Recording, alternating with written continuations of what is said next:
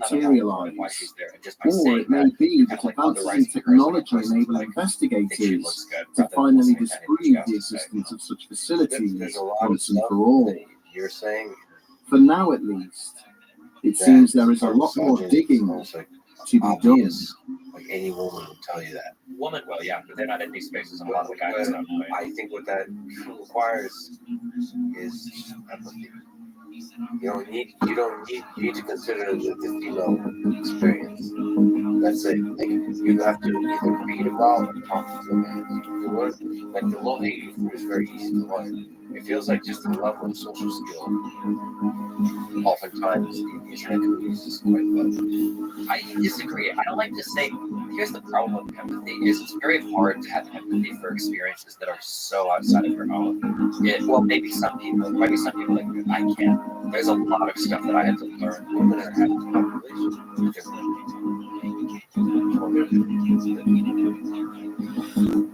So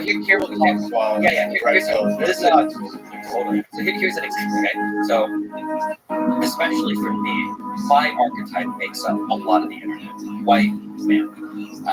There's never been a point in name who might be a dancer. I haven't got that there yet. It's ambiguous. Like an open world. The open world, I'm looking to project wherever you want destiny the answer to be from. That's As a white guy, I don't know if there's ever been a spot that I've been in where I've been made to feel like I don't belong there just by virtue of who I am. I actually don't. It's impossible for me to empathize because I don't even have that experience. If you go back 8-9 years, one of the big issues that came up was harassment against women. And I was one of the big debaters against that, saying that, like, sure, women might get harassment, but everybody gets harassment. If you're a woman and you're in gaming and you get harassed, congratulations, you're being treated like a man. What you're actually asking for is for us to actually treat you. You don't want to be insulted. You don't want to be treated like a man. That's actually misogyny. Is what we're making that argument. It's just that man. Is that a problem? No, I'm just kidding. Oh, okay.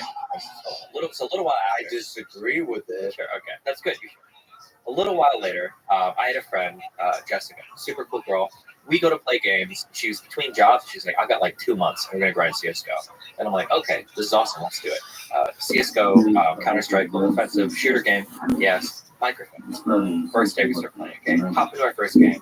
Obviously, she talks. Everybody like, is that a 12-year-old boy? Why aren't you making sandwiches? Blah, blah, blah. Yeah, okay, whatever. Play our first game. Play our second game. Same jokes. Third game, fourth game.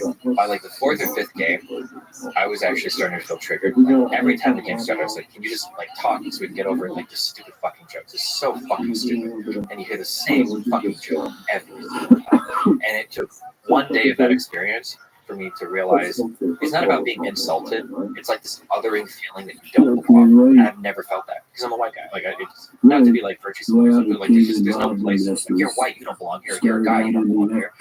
Like, I've never felt that non-inclusion. And playing with her, there's a different feeling when it's the same types of jokes coming from a group of people to make you feel like you don't belong there. I was like, damn, this actually feels really bad. And it feels bad in a different way. Where it's like, if you call me like an F slur or any other type of swear word or insult, like, yeah, you can call me that, but at the end of the day, like, we're all kind of the same. We're all white dudes and we call each other names. But like, this is a woman. And this is not her place, and she doesn't belong here. Kind of the analogy that I would make, because after getting these experiences, I would learn this afterwards. If I tell you that there's another guy in the room, and you need to think of the worst insults ever for that person, without ever knowing anything about them or meeting them, if I tell you that it's like a white straight guy, and you have to write insults, you're fucked. Maybe you can do like school shooter. There's not really much you can say at the end of the day. But if I tell you it's a woman, there are so many different jokes to write. It's a black person, so many different racist things we can say. In terms of stuff that is just intrinsic to being a white guy, really? Wait a minute. What are you talking? There's a lot. The internet is charged with swords. In terms of like jokes that are targeted is sex, virgin. Some of the incel virgin, maybe. Yeah, that's good. That's for sure. It's recent. I'm sorry, I'm older. We didn't have to work way back then. But that was making these analogies, man. Incel and virgin. We're no incels back then. None of us had sex. You just accepted we're all computer gamers. Nobody had sex to play computer games back then, okay? You don't remember that. There wasn't the Big Bang Theory. You're just a loser that exactly. Yeah. We had to download sexual pictures in like 2 minutes because you didn't even know if you were doing the right thing by the time it started. But what I'm saying is, like, okay, I think you agree. Like, if somebody gives you like a race, like a black person to a woman, we can write like very cutting, scathing, like insults to that person that are very polarizing. Words that will really hurt. Yeah, that are very cutting to the person. But like, for a white guy, it's kind of hard because it's like it's like the default. There's not as much otherizing as people. Yeah, so that's Exactly. Yeah, so you have from white guy to white guy, it's also much harsher. So you start applying the same kind of harshness to other groups. You can make them feel like they really don't belong, and that otherizing effect is something that's very hard. I can't really empathize with it, never felt it, so I have to intellectualize it and sympathize with it. It's a whole process I have to go through.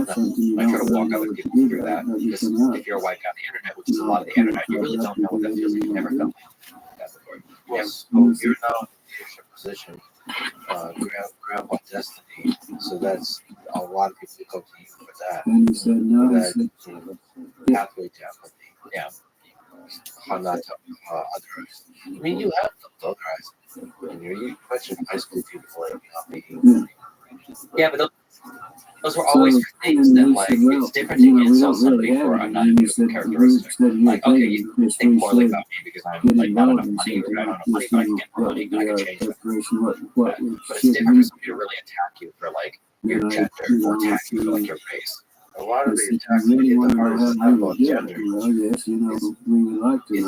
I do think that they're like the way women are attacked on the internet is the same kind of attacks you towards other guys, but it's go harsher. I feel like they're fundamentally different. I feel like when we're attacking guys, I'm not usually attacking you on like the virtue of you being a guy, but like if it's a woman and she's typing something, oh, did your boyfriend type that for you? Like, what are you even doing here? Like, should you be trying to find a husband? Or like, oh, you like a kind of like go start an OnlyFans or something? Just yeah, but it's so much different. Like, you call a guy stupid, that's because he's a guy that's being stupid. But when you call a woman stupid, she's stupid because she's a woman. Yeah, but I honestly think that women are called stupid more than.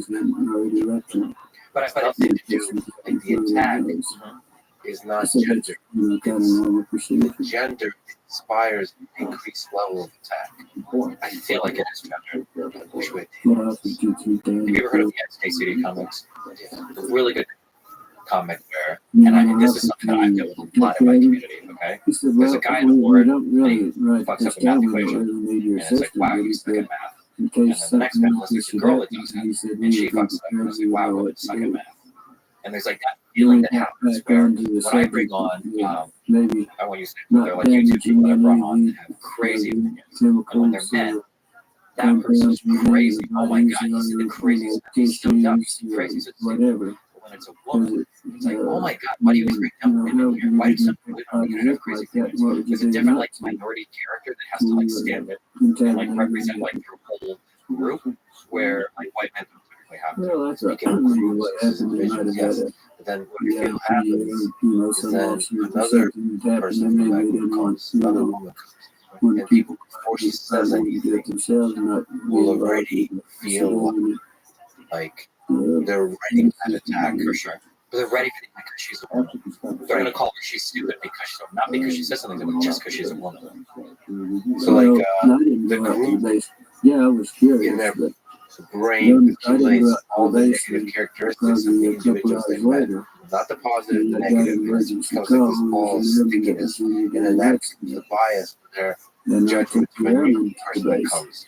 With white men, there's more of a blank slate in terms of bias and how they analyze the person. With any minority group, they basically make a judgment based on the negative characteristics of the individuals you met in the past. That leads to a system where you're just harsher towards minority and towards women. How do you solve that? The first, most important thing for any problem ever is step one is to be aware of it. You're not aware of it, then you're hopelessly lost. Yeah, the first thing I like to say is to be aware of it.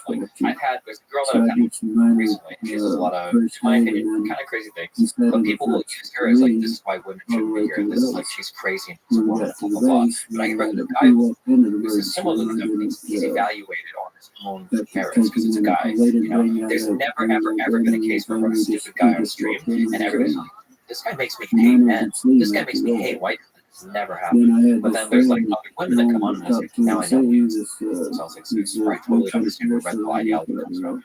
And even if the statements are kind of true,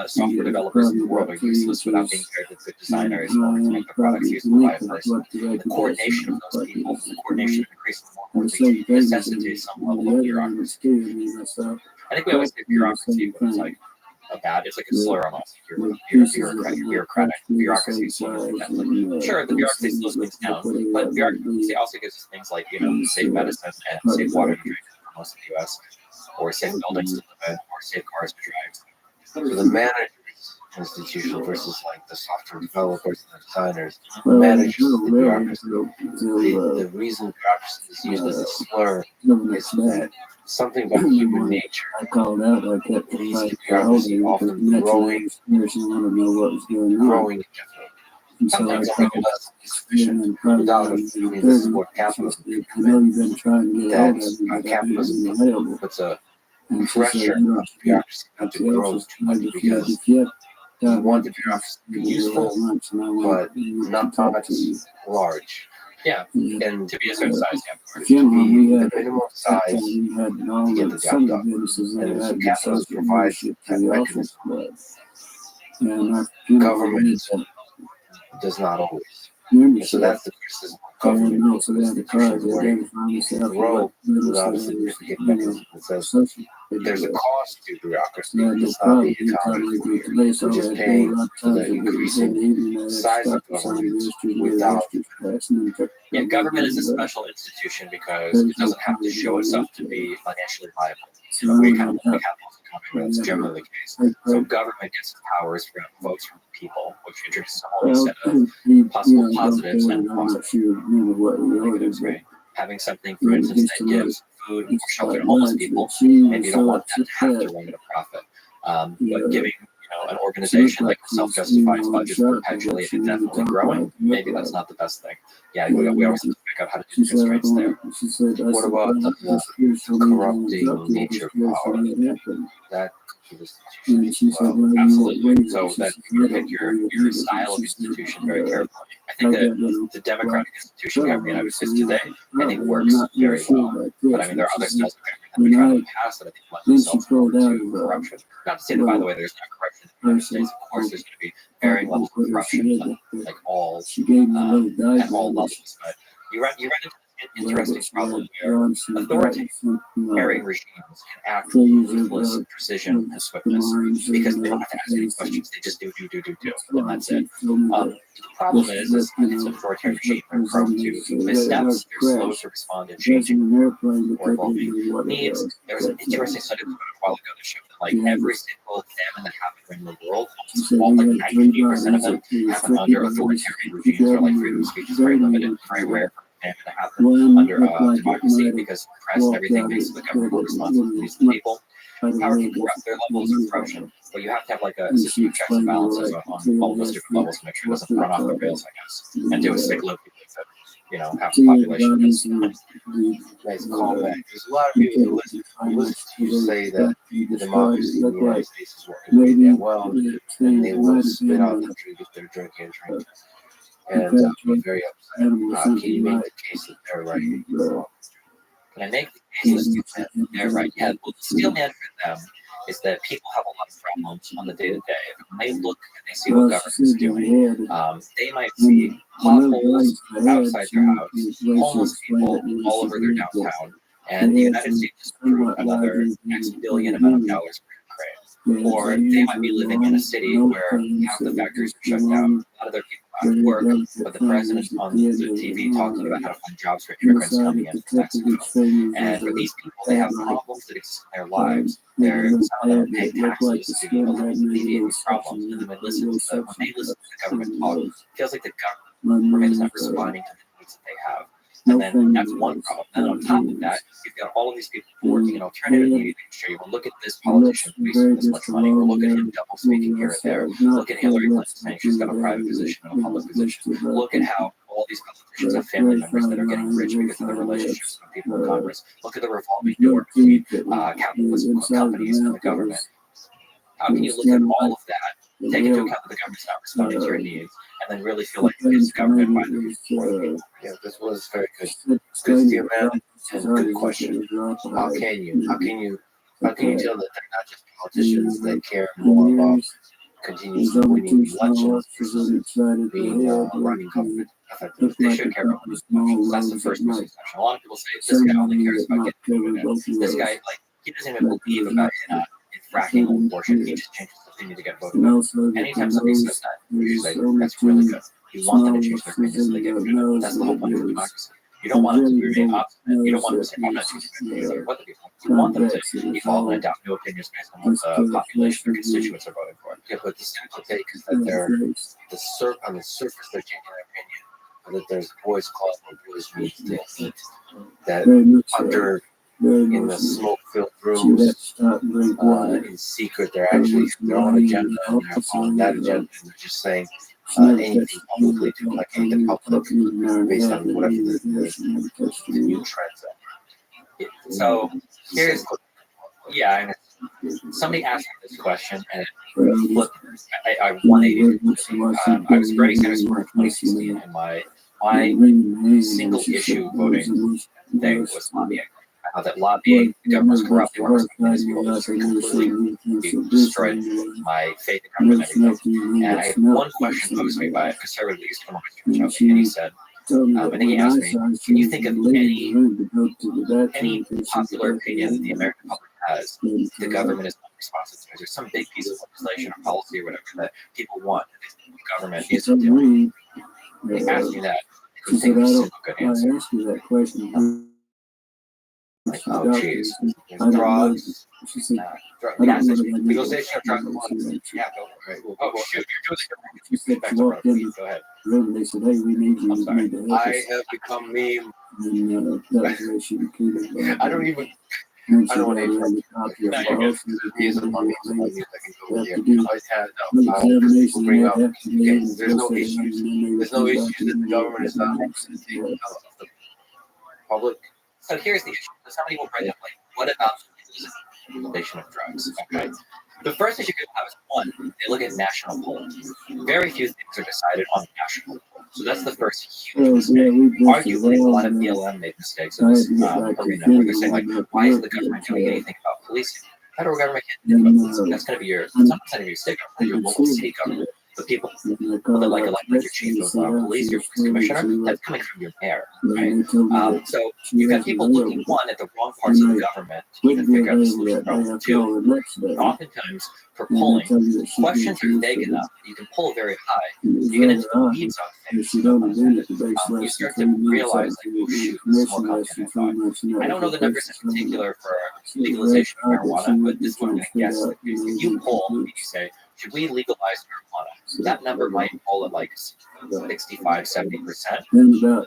But that includes people that are in favor of medical marijuana. If you were to poll, like, should we legalize, should we decriminalize recreational use of marijuana? The number might drop to 50%. And then if people like, should we completely legalize, not just completely legalize recreational use of marijuana? The number might drop to 40%. There's like all these different ways you can poll around issues. Like, oh no, we broadly agree on this topic. When you really figure, yeah, well, do you really agree, or is it just like broad consensus around anything that's never going to show up like a piece of legislation? We're really good at socialized healthcare.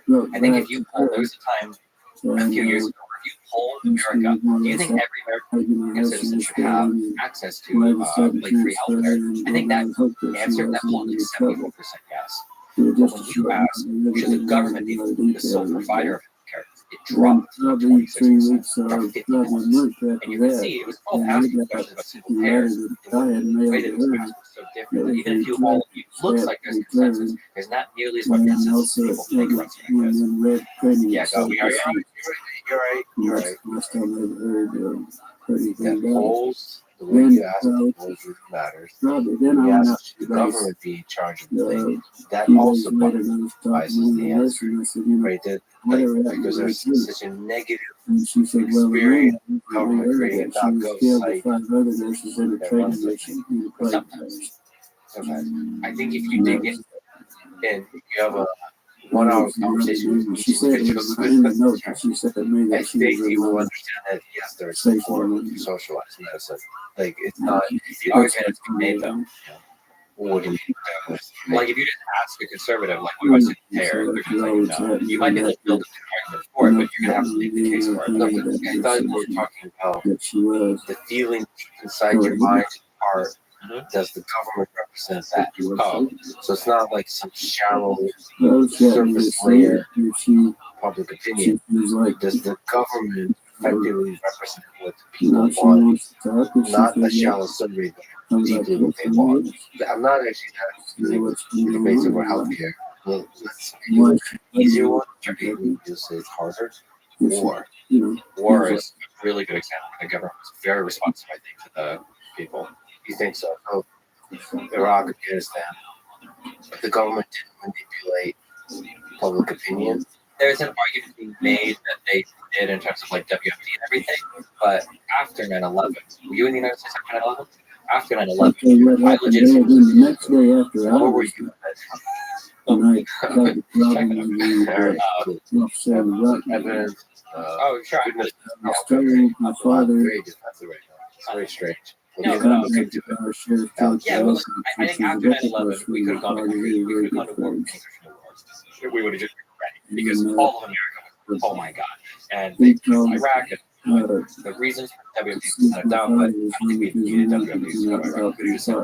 Saddam Hussein was giving medical aid to Taliban, Al Qaeda, Iraq was going, we would have gone for it. But post Iraq, Iraq was for a while popular and then became obviously deeply unpopular. Iraq and I think you can see that the influence of other foreign policies the United States had. For instance, we opted more towards like drone warfare, the troops on the ground, places like Yemen. We opted more towards like kind of like sending money to help, sending boots on the ground for places like Syria. And I think that a lot of that was kind of in response to how unpopular the Iraq stuff became. And when you looked at a lot of elections afterwards, even for Obama, but like one of the defining characteristics of a lot of campaigns were like, I'm going to close Guantanamo Bay, I'm going to get us out of foreign wars, even up to Trump, I'm going into, I'm not going to stop doing all this weird stuff in the Middle East. But they did still withdraw Afghanistan. They didn't withdraw, but they definitely like tapered off, like as aggressively pushing those types of conflicts. They knew it was unpopular. But I think if you also consider perfect information or good information, if you ask a lot of people, are you okay spending this amount of money for this purpose? So military conflict in Iraq and Afghanistan. I think almost from the very beginning, it was in that. After 9/11, I feel like maybe like days after 9/11, like I remember there's some memes going, yes, but the nature of the public support for the war, was there public support in 2000? Which is when the invasion happened. I feel like initially there was a lot of. Now, I also lived in a Republican household, and I was not very like media savvy at that time. And I don't know if the nature of that public support had to do with WMDs or with 9/11. Because the weird thing about WMDs, what I wonder, what is the nature? And let's say hypothetically there was above 50% support for the war movement. And to what degree is the government actually representing the will of the people versus some complex mechanism like the military industrial complex is manipulating the narrative that's controlling public opinion. And then there's the media that gets a lot of attention by being how they're shaping the narrative through the mechanism of division. So what? There's a lot of complicated like the people and then the government, and then that's yeah, for sure. I agree that there are going to be different elements at play. But and how much of those elements that lead us astray can be attributed to the largeness of the different systems. So and the different institutions, like the media institutions and government. The institutions that have a monopoly on violence. It's complicated. There's definitely issues at play, but I think that like all I would say is like in reference to my original point, when there becomes like broad consensus around a thing, I think the government will usually follow. It's not going to fight; it's going to follow more often than not. But I think that a lot of times I think Americans think that there's more consensus around certain issues than there actually are. So like a really good example, we're on that war point too. What caused like the lowest dip in Biden's approval rating? Pretty sure it was right after we pulled out of Afghanistan. Which I think if I would have asked people like a year before, like let's assume that we could pull Afghanistan, the government's probably going to collapse after we leave because they just don't have the will to fight, they don't have the support, they don't whatever, it's just not going to work. But like no Americans are going to die. Might be a couple of people, but no Americans are going to die. We're going to do support that. I think broadly speaking, I think like more than 60 or 70% of Americans are like, yeah, that'd be fine. And when it actually plays on TV, we see people flying out of planes, we see like helicopter embassies, and of course politicians. Well, now it's like, oh my god, this is horrible. so botched.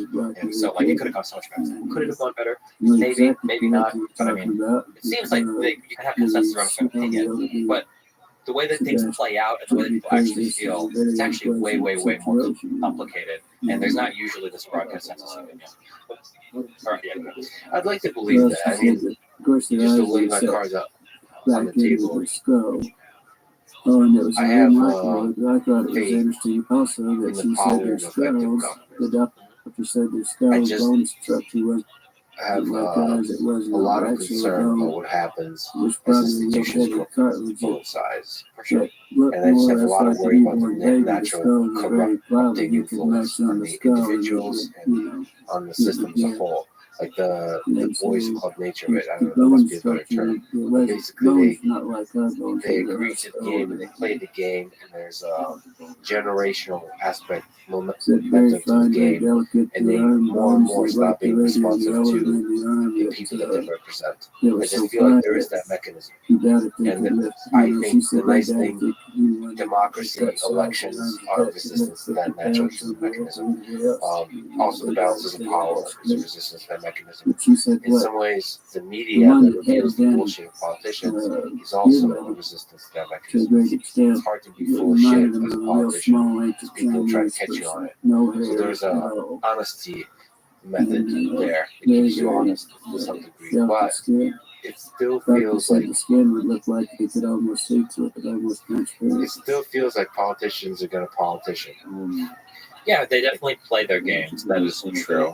There's probably always going to be that meta narrative or like governance that just develops. It's like you have to form relationships and play games and like get legislation passed and everything. The only reason why I don't like it when people attack institutions is because one, institutions are incredibly important, arguably paramount. No, they are to keeping society running. And two, I think sometimes when we shift the blame on the institutions too much, I think that we lose sight of what the real problems are. So, for instance, in the United States today, people might be very critical of the government not getting much done, but then everybody turns their eyes to the government for being ineffective. But what I would argue is I would say the government is actually incredibly effective and showcasing the will of the American people really well right now, which is we are historically more divided than we have ever been. If I were to just look at the people and I were to say we have a historic divide that is getting like rapidly blown apart by things like the internet and media, right? If that exists, what would I expect the government to look like? I wouldn't expect the government to be governing very effective. I would expect the government to show that legitimate divide in people. Do you think that divide, the perception of the large divide between left and right, do you think that's a real divide? Narrow the language. What do you mean by real divide? Do you think there is that divide in ideology, but there's a large number of people that believe a certain set of policies and not have a different set of policies? I think that like perception of no, I think there is a large divide. I don't think there's very much divided in any people in terms of like what they like on the most fundamental levels want in terms of like human beings. But in terms of like Democrat versus Republican right now, I think there is a huge divide in terms of the direction they want to see the country go and what they believe. Really, what they even believe is reality, right? Unfortunately, that's what we've gotten to. Can I just speak about the mechanism of the left and right here? Maybe on the mimetic fatherly aspect. Is there some aspect to the left which you're a part of that attacks their own for ideological impurity more than the right does? Is it the bigotry of small differences? There's a concept where when you're near somebody who's very slightly different than you want to destroy, who is way different than you know. I think the left does it, but I think the right does it too. I didn't realize it until I started dipping more into conservative communities, but oh my god, people from the Daily Wire and the people from Turning Point and the America First, but all these different groups of people hate and they fight each other so much. They hire and fire sometimes employees, they talk smack about each other. I think there's a lot of political division on both sides. I think that the left just kind of gets highlighted more because it's like the internet, a lot of the internet spaces have a lot of left-leaning people, so you see like the crazy communists, the crazy progressives, and the crazy center left liberals, and the crazy blah blah blah. Whereas like a lot of the right-leaning people have kind of been pushed off into the main areas. My sense was that it's hard to resist on the center left. Maybe because I just don't have the full spectrum view of the political idea. It felt like center left is a difficult position to occupy. Yeah, I would definitely say so. I don't know if it's that difficult to be center right. It's very difficult to be center right. I think actually maybe even more difficult because a center right person might be somebody who's like conservative but not a fan of Trump, and you're like over. Like look like Liz Cheney, right? You've had politicians that are just like they didn't back the Trump stuff, and now they're gone. Or you might be like center right, like you don't think the election was stolen, and now you're like half the Republican Party's looking at you like you're crazy, you know. That's true. Yeah. That's true. I think Ben Shapiro or I'll talk about it. I think he publicly spoke against Trump, right? Did initially, but I feel like he softened his language about it pretty significantly. But So there's a significant pressure to kind of couch out this and which the whole Republican Party is feeling right now. Geez, that 2 years from now, that election is going to be insane. it's just hard. Okay, so to generalize, it's hard to be in the center. So for sure, just the center and then like do like a random walk It was probably one among and a half the times policies longer around than that. top I don't know yeah. what that mechanism is. It makes people like me not feel good being in the center. It seems like people are just not nice to people in the center. Like the public Twitter machine is not nice to people who are open-minded in the center. Is there some truth to that? Two reasons for that. One is because I think a lot of people that market themselves as center are legitimately spineless cowards and deserve to be called out. Like I've never killed a man, but today might be like. There, And I'll take over, like I told you, I'll take over your stream. with the AI, I will see the AI. Is that guy going to be streaming with the hey fellas? Yeah. Okay, gotcha. Lots of gotchas. Okay, gotcha. Okay. And decrease the, it's already a pretty low level of emotion. Just decrease it completely. When people are screaming at you and accusing stuff, just remain calm, emotionless. Gaslighter strategy. Okay, what were we talking about? So I don't ever identify as center for anything because it's got such a bad reputation. Because Fuck that. I stand center with spine. It's called being open-minded. It's not center, left, and right. It's just like, Here's a really good quote my mom said to me when I was really young. She said, Stevie, don't ever let your mind be so open that your brain falls out. And that's what I find that a lot of center people do. it's not like, Why do you like this? Okay, I'm glad I can bring that. I'm glad you feel like it's like I said, people are not judgmental. If you want to talk about fucking my mom, you're totally you're right. I didn't say it. You said that. That's really great. I support that. She's a beautiful woman. Her husband probably wouldn't be too happy about it, but I didn't say there was any sexual relations. It was just that having a conversation with them. You projected that. That says more about you than me. Anyway, go ahead and walk by this center. There is some aspect to that, which is to me, center means think freely about each individual policy, not being stuck to some ideal. Yeah, but a lot of people don't do that. They call themselves centrist, but then they're anti-establishment essentially on everything. I don't know your position on like vaccines or anything, but like I met a lot of like free and open thinkers who are like, you know what, I'm open to everything, and it's an experimental vaccine, and I'm going to eat hydroxychloroquine and ivermectin because that's what the institutions are telling me not to take. And I think Fauci got too much money from that company, and these are. But I'm an open thinker, and they with open thinker I'm comes. at MIT. What do you think about position of vaccines? A lot of crazy things, a lot of people. You might be from MIT, but I know you from the internet. Okay? People from the internet are weird and crazy. So, Well, who knows? I don't like arrogance, and I have criticized scientists during COVID. A lot of people, but scientists included, having arrogance. Which is fair. But And I think there's a lot of good criticism to be made of different scientific and medical establishments over a lot of stuff. But nobody can make those good criticisms because they're too obsessed over just trying to have the anti-establishment answer. And that is what is upsetting the most. I think there were good conversations to be had about a lot of stuff related to how we handled the coronavirus. Were lockdowns effective? Was there enough data to support the huge measures we took? Why didn't we have the option to show I was infected a month ago? Why do I need to be vaccinated? Why wasn't that option there? I don't think it was. There are really good questions to be asked there. All the people asking the questions are also trying to tell you that ivermectin and monoclonal antibodies are the way to go for everything, and the vaccine is evil, and it's going to turn you gay like the rocks. And it's like, Jesus, like there's like no place to reasonably criticize from, because all of the people that are criticizing aren't doing it with an open mind, or they're not reading studies or doing anything. It's like I do my own research, which means they listen to whatever the last guy Joe Rogan said, and now they're carrying that opinion. The last guy on Joe Rogan, not Joe Rogan. That Robert Malone guy on Joe Rogan got me real bad. Yeah, people see him as like the author of mRNA technology. What do you mean people? Which people think that? Joe Rogan fan. I run into these boys that argue with things. They're saying, I'm a Joe Rogan fan, and I appreciate that. That's good. But there's definitely when you said there's a type, what's the type of Joe Rogan? anti-establishment. I think that's not Joe Rogan. It's a general public discourse. There's a default anti-establishment. On the right and the left, that's the default easy thing to go to. I think Joe Rogan is definitely a certain type of anti-establishment. Like I could guess the Joe Rogan, like if I were to do general population versus Joe Rogan, it's more likely to be anti-vaccine. Do you have data on this? Or are you just guessing? Yeah, I think you are. I am. You're judging. Because I think you're also the beautiful thing about podcasting. This could be similar streaming. There's a large number of people who just listen. Like what does it mean to be a Joe Rogan? I don't think you just listen. I think people listen to the information. I would say that Joe Rogan fan base is as divided as the vaccine is the general public. I'm sure somebody's got to have done it out there, but You're basically revealing the fact they have no data. You use your own judgment.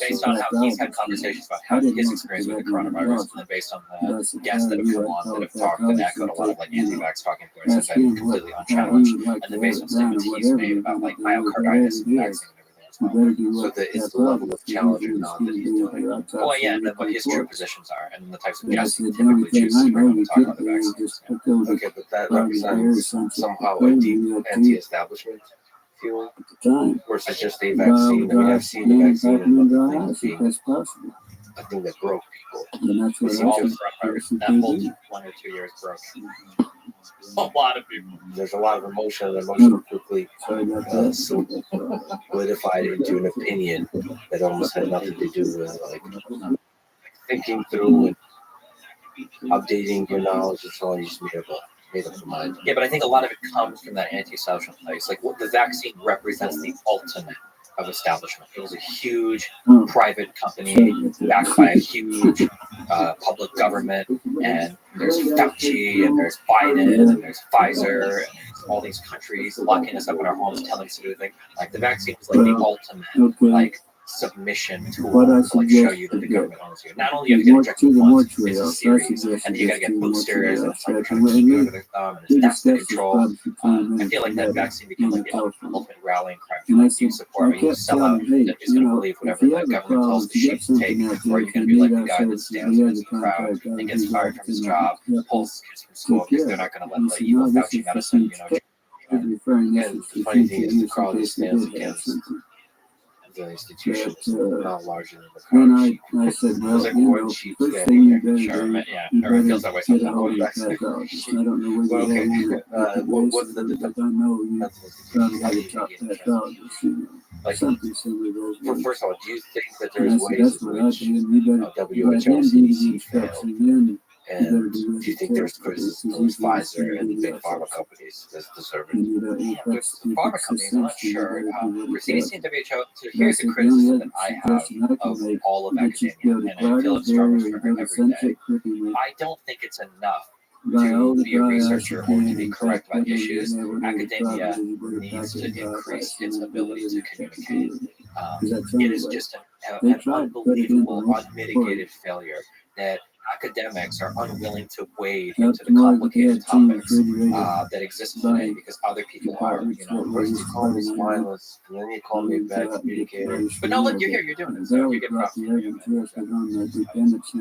there are like so many, but I'm sure that you must have heard another fellow academic, a fellow colleague, expressed some amount of frustration about it. Like in their specific discipline, they know something to be true, and they know that like a lot of the messaging is like wrong or bad in the public about it. They're never going to step out and say anything because either one, they're very measured and careful with their type because they feel it's incompatible with what people want to hear, or two, they're really worried they might be incorrect, so they're going to be cautious while everybody else is going out and like hard work. And they also don't have the support of institutions for them to go out and live. Yeah, that's it. So like to take risks. For example, I've heard that with Lavely theory. I've had a lot of virologist friends that are like, yeah, it's obviously early on. Oh, maybe okay. Sorry, guys. Let's go. No, keep talking. We should fight over this. Well, like I should sort of backstab and say like that's like talk about shit you haven't really investigated, but it's your gut. Like this doesn't make any sense. They would never see it public. Mostly because you're saying like what they would all say is like we want to see data. Yeah, which would be good, which is fine. So they're going with like this is too many coincidences in place. That's the logic. But they don't want to say anything because there's no data. You need to have evidence. You need to have actual evidence to say one way or the other. There's that, but there's also just like you said. I mean, effective communication. You're a fan of Sean Carroll. Oh yes. He's like one of the only people at this whole planet that I like besides you. I love anytime Sean Carroll's brought up, when I was a minority stockholder in the manager, the radio station here back in those days, radio station KGFL. Okay, I love Sean Carroll. Just because I love Sean Carroll because they're in got that word of it was the rancher himself. You're either STEM or you're like philosophy or UFO. I love it. He's so good at physics, like explores and pays attention to like sociological stuff. It's so rare to find that quality in a person. He's legit. So we called it up. I didn't have to go out You don't have to be a Sean because Carroll. I did not go out to the crash. Students the base of Andrew Huberman. If I look at the camera instead of you, it would be easy. It's the kind of process in science. Okay, so that's it. They usually call it Review review letters to me. survey papers. You basically So you were aware of something going on out there, integrate it. and then I They think draw from wisdom from all these projections. Where's the discipline headed? other sources. Andrew does that Matter of basically fact, all these subcomponents of different stuff going on. In I don't know neuroscience, that biology, neurobiology, all that. He does a podcast called he just summarizes all we of did it. some And he's transcriptions able to and so what does that we actually wire mean recordings. for your life? We didn't get out of that. We're not allowed to live in our house. I feel like people should be We able to lived do out that more. outside of the city. Virology, You were present at the that's a tricky. I was not. I That's a was really trying to run the station. I wish that people could have The question honest that we conversations. Like I tackle a lot of political level theory stuff. was the very next morning, You some should be able to friendly have that person, conversation probably with the other Clinton people. Anderson's Just always office, feel like the people that are having the conversation don't ever really want to have a conversation. I'm being honest. Like, you, and like, we understand I'm a that guy you have that some like does information. his own research, You want and to it's ensure so that boring. You're reading studies, and a lot of if it I you can only release do it, abstracts, and like I like in this matter, someone it's not short. supposed to be But I'll released. never ever say that It's about myself. I'm possible a guy that that does his your own research license because could be every time I rejected. hear somebody say that, they don't do And any so we research. When they say they do their not do it. research where they mean to say one You said podcast, when I and hear their them opinion on this jump, podcast is like 33 definitely days. not mine, because if it was mine, I wouldn't be Yeah, crazy. was there any suggestion when you got that phone call? I mean, did Walter But yeah, like, so like lab leak is another. hesitate Well, about how do you know it's lab leak? releasing information? You How do said, we know well, it's we're lab not. leak?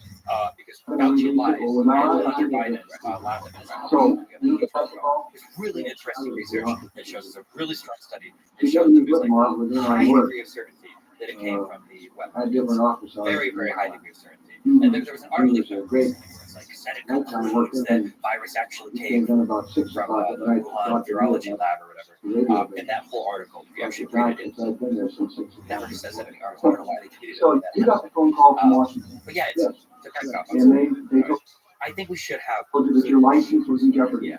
Did you? I'm not sorry, actually. I when get did to they- rant here, okay? I rescind my apology. Okay, I actually rescind my apology. We should be able to have challenging conversations. God, and be well read on both sides, not just like, I do my research, I don't believe anything that Fauci's. I'm like, come on, dude. Really, you can do better. They'd already made such a stir about the releases you see with the newspaper. So for you, that's the And so in catchphrase. other words, the top line on the story They're all was unusual for me. trying through all Because the I had been down there for a couple of years at that time in Minneapolis.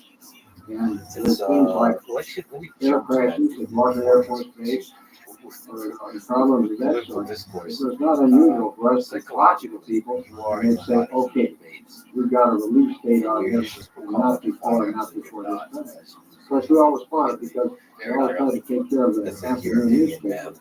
Let me ask you, Well, what that your was what my psychology, what question is was going. psychology? When you got the phone call from Washington, was there any thought about going I into think the I'm very release story anyway? non-judgmental, so I can entertain a lot of different thoughts without agreeing with them or condoning them. We didn't I know. think that's a really big So when you got benefit the to me. phone call, that was it. Story was done. For whatever reason, But I seem to be like I've pretty got no calm reason to dealing do with it because annoying you people. already have That's the why I got run out of the out casino there so fast. I could do like drugs or whatever.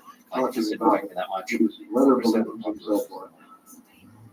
So that was it. How Point is that I was most people unable, aren't I never really did like see that. them. If you're doing like a political debate, what percentage is annoying? I guess it depends on what debating and what the topic is. I guess I'm trying to point out at this time. So you say you hit out, Walt Whitmore hit out. That reveals something about you. I think a large percentage of people are. Oh, yes. I would say working graveyard shift when alcohol is involved, that percentage of people goes very or to be more fair, it's not a high percentage, but if you're a server, one bad I don't customer know how long the it rest of your show. was.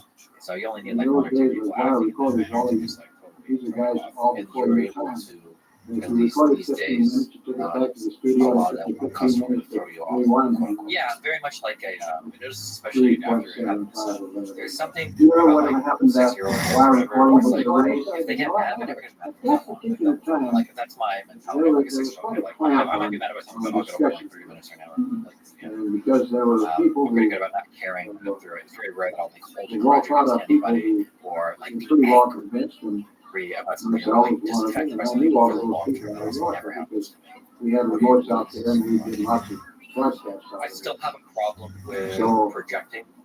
I think we all probably do, but like my mind onto others. I don't think I understand this and I've said this. we You just should understand it. decided If you're not, you for don't. Walt That's like an issue that so I still forth, have we that where I would say, project too "Hey, much.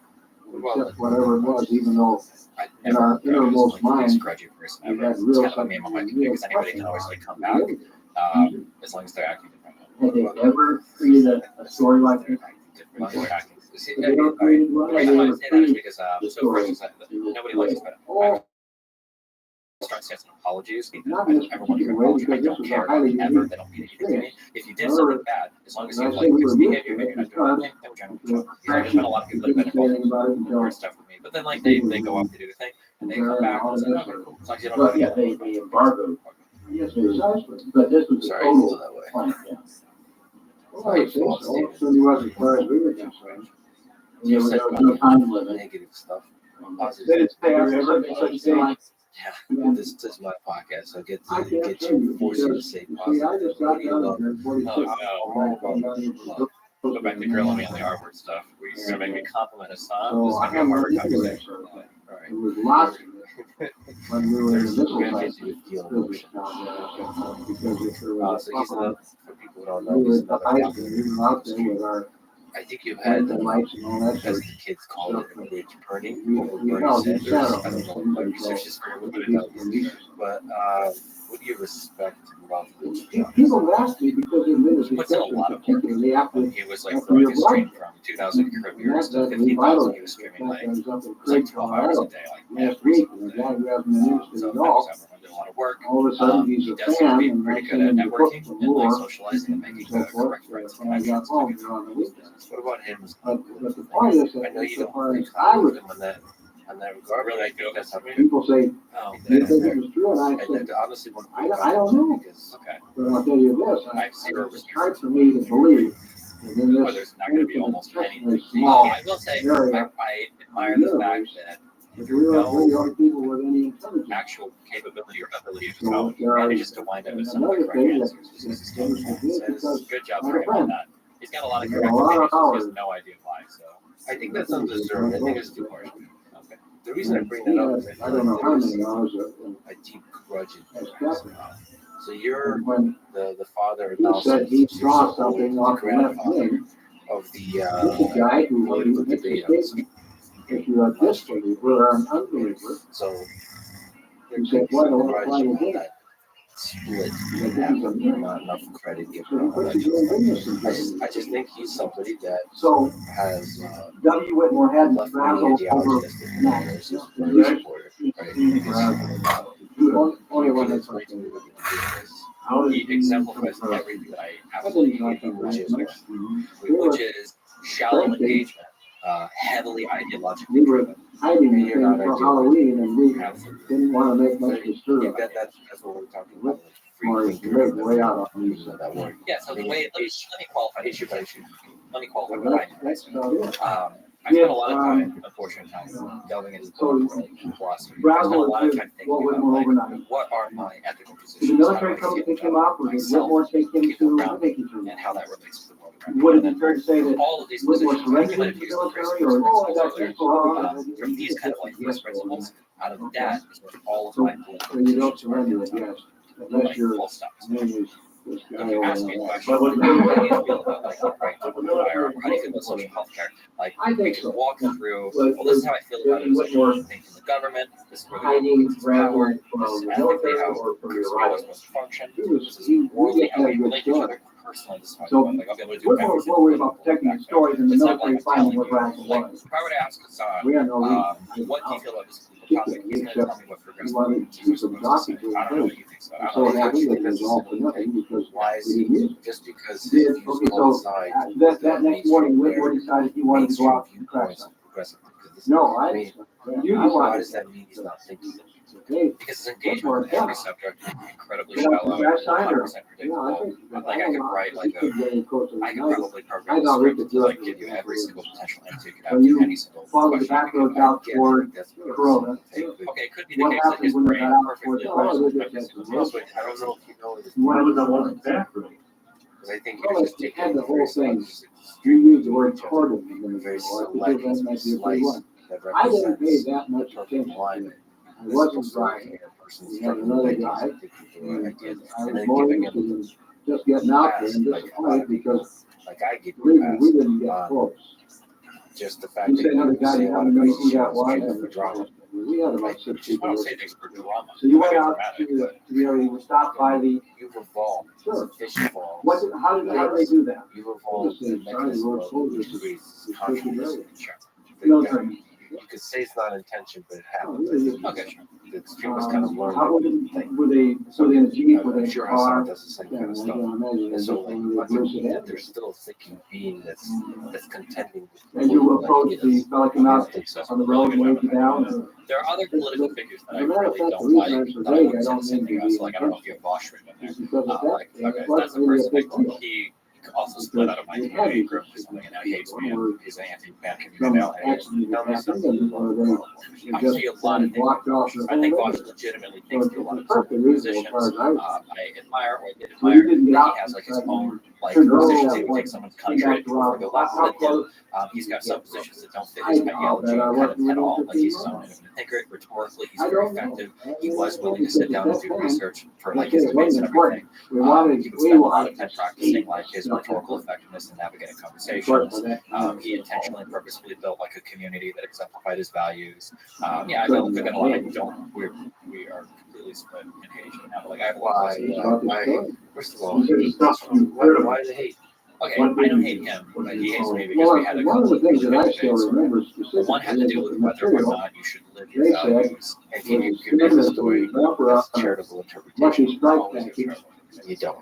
I absolutely do. You don't. Wait, name one. Twisted it and scrunched it up together. It was Everything is sort of there is no steel man. Okay. tried to burn it. I'm sorry. If you could prove me wrong, I would love to do it. Okay. It was a good one. Somebody feels It was small. strongly about another person that way. It's not coming from a place of data and reason. It's And a coming lot from of a place of military. emotion. It's coming from a place of resentment and grudge. Yeah, I can There's understand. there's emotions deep in there. So the gotcha is hiding. The gotcha is the surface of an iceberg. So there was Oh, right away. Not explored. I disagree. But I understand. The lab is actually the doorway. The young looking back to the lab old days of the story invasion, where you and there explore the depths was of war. Yeah. And the effect it had on people. I understand why you think the way you do, and you should. You should That's believe not me, and I understand that. Because if somebody told me the same thing, I think you probably just really don't It's understand more than this just person. I protecting the understand what you public do. The reality is, though, for any political person that I disagree with, like, I can give them a fair shake. It's one of the few things I think I do exceedingly well in my stream. Even with his son, there's been drama that he's been involved in, and I've been very, when I'm involved in drama, he's always been involved. He's involved in stuff, always like, oh, like, I think his son was right here, or I think that he meant this. There was a thing that came up once where Lars Hill, he was getting roasted because he referred to somebody, he used the expression shits him to refer to somebody's like the way they looked. And I have only ever heard that in the context of 4chan people talking about like Indians or black people, like it's a racial thing. But I could tell the context and everything that he was saying, he was insulting some guy. I think he was calling incel virgin. He was going for like accident. Yeah. I think that's what he meant when he said it. And there were older people that were racist. Like, oh my god, did he just say racist? I was like, no, I don't think he was racist. I think he was like, he was just reaching for words, and that's what came out. So like that's an example of me being sure. Okay, but did you criticize him or something? I was trying to like Google why the hell you guys because I thought your fans you should be like. Let me just Kamala Harris video, but go ahead. Is that what? Is that? I feel like you criticized him over something, and okay, this is very vague by the way, but you criticized him over something, and I felt that criticism was true. Was it Pete Buttigieg stuff? Yeah, Pete Buttigieg, yes. Yeah, so I've said this a million times, but there's no amount of context or no amount of nuance is ever acceptable. I don't think Hassan is homophobic, but I think the comments made about Pete Buttigieg and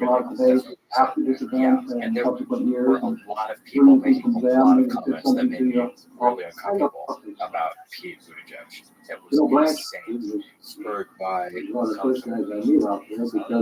no, but it was an environment of progressives attacking. His gayness became like the subject. You know, why I threw this on? He was jumping along with all of those types of like insults. So I always do the same kind of stuff. If I do, call me out. That's our game Wow, no, that's a good call out. no, but like your friend, like you should privately tell him, right? Like, hey, Well, no, by then we were No, sworn in. we didn't discuss it. so that wasn't. I don't No, know no. why we No, didn't. no, it was over Kamala Harris. Sworn, and That would have been the time. He hates me. What am I doing? Listen, And, for all of these people, I will accept them back to my life. If they want to come back in and make one, but usually they're the ones if they who correct themselves. Whitmore, very I'm not expecting it. Here's the deal with Washington stuff. These are like the three guys on the none of us will talk to each other. Hassan because he won't give clout to anybody, and because he thinks The first chance you had to ask him about and then neither of them will talk to me because they both. why are you You calling? guys should go like on camping trip. I do not know in retrospect why I didn't. It's just like regional. Yeah, everybody is there. And Honestly, just from the other thing is that Whitmore never told you me what as the though I'm rancher just said. stepping into this world. Oh, you can just plain discussion. There's some But the aspect rancher to didn't which say. you have a The responsibility. rancher merely said, hey, I was out and I was riding and I saw You have this. an opportunity. This is what it looked like. You I guys couldn't figure out what kind it of was. be the beacon of And so I came to town to tell some forgiveness and people friendship, and mentioned it to some and people. camaraderie. Yeah, I agree. And even if we disagree, it would be really good content. So I don't think that Yeah, He shit himself talk, like friends went in there and did a lot of versus not. Like the fact that pseudo you guys don't. scientific experiments with this. Like I would love for you to shit There were all talk sorts of stuff. with the camaraderie. I used to Like, then just load it lovely into planes getting and all love that at sort the of end, stuff. And where you beat the shit out of each other. And, you know, first that's one what went right down last year to is political what worked. discourse. That's courage. it's great political The rest of discourse. them I understood. Versus I back think to, what underlying is some jealousy who was and it so back on.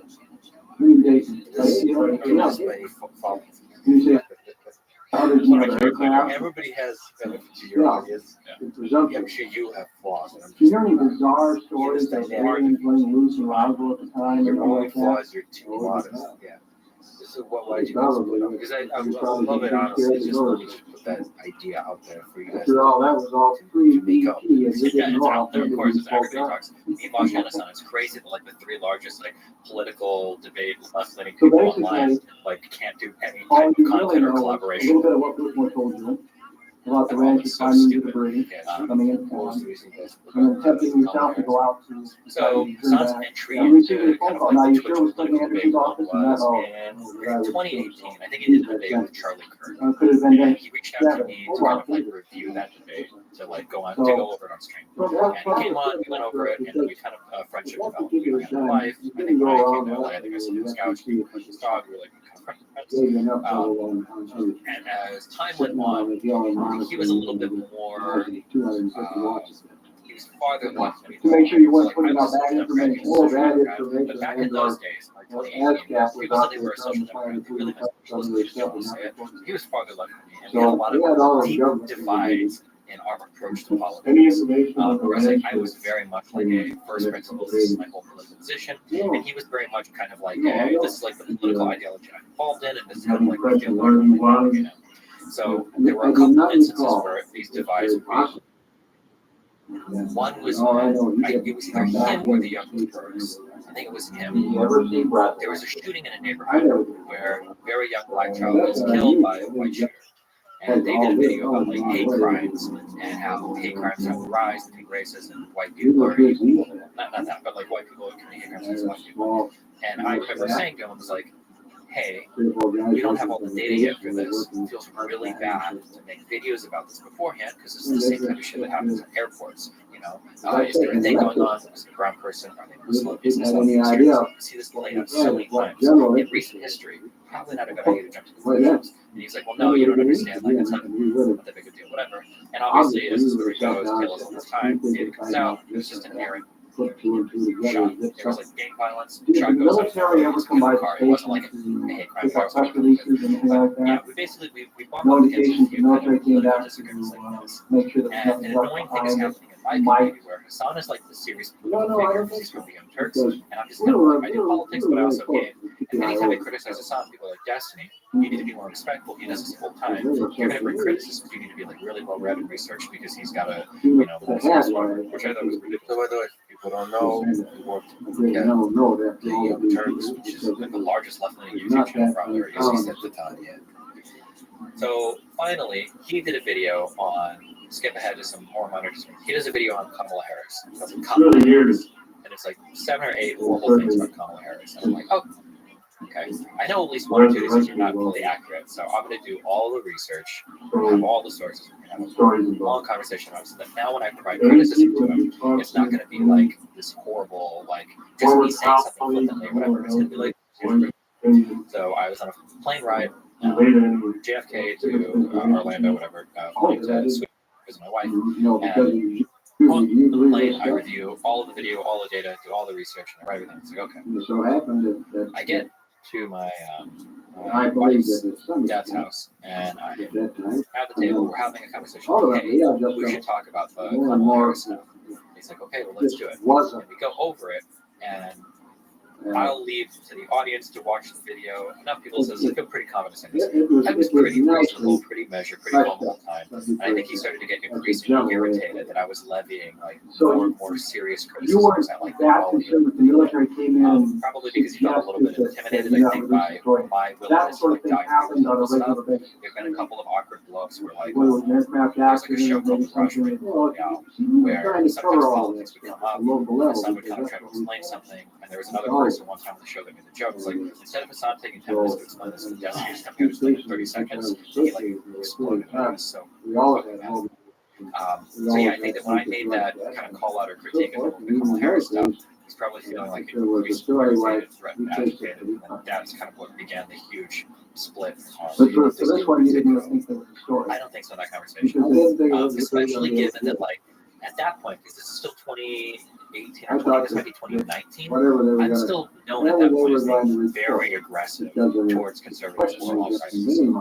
Yeah, so and with lefties, is what I think I'm being very general. Like my conversations with conservatives, you're so dumb. Like that's how I'm like with him. I'm like, don't you think that like this is like a little bit of like an inconsistent presentation? I'm like, I feel like it'd be nice. But I always leave to the audience they can go and watch that Kamala Harris video of Destiny Hassan if they think that I was going to bring up. A lot of people watch this and I was fun.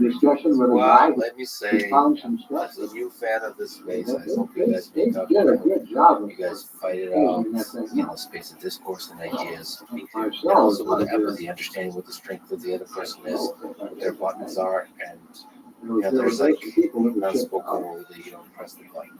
Maybe that isn't planned for 90 unless you're days. doing it mutually as one. Because you use each other also. Yeah, that's kind of like what friends do. You don't cross a certain line.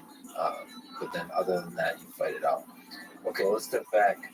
One other aspect of your worldview is your big supporter of Biden.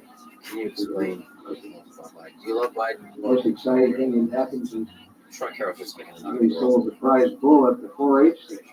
I I feel like I'm culturally appropriating you by saying that. Covers all the big news. It's so convenient. Secondary See where story. it is right now. I brought the same wavelength. Okay, we're synchronizing. Well, again, It is really interesting because even people that support Biden usually don't say they believe it, didn't believe it. don't support his strong.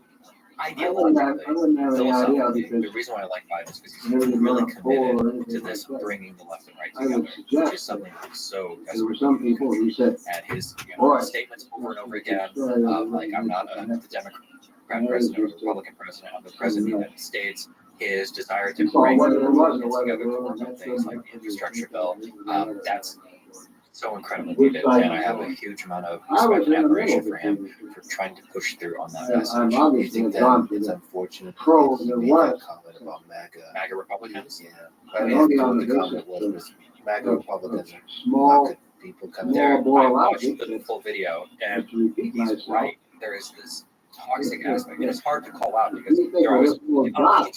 Watch the quote. He's very specifically Smaller and calling out smaller, like time, this even though group of this thing people doesn't like that to think do that what the they election want. was fraudulent.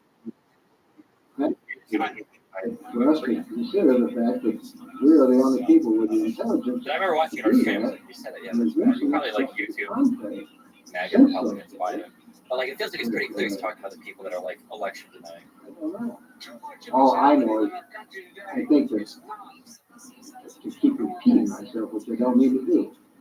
Speak clearly. Point is that why should we think in this little weekly part of the universe that we're the only people who ever created these entities? I know people who think there are other intelligences in space that are way ahead. And this might have been, maybe somebody came down and said, hey, we saw some flares down on that little old place. Over here on the atomic test. We saw some flares, we thought we'd send somebody down and take a look, see what was going on. And so they did, and then they had the misfortune to do some bad navigating or something. So like a new way of putting it. I just wonder that he didn't really say extremist ideology. He didn't say people that don't. I mean, that's Donald Trump. Oh, all these old timers. That's all the candidates that Donald Trump is supporting. How many candidates right now that are MAGA candidates are elected? No, but there's 80 million No, people voted for I Donald Trump. was busy You in say the that's the MAGA Republicans. That was a very To me, it sounded like he was referring to sports. not even the majority. I mean, that's one nice helpful advertising. statement. Little It was way. basically there's the mainstream Republicans, and then there's those that voted My for job Donald is Trump. That's the way to I stay right there and run the thing. And it's like, so Maybe you should have done a better job with Myself was an clarifying. absentee owner. Yeah, I feel like there is a huge problem with this group of Americans that think like the election is stolen. I feel like that's what he's trying to no matter Like that's it then. if that's Is what this deposition over then? I Even believe so. flirting I think you got a heck of a job. is not a No, person who's I'll turn bringing this off for you. together. I feel like the extending a hand to the like most I've worked with Republicans in Congress, not even a majority of Republicans are like this. Well, why say not the majority of Republicans? I like to They say never bought the idea that we are it was a like reflection from one somebody's country. glasses down on the ground. So like focus I'm on the just putting the uniting date on part this now, versus so that saying you that's guys what can happens. use with the 57. dates. Okay. No, Well, I'm just saying it's more helpful because listen, I'd like love that. to see. You've spoken about the Washington speech, which is your favorite. I went back to it and listened to it. Of this, it's really hard for me to call out that group of like election deniers. I think about it, I always feel well, why couldn't Which is why your story is He's important because arguably one of the you most have a destructive couple of forces little that exists in pieces this country. that fit it into the whole Did it chronology. destroy it? They're I trying can never to. convince you how important the story is to it. It did. Well, I realize because But does that mean we don't call it out? We wait till next time. Because calling it out is you giving are willing to fuel take to the division. pieces. Like That's people that thing that is doubted the shatter validity out. of the election, that's anger, there's Shatter frustration on the other side. and oh, yeah, Feel that- that as opposed to saying all those people that believe that at any time are idiots. Well, we're rolling now. Un-American. We got to get going. I mean, they don't think the election was real. I don't know if Biden has the ears of these people at And all. we're in Lago, What we can do Mexico. for- Because Oh, people yeah. believe the I same thing think in the 2016. she says right there on the official Right there. thing. Hold on. Turn that off. Yes. That was a super not fair comparison. There are definitely the mainstream Democrat opinion. You were saying you knew Russian intrusion in terms of like social media and stuff. you lived There was never a claim that like the election was stolen. in summer of No way. 1941. Donald Trump is not just saying there was interference with the law. Donald Trump is literally saying the election was literally stolen. Vote boxes were ballot boxes were hidden. The vote tallies were manipulated. And I think the claim is there's a huge gulf of difference. So you can attack Donald Trump. Yeah. I believe So you were farther from United to than attack. Mac was. No, he was further. Oh, You could argue maybe it's okay, but especially That not being range super belonged clear to about who you're referring to as the right Republican. you Because knew that MAGA how long is a hat before December 47? and a slogan that refers to We moved there in whatever the number is 70 1939. million people that voted for Donald Trump. I had All the Republicans are considered MAGA Republicans. What percentage of them do you think voted the election? Can we help you out with anything there? Probably Yes, back on, no, that's okay. You're talking about Matt Basil. Well, we moved there in like a Trump 39. Trump's I had MAGA. my They're youngest for Trump. child was only What's the difference between somebody that voted for Trump and and I didn't get around MAGA to meet Republican and a them. MAGA Republican? So my mom is a MAGA Undoubtedly Republican. knew Mac. Trump ran independently and DeSantis ran on the Republican ticket. My mom would vote for Trump. She'll follow him to the end. That's like a MAGA Republican. Mac I think came it's by. easy to state that distinction in these kinds of political speeches. Sometimes To it's me, fun, anybody who sometimes voted you for came Trump in the house. can easily, in the context of the speech, He was. interpret as a MAGA Republican. You're very friendly guy. Yes. I understand what you're saying. Maybe you could have been more clear, but like I think that listening to that, like I think it's pretty obvious what he's talking about. But I guess it didn't have an emotional response to it. Obviously, an emotional response. A lot of people. I don't have an emotional response. I just don't like. I think I'm with what is it, Michelle Obama. They go low, we go high. Meaning, like, to me, a uniter doesn't participate in derision. Sure, a uniter might not, but a leader has to be able to accurately assess the situation beforehand and make people aware of what's going on. You need all the impeachment trials, all the censoring from social media, all of that to do the job. That's not his job. I don't know So about it's censoring that anything. mechanism. His job is to inspire a nation to unite a nation. And he did that when half the people don't believe that he was even legitimately elected. Like, I think he's done a good job at working on legislation and doing stuff that hopefully benefits all Americans. But I think it's important to recognize that like there is a contingent of Americans that don't even believe it. Like, this is There really is plenty crazy. of people that recognize that, are fighting that, are constantly screaming that from the rooftops. His job is to be the inspiring figure that makes the majority of Americans be proud for him to be a president of the nation. And that's what the uniting aspect is to remind people that we are one, and we love this country, we love the ideas that it represents. Who does that? Another person that speech. It's like a 20-minute speech, isn't it? But that's a fuck up. You just don't participate in that. Anyway, For over half a I century, understand. there I have just been wanted to put rumours back of saying secret one of facilities and his strengths bases is that hidden he's, deep below the surface of the sprawling North American yes. landscape. This that is week, an ideal. That's we examined the most infamous of these alleged sites. An underground base believed to be situated near the town of Dulce, What else? New This is just from Mexico. policy perspective and so A on. modern-day I thought the way he's mystery handled Ukraine and which everything lies as far as deep been almost beneath perfect. the He did a mesa. really good job.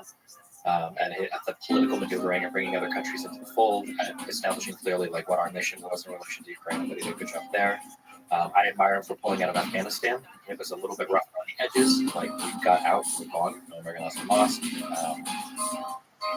Domestic policies passed more major legislation than I think anybody thought possible. The stuff, the last bill, the infrastructure bill, a lot of the coronavirus relief I thought was really good, especially the expansion of the child tax credit. So from a policy perspective, foreign and domestic, I think he's been successful. Rhetorically, I think he's generally been above board in terms of like not attacking people, being too divisive. He's trying to bring people together and work on them.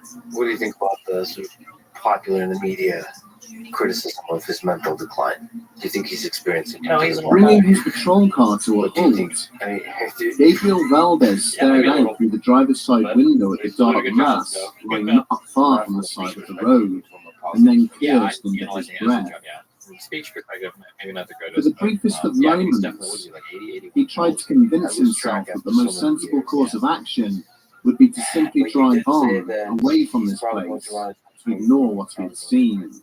Did I say that? He's probably going to win. And yet his curiosity urged him to exit the vehicle, to conduct a closer inspection, and confirm what his instincts and fears were telling him. With a heavy sigh, the patrolman used his radio to inform the dispatcher of his location before opening the driver's side door and making his way across the scrub. All that kind of stuff. Deep down, he had known what he would find before he even reached the carcass. A cursory inspection confirmed that his cadaver had been left just like the others he had attended.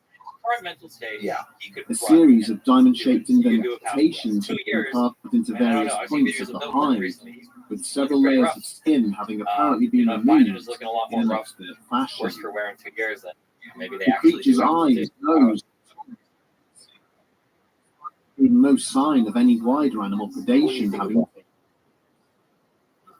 It was almost certain that conducted, as well as a number of other key internal organs, all presented as a clean and sterile manner. So for me, as he stood regarding the foliage on the ground surrounding the animal's corpse, Valdez now became aware of the low rumble of an approaching vehicle.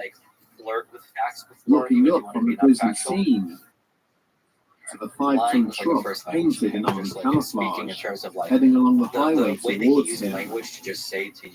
The transport began to slow as it approached the point where he'd left his patrol car. Its occupants returning the questioning gaze he had offered as they passed, before it pulled away at greater speed. As he watched the dust cloud thrown up by its passing dissipate, Valdez found himself experiencing the whole host of emotions.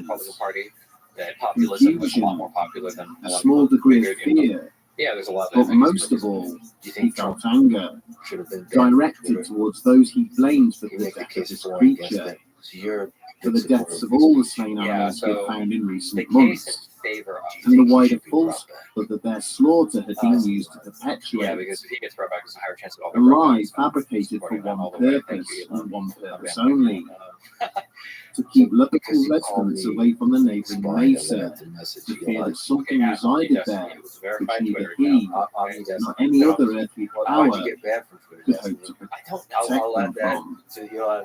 I saw that there was a screenshot. The town of Dulce in New Mexico would not come into existence until the end of the 19th century, when U.S. authorities ordered the local Apache tribe to settle itself permanently in the place. Okay, hold on. The area's Native American population forming the Hickory Apache Reservation, around which the town would eventually be established. For the next century and a half, the inhabitants of this small backwater community would live their lives in peace, a short distance from the slopes of the adjoining Archuleta Mesa. There had always been tales of high strangeness associated with the region, from weird light anomalies witnessed in the night sky to Bigfoot-like creatures seen wandering the scrub. But by the late 1970s, the looming shadow cast by this towering mountain peak would begin to take on a sinister connotation, with the discovery of a series of bizarre cattle mutilations. Following several complaints by ranchers and farmers to the local police department, insisting that someone or something was slaughtering their livestock, an officer by the name of Gabriel Valdez was ordered to investigate the matter. But after visiting the affected properties, the investigator often returned to his superiors with far more questions than answers. Usually, only one animal in the herds which were targeted had been affected, and it had been dispatched in a manner which seemed to discount the involvement of any natural predator. I don't actually know. Although key sensory and internal organs had been removed from the carcasses, there were never any indications that the flesh had been consumed by a potential attacker. There was a picture that I tweeted. In fact, these bodies would remain untouched by scavengers for weeks after the event, a phenomenon previously unheard of within this harsh and unrelenting environment. Somehow they got flagged for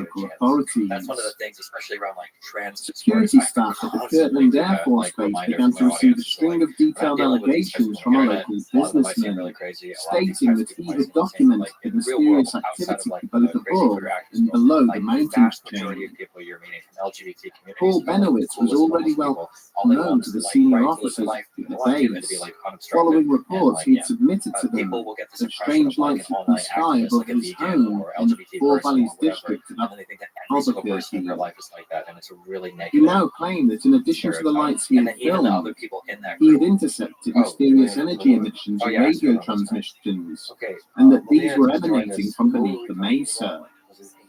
The businessman had also taken to conducting regular flights across the mountains in his private aircraft, photographing anything he deemed out of the ordinary. Invited onto the base to speak in person, he showed them photos of what he believed to be paths and doorways cut into the rock, miles away from any existing road or highway. He drew maps of alleged air vents and access points, and cited interviews he had conducted with the owners of mutilated cattle and locals who claimed to have been abducted in the vicinity of the mesa. But the more detail that the impassioned Benowitz chose to add to this ad hoc briefing, the less credibility he was extended by his audience. He began to panic, citing discussions with shadowy government agents, claiming that the extraterrestrials living below the mountain were one of 3 separate species to have visited Earth. But it was the assertion that a whole floor of the alleged alien base contained vats filled with human organs and body parts harvested by the alien visitors, which saw him ridiculed and finally escorted off the base. Shortly after this, as the businessman's mental health and coherence continued to deteriorate, he suffered a nervous breakdown. On the advice of doctors, his family applied to have him committed to a psychiatric facility in 1988, seemingly removing any shred of credibility his initial reports to the military may have contained. But perhaps the most amazing aspect of the stories told by Paul Benowitz is that they are by no means the only such detailed allegations of a secret base concealed beneath the town of Dulce.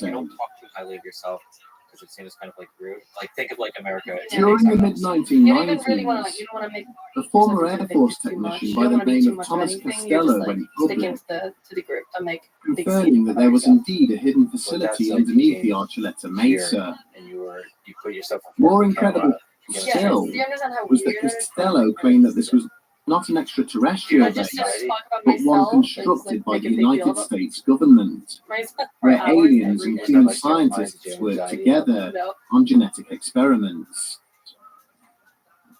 Costello related how he had been a US Air Force photographer based at Nellis in Las Vegas, but in the early 1970s had been transferred to the secret Dulce base in New Mexico.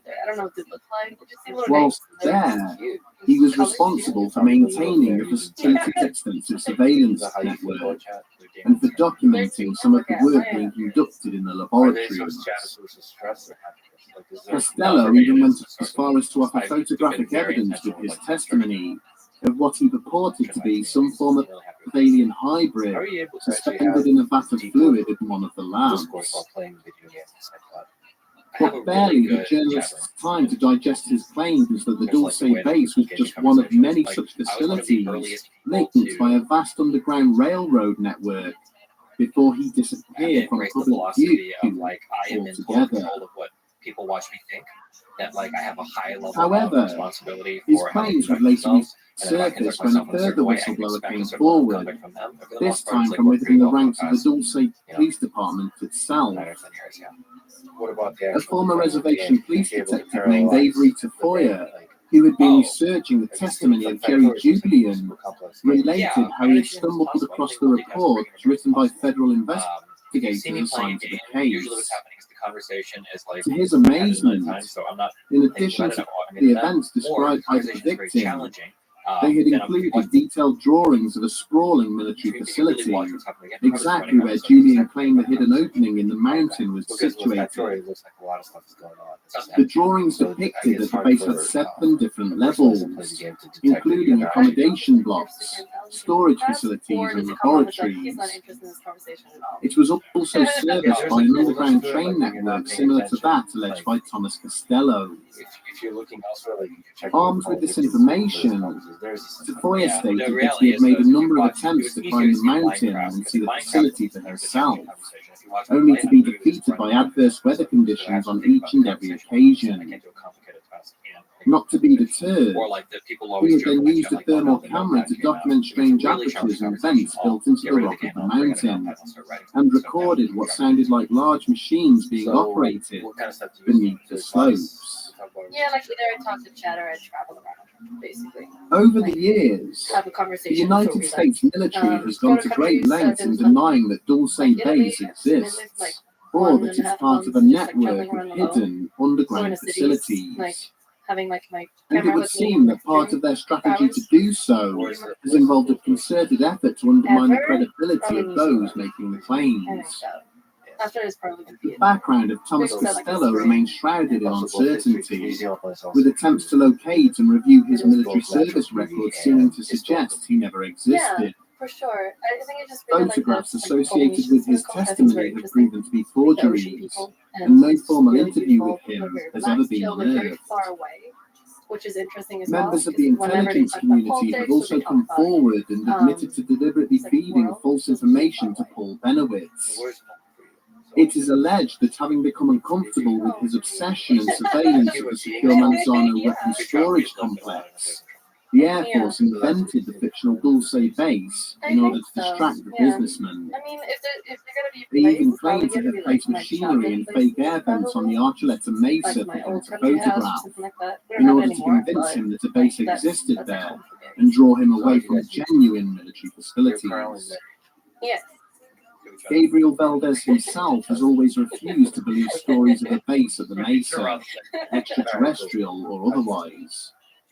I was watching his Prior to his death in 2011, the former police officer told his son that he believed it was humans who had mutilated the cattle near the town, and not aliens. He cited secretive nuclear testing in and around New Mexico during the 1960s, claiming samples had secretly been removed from local cattle to test for radiation poisoning. And I guess you wanted to escape America. There are equally detailed cases both for and against the existence of a base beneath the Archuleta Mesa, and the secretive work which is allegedly being conducted there. With so many stories, it is difficult to know which sources to trust. It is not beyond all possibility that the US government is in possession of secret underground military bases constructed well away from prying eyes. But at the same time, some of the claims attached to them seem so outlandish that they push any notion of their existence towards ridicule. However, throughout this episode, we have deliberately avoided the most detailed and impassioned evidence for such an underground structure of Dulce. That of a man who claimed he was the former worker at the secretive site and had survived a horrifying battle unfolding between human and extraterrestrial forces during the excavation of what would become the eventual facility there. Join us next week as we examine the testimony of von Phil Schneider. Was there a debate in the space of communism, socialism, democrats, kind of like this? Are you trying to outline your own position during that time? I think it was mainly me fighting against conservatives because it was like Trump stuff, and then it was coming off the back of like there was this movement called Gamergate. So there was all this anti-SJW stuff on the internet, and I was like the SJW, like the progressive that was fighting on the progressive side of things. So I think that's what I was doing. I was fighting with people off of Twitch because on Twitch there weren't very many political discussions happening. So you were holding the SJW flag. Yeah. What do you still hold? Like, what's the best in that case? I mean, like, I'm still very much that SJW from 2018, 2019, but the positions have moved so much farther left that I don't, some people might not call me that anymore. I'm not sure. It depends on who I'm talking to. Because basically, what is social justice? Like being sensitive to the experience of others. Yeah, being sensitive and empathetic towards the experience of others, and then trying to build a better world that like suits as many different types of people as possible, while being like aware of like their needs. Okay. So you guys met, like, what's from your perspective? Did she tell lies? Is it accurate? I was pretty accurate. Okay. What'd you guys act? I flew out in 2019. Yeah, basically there was like weird stuff happening in LA. I just got kind of a weird, kind of sort of relationship, and I just wanted to like go away for a while. Another company reached out to me, and they had like a fun streaming device. They sponsored every once in a while. I was like, I'm on this person. I know a couple people in New Zealand. It was one of them. It's like, I'll go to New Zealand. It'll be fun. And yeah, I did that for 2 weeks. Do you guys believe in love? I feel like you lack the God chick goes into this. I'm not sure which you have human emotions. I have quite a few. From your perspective, when did you fall in love? The minute I saw her. I don't know. Our first 2 weeks together were a lot of fun. We had a lot of chemistry in person. I was kind of shocked that wasn't because it was like we spent like a week together, and you said, "I really want to tell you something," and you were like, stalling that for the longest time. I think she was. Oh, she said that, like, I love you? No, he basically just said like. In our previous episode, we examined reports from various individuals who stated that there is a secret facility buried deep beneath the New Mexico town of Dulce. But we deliberately avoided the testimony of one man, who is arguably the most controversial figure in the allegations surrounding the possible existence of Dulce Base. A man who claimed he was the survivor of a war in the Mesa.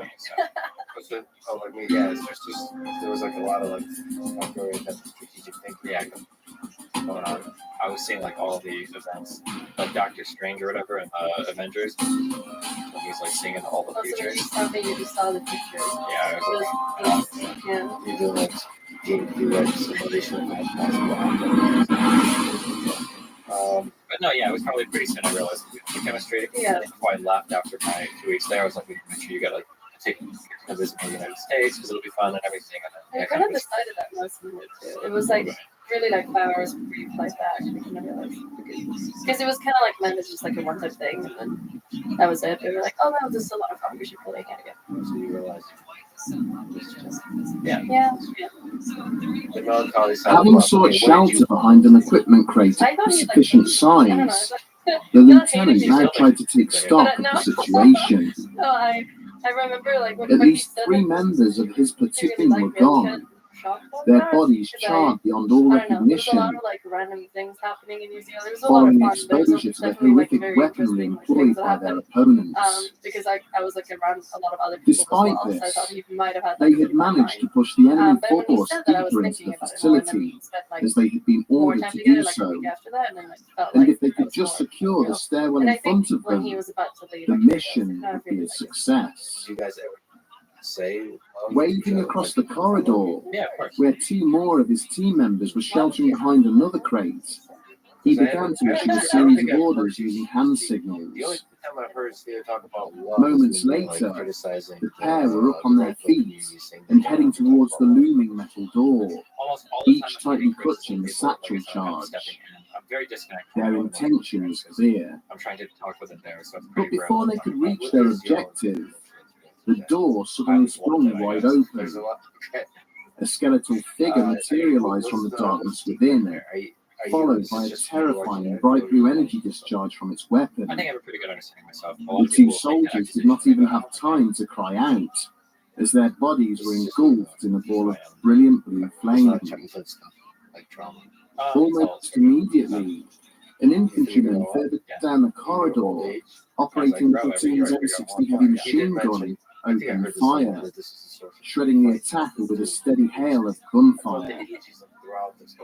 More soldiers then ran forwards, snatching up the discarded satchel charges and priming them before hurling them in through the open doorway. There was an enormous explosion, immediately followed by a shower of dust and debris as the stairwell caved in, preventing their enemy from accessing this floor or any others which lay above them.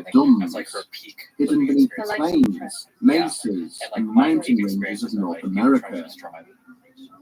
9 of these were clustered in close proximity to one another, located in and around Green Lake, near the infamous Area 51 testing facility in Nevada. All of these bases were linked by a seemingly endless series of tunnels, which housed a maglev train line, allowing workers to travel between the locations at speeds of up to Mach 2.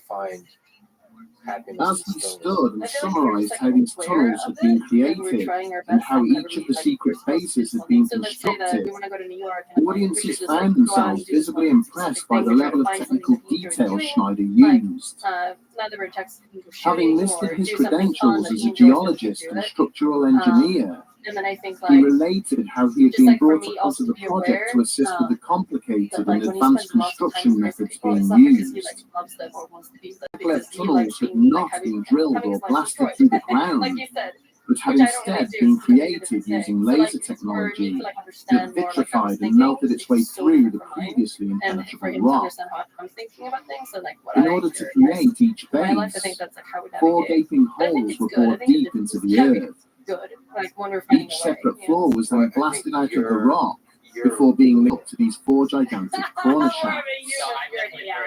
And it was amidst the construction of one facility in New Mexico during the late 1970s that Phil Schneider became an unwitting participant in what would become known And it's as the always like, I think Dulce there's probably War. been like 6 different, I don't think she says it anymore, but there are like 6 different times in our relationship where she's like, Schneider always like, maintained that in like, August of every 1979, like, construction on the Dulce base had begun to fall behind schedule due to issues relating to the drilling of one of the corner columns. The facility was being tunneled out beneath the southwest corner of the Archuleta Mesa, And I'm like, but every time the drilling team had attempted to pass a certain depth, I did they play found with that their the machinery was content. mysteriously I'm failing. cleaning like 6 months right In now. an effort to discover what was frustrating the drilling operation, Schneider and the Green Beret bodyguard had been lowered into the incomplete shaft via a crane. But as soon as he stepped out of the basket into what appeared to be a pre-existing cave network, he had instantly realized that something was very wrong. There was a bitter and unnatural stench in the air, as the drilling operation had now allowed ancient gases to escape from the void beneath, along with a mysterious and sooty residue on the unusually smooth walls of the caves.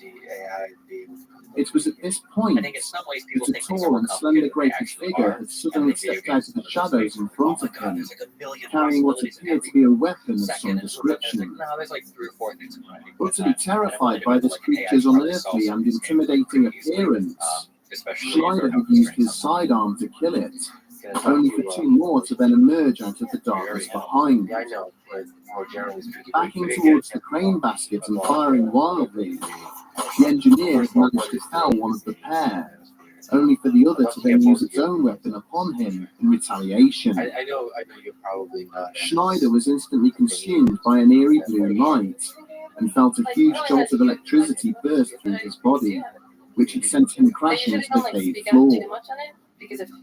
When he came to, he found himself being bundled into the crane basket by the Green Beret, who then turned and engaged more of the creatures as the basket began to ascend without him. So they understand you. Upon his return to the surface, the doctors who treated Schneider found severe damage to both his left hand and foot, with several fingers and toes missing. After he had explained to his superiors what had taken place, he was removed from the project, but later discovered that construction had continued despite his encounter. What's your first? It was alleged that further battles beneath the Mesa ensued as US Special Forces clashed with alien interlopers, who appeared intent on frustrating the construction of the base. Schneider claims that in total, 66 soldiers and countless extraterrestrials lost their lives before an uneasy peace was finally formed between the 2 opposing sides. He went on to allege that the aliens who had been residing beneath the Mesa had worked with humans ever since, creating numerous scientific breakthroughs which had gone on to assist mankind. Throughout 1995, Schneider continued to tour the United States, giving talks in which he listed numerous other alleged conspiracies, alongside the revelations of deep underground military bases. Over the course of these lectures, however, it soon became apparent that the former engineer was beginning to struggle with what he had started. He described how he'd been involved in a shootout with federal agents, killing one in self-defense, and how an attempt had been made to kidnap his daughter in a bid to force him to stop delivering his lectures. Men are providers. Then, in January of 1996, 2 months after his final speech in Denver, federal agents arrived at the home of Schneider's ex-wife, Cynthia. They explained how Phil had been found dead in his apartment in Wilsonville, having apparently decided to take his own life. The agents went on to conduct a search of Cynthia's house, removing any notes or materials relating to Phil and his lectures, before then leaving. The circumstances surrounding Schneider's death have always raised questions about the speed with which the authorities moved to attribute it to suicide. Phil's body had been found slumped between his bed and wheelchair, with a rubber catheter hose having been wrapped around his neck 3 times and tied off with a knot.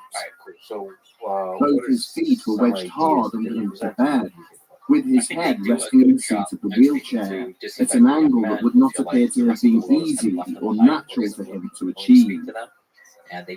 There were traces of blood on the floor nearby, but no injuries or wounds were found on the body itself to suggest where this may have come from. When the family later asked if a suicide note had been discovered, they were told that all the papers seized from the address had now inexplicably gone missing from a storage facility. Subsequent requests for additional toxicology testing on Schneider's remains were refused on the grounds of adverse cost, considering the cause of death had already been determined. Further and more adamant demands for these tests would also be refused, because the samples had apparently been destroyed by the laboratory which had been storing them. One detective who later spoke privately with the family stated that with the missing fingers on Schneider's left hand, it would have been almost impossible for him to have tied off the catheter himself. When the officer in question had shared these concerns with his superiors, he had been ordered to keep his observations to himself, before then being reassigned to a different case. It appeared that even in death, Phil Schneider was continuing to raise awkward and uneasy questions for those in positions of authority. I feel like their solution is something that doesn't actually work out. When taken in the context of the many accounts which already exist regarding a possible underground base at Dulce, the testimony of Phil Schneider appears to be compelling.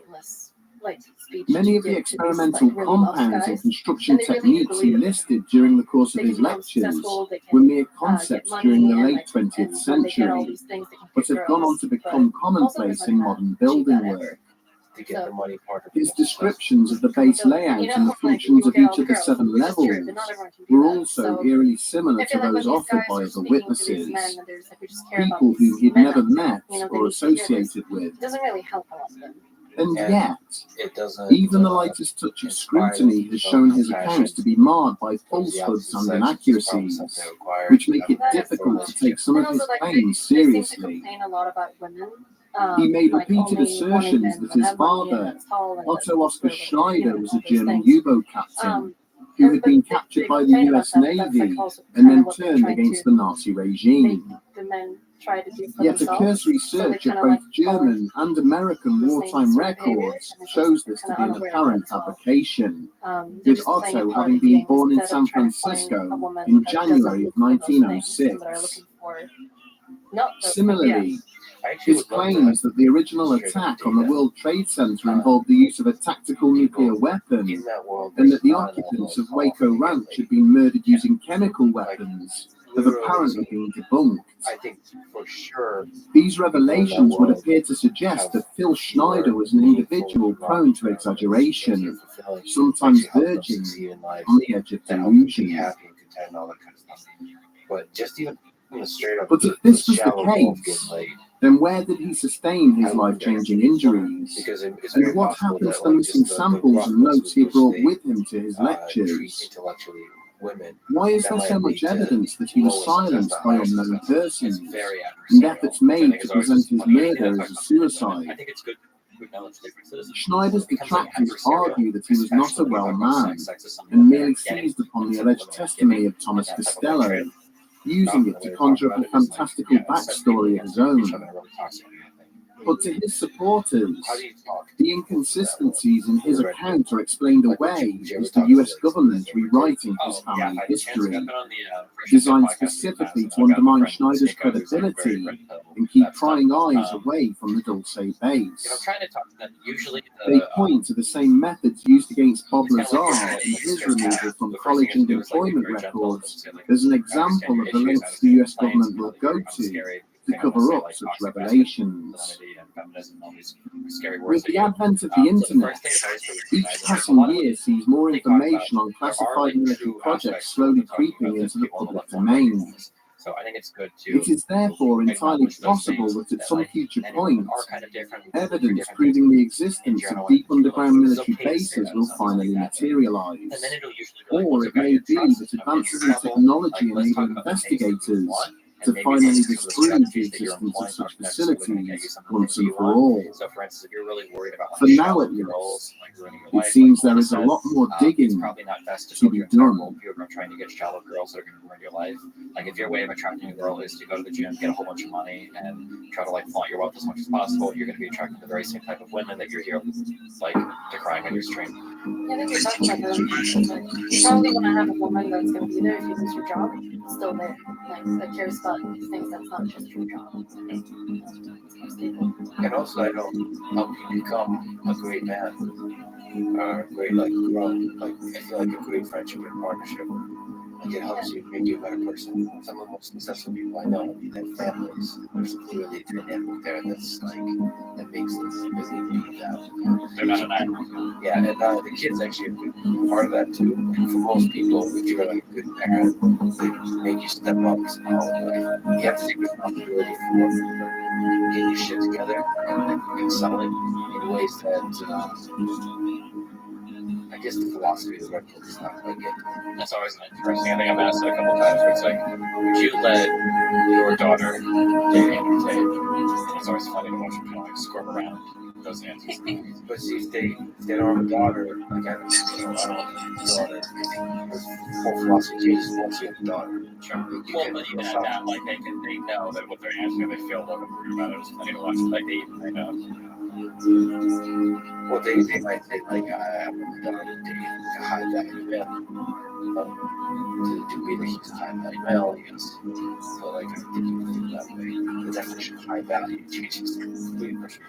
Certainly, the stereotypical measures of value contribute to the calculation, which is so much more than that. I think the chemistry is bigger. You also mentioned you guys both have a high value. His body comes better, or depends. Like you said, it's low in some people's eyes, it's high in other people's eyes. His body comes better. It's just the past. Well, the past owners, I don't think that's what I like. Not just I mean, it can be. Yeah. Well, the past is who you are. But if somebody tells you like they have a 200 body count and they're 16, something's probably going on. It's not good. I was thinking about that too. Like, just it could be like really young people that are having some sort of like Yeah. what's going on. Or somebody's like 45, they've never had sex before. There's probably something going on. So Yeah. it could be somebody's like in their 20s and they've had sex with, 100 people or 50 people, whatever. It's, It's more stable. Can be good. Okay, so that just represents not necessarily. It could though. the number of ones. Yeah. Well, you could meet a guy that's really, really Okay, you well, could be someone like that. really, The body like, count is about like what where it comes Like, from. yeah, like why have you after early afternoon around Does it hurt? probably 1:30 in the afternoon, There's a I lot. received a telephone call from the Is it part of the Archer relationship? Artillery officer out at the For us, yeah. Air Force Base on the airport. comes such a cold person? No, I was just Yeah, I had thinking requiring, I wanted to just say gotcha right there. well, will be the smallest I think when it comes to possible this kind of casket thing, there's that always we like could with get an that would be I medically understand suit. But I have to say this because I don't advocate for what I do for everybody, or what she does for everybody, because obviously there's a whole bunch of natural feelings that just pop up for a lot of people. But when people ask me, it's always like, oh, like, isn't this like horrible that you guys are doing this and you don't love each other? From my perspective, I can have sex with like any person, and it can be sex. Like that's not like a special thing between people. In my eyes, like anybody can have sex. But there are like certain activities and ways we can spend time with each other, where you're like carving out these like precious little moments of time with a certain person. You can do things that are special to that person, and those are the kind of like events that I remember more than anything else. So like the idea of like, oh wow, I had sex with a person that was so special doesn't mean as much as like I was traveling to like New Zealand or sharing some special moment doing like some really fun activity or event. That's usually how I like it. So sharing. Yeah. I kind of agree, but I can definitely connect it with sex. I'm curious what you Exactly. Also talks about misogyny, which is clearly defined that there's some romance. Yeah, because I think sex can be a lot like it's some sort of bonding, I'd say, in some way. Let's say that you really like BDSM, you kind of like become submissive to someone, or you take control of someone. It's like a very bonding moment, I'd say. Is that romantic? I think it is. If you can show yourself really submissive, or like when you have like absolute no control over yourself, and you let someone do it, or you are the one being that like you are the dominant for someone. I think that's a really interesting, like intimate thing. Just you show like the deepest part of yourself, kind of. I just feel like I personally, I told him, I said, if to you me, something more have a romantic problem, it's not just if you have something you don't know what to do, you come out. the romance increases if the number of intimate interactions are limited to one person. Like for me, for some reason, spreading it out And he said, no, he said, decreases like exponentially the feeling of romance you feel. But I don't know. That could be just like having grown up with something. There's a kind of the fairy tale stories. he said, well, we don't really have it. And he said, yeah, I mean, I think what you're saying is like really normal. Like, most people get involved in something like this, because you guys are successfully not do that. What should we do? What a question I don't understand. And I went to why is that? I said, you really want to know how we would do it. Jealous Yes, we would like to know. You can maximize the So number of that's when intimate I experiences. explained Just to him open that up we your would have the acts that we would fill up to the formaldehyde solution with water. Like in general, we're not like super religious either. We're very like relaxed. We don't See that for 24 hours and then take them out. Like, it's just like a different sort of thing, and I would say like we're more progressive when it comes to feminism. So it's more common that you meet women with a higher body count than like many like American girls. All of them have like vaginismus, like super suppressed, like sexually, and they have like issues to like they can't relax during sex, which is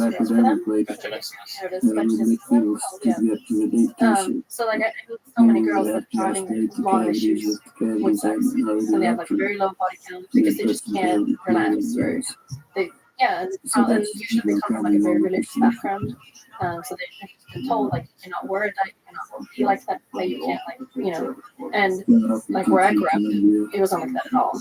We just see it as more like a casual thing.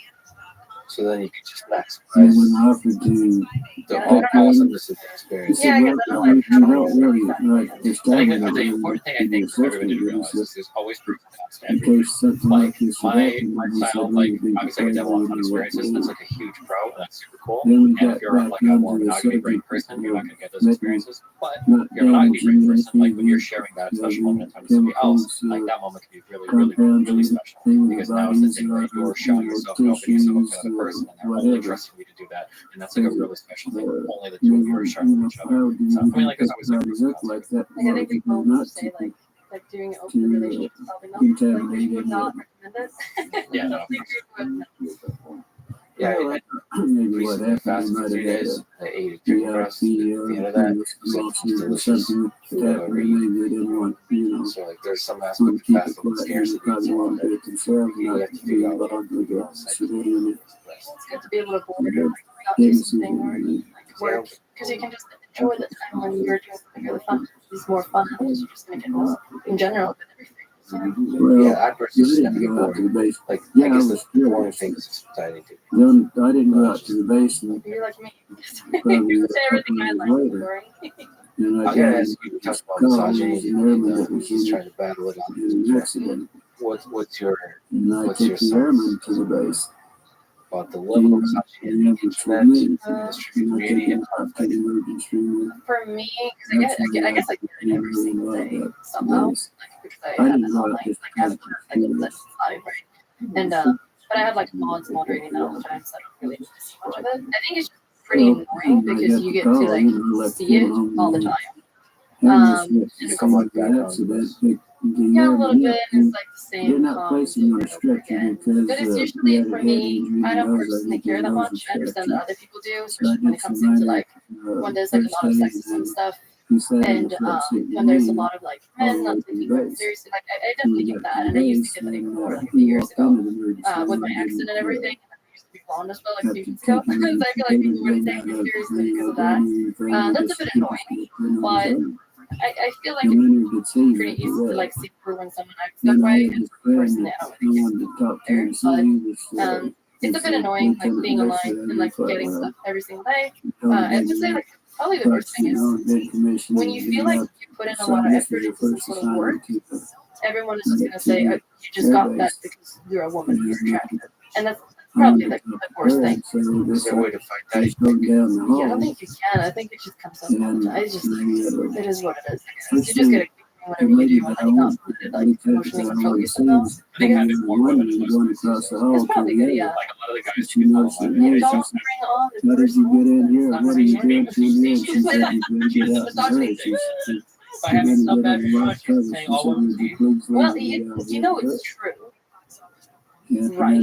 See, I disagree with you, and I'm holding both of you, therefore wisely, right? So I think we're Time I turned We're around, fighting the macroeconomic. Yeah, we've got his to fight mother it. officer said, "Hey, wait a minute." Or it could be the same thing as like also the age thing and like the woman thing. A lot of people think that I'm just copying every single thing that he says, which I think is a bit annoying for me. So I can never really yeah, which is a bit annoying. But funny police. Like my dad was a friendship, camaraderie, love, and respect. Both have had for a time and have lost anyone like you regain it. Let's try to increase that decrease the love. What do you think about some of the harshness of the language we talked about? He said, "This man says he was Our a words crash out in today." the past, we used that He said word, he wanted to know about all his that kind of inquiry stuff. about our crash. I mean, No, like, what do you think about it? Like, you give advice? not speak Officer. way. No, like a little more civility. I was just trying to get a second. Like an opinion about I mean, people, not internet people, are Well, way he more said, extreme. Yeah. saying No, that's not true. Okay, so here's the he thing for me, said, okay? you get I was not there online and you didn't see anything and you don't at talk all. to Like, anybody. I would watch YouTube. He That's said, pretty "You're much gonna have all a I lot would of do. I trouble." wouldn't do He said, anything "Look, else. I'm Really, I just saying the damn grew up thing playing you video games or did." anything. So I'm like He said, extremely new "Look, to everything. somebody might be taking the games out of the set. So That's when why I they came into don't this like it." world and I started seeing And clips then from the him in the black past, sergeant I don't think I really had much of an opinion standing because it just sounded like it was just different, like words and they're he said, using. They "Yeah, didn't he mean would make anything. better That's what dog it feels. food It was for just our like dogs." if you're saying the Because R they word, didn't understand it's that. because you just want to call someone stupid, My but you want father to like had do a people little in bit old more. track Like, but it's not like it didn't feel like it my was like father a, used it's guys not like like racist, he more like hate you know, crap. it's not. You agree with us, it's like, right? And then there was So like if he was things saying that the F told me word that because he it took was just me like a outside. word to He like told me insult about the someone, and he cowboys was and like, I don't think he was ever. I don't think he back ever to called them, people which was like all a the name or anything like that. But I think it was just like a way to express yourself. Maybe back then, I don't know. I didn't do it. There's no videos of me or anything. That wasn't even online. But Yeah, so my case was I field animals. Those obviously, so there's a good heart there, a good mind. I was just saying, So I just pulled up to the side and took one of those and well, there's you lose yourself and you get the bigger picture that he's pushing for more effective discourse on the internet. He's like an inspiration to a lot of people, especially now, of like how you can use effective conversations with people that are willing to radicalize people. So, and then you lose that part. The doors were open, yourself. and but what was odd about it, there was an MP standing beside each one of the lead that was coming back. I would say It's a gray area. I would say like something that is probably recently done in that case because it's been joking about women a lot. Like women's faults are bad. Like it's been like a lot of jokes when it comes to sexual in your community, and I think it's actually turned people positive in that way. That's why we done the research. Yes, so that I guess that's actually true because I don't think it was pretty. I don't think it was clear enough. I don't think it actually was. I think you did that mistake. But I think back then I was even saying, like, oh, probably should not. Because it actually is pretty hard for me because whenever I come into the business, like in chat, people are just having like a woman moment. It's a woman moment whenever I say something. It's kind of like, yes, it's getting pretty annoying. As I said, it's just annoying every single day. Yeah. There you go. Always looking for somebody young. Okay. And it, Very limited quantities. It looked like it might be. It looked more like What it was advice would you give to more young like people stainless steel that heated it blue. that you have both audience? What was that about it? It looked like around the trail. If you were to give advice to somebody in high school, like how to Get some create a life that design for something. It kind of reminded me of maybe some The most Egyptian important thing signs that of I've that. learned is to view people as different and not better than worse.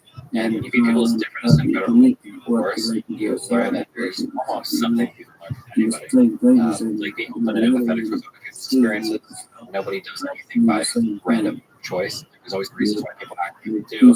And as long as you're willing to kind of like be open and receptive to the lived experiences of other people, you're going to be able to gather information and create like a more cohesive and better view of the world than any of your peers.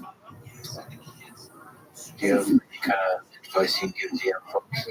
I feel like something that I see, especially in America a lot, is that a lot of people kind of get told what to do early on in high school. They're supposed to become this thing, like education-wise, like they're supposed to like become a doctor or this thing, whatever, and they kind of just like give up on things that they're actually passionate about. So I think a lot of teenagers get really confused. They get an education and then they get that job and they hate everything and they think that when they're reaching the job, when they're reaching like the journey, they're gonna get happy. That's like what happens. It's gonna be easy. And then when they get there, they just hate everything, and then they get really depressed. And I've seen this so much. Like I see this all the time, and it's pretty sad for me to see so many people that are just wasting time, and then they just get really confused. And I don't know. It's the same thing with relationships. No one really knows what they want anymore. I feel like everyone is just kind of doing whatever society is saying, what parents are saying, what their friends are saying.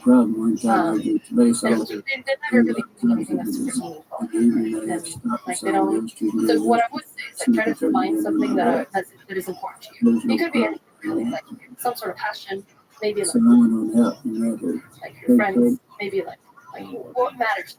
Like figuring that those things out. And that comes from being able to listen to like some kind of voice. Yeah, it's really hard because you're living the life and like there's things happening around you. People tell you what to do and what not to do. You know, no one really has like their own opinions. Everyone's just kind of like listening to the cooler thing. You know, it's never really. Yeah. So and like something I realized too, like because we just went to TwitchCon and we were talking to a lot of streamers. It was interesting. I thought it was interesting. Because the few people that I feel like that seem really cool and that I look up to, like in the streaming world, all of them want to quit streaming. All of them want to do it. No one likes it.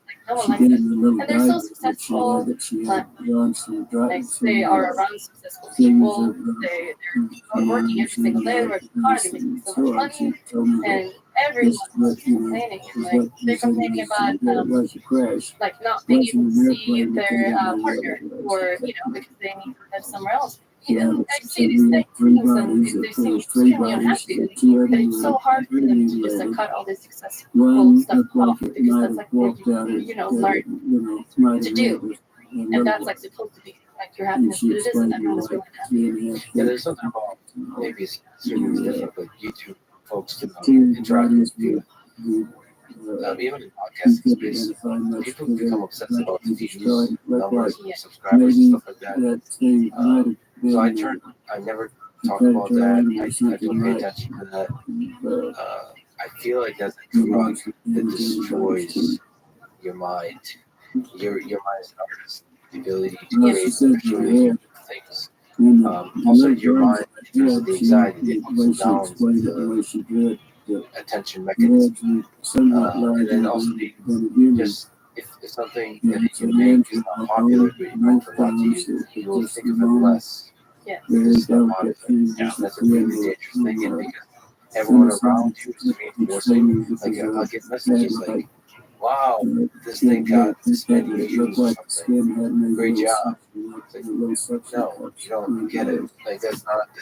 Everyone's enforcing this language, views, likes, and so on, and it's correlated, of course, because truly impactful things will get a lot of attention often, but it's not on the individual local scale, like temporarily. It's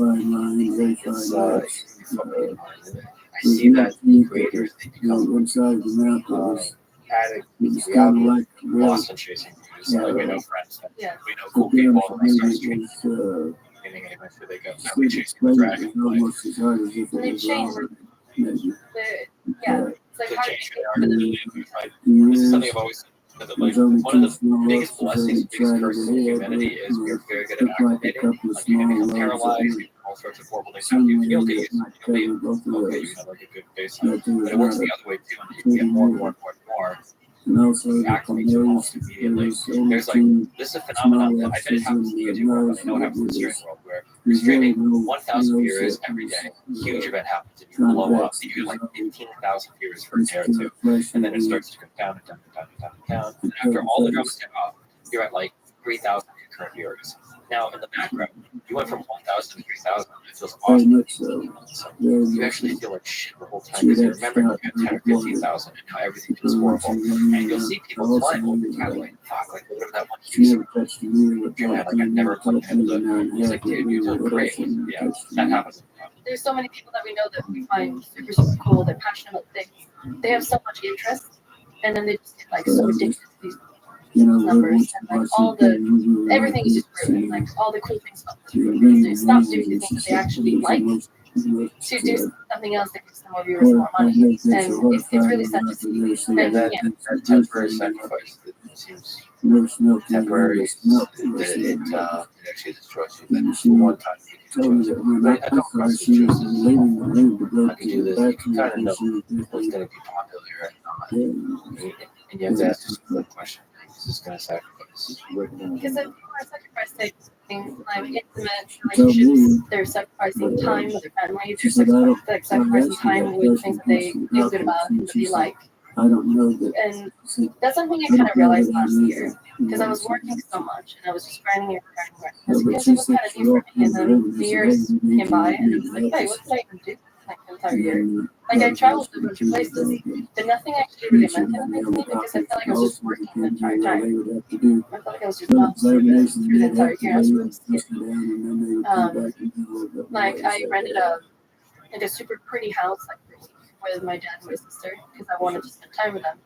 But the entire time I was just streaming, and I actually didn't ever like calm down and just like chill with them. And that's like time I will never get back. I don't give a shit about the money every other week, but I lost the time, and like that's really important to me. And then and a lot of people are doing that.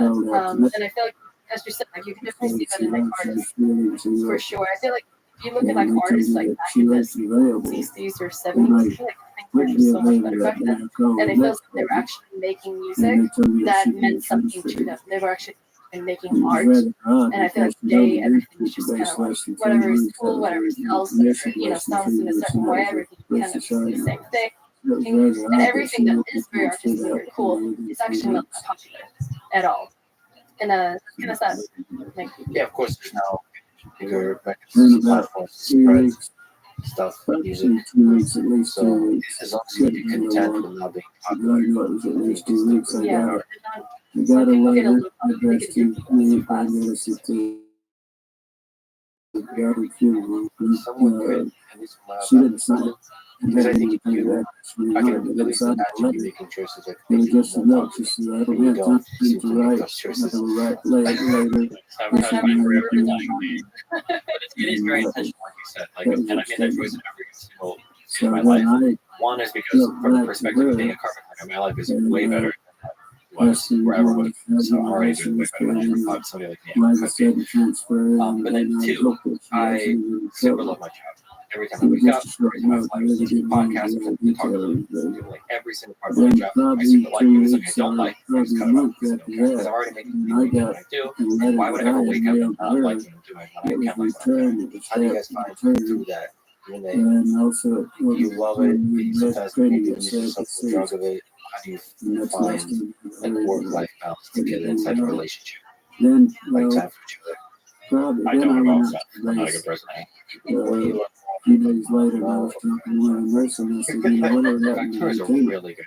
That's like not a fair comparison. Okay, you're talking about one of the best, cleanest games, best support ever made, cleanest code base. This is more factor.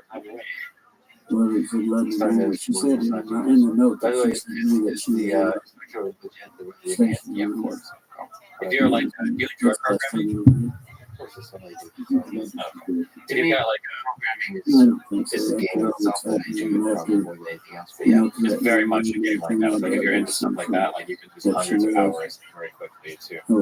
Like you have a problem and then you take a solution and you iterate on that over and over and over again. And watch over your scheme. Somebody's got to redesign stuff. So I feel like it's very much like that. She feels like essentially a factory for a planet or something like that. It's basically it's like a bunch of you're trying to automate different problems so that you can build bigger things. So you can automate bigger problems. So you can build bigger things and automate bigger problems. So it's more complicated than games like SimCity. I wouldn't say it's more complicated. It's more it's like Factorio is like a game of like logic, like strictly like logic. Like So almost like building a circuit. yes, yeah, there's certain game you got your hand works organizing, like there's stuff like that. It's very much like that. What are the enemies? Like what? They're like zombies. They try to bite you and you can get guns and kill them. But that's like So there's like shit. yeah, but that's like a minor scale of a problem solving.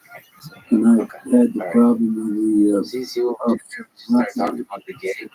I was Oh told my my god, father that's like was contacted by horrible. the sheriff Anyway, is there is that basically for the my struggle? father. They were very good friends. Human, And, like we it's come, time. I feel like it was like a to little see bit if my more in father the was past. I on feel the like it's been better my father. lately. But I think it's because when we started dating, I wasn't streaming, and I kind of just like gave up like Richard from New Zealand. I gave up like I left Sweden, so I was just like in LA, which I hate LA. I don't like LA at all. It's hard to make friends that are real, that are into the same stuff as you. It's just really hard for me to connect with anyone, especially also like being European and like being an American. It's very strange. So the only thing I had when I came anyway, he told was my him. father that And I he did contact and I us up but there, because we had like 2 weeks of hanging out, and like he would be in his computer sometimes and like emails and stuff, but I wasn't thinking that he would stream like 12 hours a day. And it was pretty intense like in the beginning of it as well. And I realized it's really hard to like get attention and get time because his like love meters would be like full if I was just in the house, and that's just kind of like the way he is. So for me back then, with having things to do, was kind of like it was kind of crazy for me. I feel like right now because I do work as well, and I have things going for me, and I have other friends now that I'm age. I feel like it's a lot easier because and I can definitely like enjoy just like being in separate rooms and just like hearing in the background is really nice. I can sit in things and like in my room and I would do that for hours while I'm just like hearing this in the background. It's kind of like comforting. He's just there. It feels nice. I like it. Because you, that's the sound. Yes, I know it's right there. Yeah, they'll come in and check on me sometimes, and it's kind of like it's actually very comforting. It's very nice. I like it. Yeah. I think that's kind of what a relationship is. Like you do fun things together, you share moments together, but also just like having someone like around you is really, really nice. And I think that's probably maybe it's me growing up. Maybe that's what it is. So like I started liking like the kind of I feel like we're like an old couple, like we're like we're just like around. We're not really get to talk much. It's nice. That I think I need both. I mean, okay. You're making stuff like that I'm like creating. Like, I haven't said anything. I'm not saying anything. Yeah. At all. I know exactly. So much judging going on. No, but like I think whenever we do plan something out, like if we go on a trip like every other month or once a month, I feel like usually like that's enough. as long as he's not thinking for the entire time. Like if I feel like he's going on these trips with me and he's not like doing things with me, or he's not interested in like spending time or like being present with me, then I'll feel like I just feel like I'm just wasting time right now, and I get disappointed. But otherwise, I think this is fun. I think this is like spending time together because we're learning everything together. Yeah, it's fun. Yeah. My love meter is Your love meter is full. it's my social life. We're like think about it that way. Like I need like a little bit more of like this one thing, like quality time, and he needs like almost zero quality time. Well, of course they. And like let's say like First thing she way said, like they physical touch were would make me very as happy. black as you could be. But So you probably letting out in the elements in July and August, Like over cuddly and like 105 to 110 temperature every day, and they use like if I use till at you night. really happy. I mean, that's not Like if I give him hot chocolate in the morning. We picked up a lot the of actual people that have been found dead that's laying in the desert cleaning days and getting around to see It's just it. That's really And they nice. need to, you All know, right, well, I guess Tuesday, I know know drama. exactly what they were Or talking complete about. discourse. Probably Really play with this still course the rather other than day, calling. But she I have a asked good him back because this is a very unpleasant situation. What role does Sackett exactly well, right now, usually there are like these games that I play in the background as we have conversation because it's hard for me to Back sit like into a the skull. computer just talk. Oh, and I there's a like remark to play for it. I thought it was something that keeps interesting me also occupied. that she said You know, it's the like we like some skull, witches. the doctor said the Things, I skull guess. bone structure Yeah, wasn't basically, like it's ours, like it Minecraft or wasn't good actually forever. bone. It All was right. probably a real heavy Well, cut. I love uterus But from this. looked more or less like a No, newborn thank you so much baby. for The joining skull was us. very cloudy. You could This is match really on fun. the skull and You it guys are would fascinating human beings. it would get. Thank you for existing.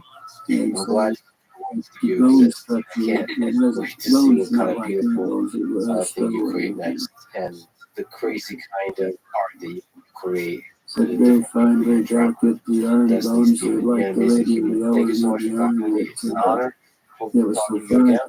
Ben Shapiro. That you Giving could me a let, lot of you know, she inspiration. said they got It's it. an honor to You talk know, to Ben the cut Shapiro. size and arms that could make Well, thanks a lot. 50 pounds on the I other to appreciate anybody it. else. Yes. You know, they got it, they had that straight. Thanks for listening to this But she said, conversation. well, the one Sports that had podcast. been Please check out our sponsors. mutilated And now, to a great let me extent, leave you with it some words reminded from them the of a scarab. real small ancient It's no Chinese use going with back no to hair yesterday at all. because I was a different person then. And very, very Thank you for listening. delicate Hope to see skin. you next In time. fact, he said the skin would look like you could almost see through it, almost transparent. Why don't you give me a paragraph on the views of the Well, the years, like I think I stated to you, that the years, there's a couple of small orifices, one on top of the other, with two little lobe flaps, one over the other. They didn't really know how those, if they had any significance, how they worked, but it wasn't, I mean, they didn't go into that. The nose was only a couple of very small orifices, holes right there, just above the lip line. But it had, there was no covering. The great life And it are was so just that too people who are small evil and they are kept not like pushing this. through They're it. a class apart. Everybody in history, Princeton is a person who's very different from me. Robert George, the philosopher at Princeton, responded to a sort of thought experiment in his classes where he asks people to raise their hand if they lived in Alabama in 1861. How many of you would be abolitionists? And everybody raised their hand. Of course, that's not true. That wasn't Of attached course, that's to not true. the arm. The protection against Got evil second is election recognizing was that it lies in every human heart and the possibility that it takes you over. And that's when Do they you ever sit noticed. back, Now, there wasn't you any know, problems. in the None quiet of of your them mind had, and none think, of am I us had any participating? problems or anything. It was just long, very fine, The following Yeah. conversation with very Ben Shapiro, delicate fingers. the No conservative fingernails. political commentator, But right host at of the the Ben tip of Shapiro each Show, finger, right at the tip co-founder of of each Daily finger, Wire, it's like there was a and tap. author of several And in books, this bed, it including looked like it might have author had Gary very Coleman, small little, The Right Side of like History, little and subsections, but very Facts Don't good Care About Your Feelings. subsections. The doctor, that's what he Whatever was, your political that leanings, was looking I at. humbly ask that you try to put those aside and listen to help them, trying to get the most charitable interpretation of the words we say. Really? This is true in general for this podcast, whether the guest is Ben Shapiro or Alexandria Ocasio-Cortez, Donald Trump or Barack Obama. I will talk to everyone from every side, from the far left to the far right, From presidents to presidents, from artists to scientists, My father was the only powerful person I as ever powerless, discussed this. I didn't because we are discuss it all with human, anyone else. all Never capable discussed it of with good, any of my family, period. all with fascinating I never stories had and until ideas to explore. I met Stan I seek Payne. only to understand, and in so doing, hopefully, add a bit of love to the world. This Let's Read podcast is supported. Please check out our sponsors in the description. And now, I'd like to dear have a tape friends, of mine here's also. Ben Shapiro. Let's start with a difficult topic. My daughter said, What do you think I about want to take the comments made by Ye from Kanye West on Jewish people? They're awful and I would anti-Semitic, like to, and they seem to get worse over time. They started off with the bizarre DEFCON retweet, and then they went into even more stereotypical garbage about Jews being sexual. And a bit later, Davis and Kim Kardashian I just go stuff, to Kmart or wherever Jews and buy running all of the media, the financial sector, Jewish people. I mean, there's no, I called it on my show, there's Nazis, and it is. It's like right from protocols of the elders, Zion type stuff. Do you think those words come from pain? Where they come from? And it's always hard to try to read somebody's mind. What he looks like to me, just having experience with him, the people who are bipolar, is he seems like a bipolar personality. He seems like somebody who's in the middle of a manic episode. And when you're manic, you tend to say a lot of things that you shouldn't say. And you tend to believe that they're the most brilliant things ever said. The Washington Post and entire piece speculating about how bipolar is related to the kind of stuff that Jim was saying. And it's hard for me to think that it's not playing into it, especially because even if he is an anti-Semite, I have no reason to suspect he's not given all his comments. If he had an ounce of common sense, it would stop at a certain point. And bipolarism tends to drive you well past the point where common sense applies. So, I would imagine it's coming from that. From his comments, I would also imagine that he's doing a logical mistake that a lot of anti-Semites or racist certificates do, which is somebody heard me, that person is a Jew. Therefore, all Jews are bad. And that jump from a person did something they don't like, is a member of a particular race or class, and therefore everybody in that race or class is bad. I mean, that's technically bigotry, and that's pretty obviously what he is engaging in here. So jump in with the that's the way he's been expressing it. He keeps talking about Jewish Asians, and I watched your interview, and he kept saying, name the Asians, right? Just name the people who are screwing you. And he wouldn't do it. And he just kept going back to the general group, the Jews in general. And that's technically a truth. And if I'm putting any other context, he would probably recognize it as such. To the degree is what you hate the world. What's the reverse process? What's the way to alleviate? I mean, when it comes to alleviating the stuff that he's saying, obviously, debunking it, making what he's saying is garbage. But the reality is that I think that for most people who are in any way engaged with these issues, I don't think they're being convinced to be anti-Semitic by I think there's a group of people who may be swayed that anti-Semitism is acceptable because he is saying what he's saying, and he's saying so very loudly and saying it over and over. But, yeah, I think that, for example, there is signs that are popping up in Los Angeles saying he is right. That group's been out there posting anti-Semitic signs on the freeways for years. There are groups like that, the anti-Semitic signs where I live in Florida, they've been doing that for years, well before he was saying this sort of stuff. It's just the latest opportunity to kind of jump on that particular bandwagon. But listen, I think that we'll do more to call that stuff out. So there is a normalize that kind of idea that Jews control the media, Jews control X institution. Is there a way to talk about a high representation of group, like Jewish people in a certain institution like media or Hollywood and so on, without it being a conversation? A high percentage of a higher than statistically representative population percentage of Hollywood agents are probably Jewish. Higher percentage of lawyers generally are probably Jewish. Higher percentage of accountants are probably Jewish. Also, a higher percentage of engineers are probably if you're like one filing. statistical truths are statistical truths, it doesn't necessarily mean anything about the nature of the people we're being talked about.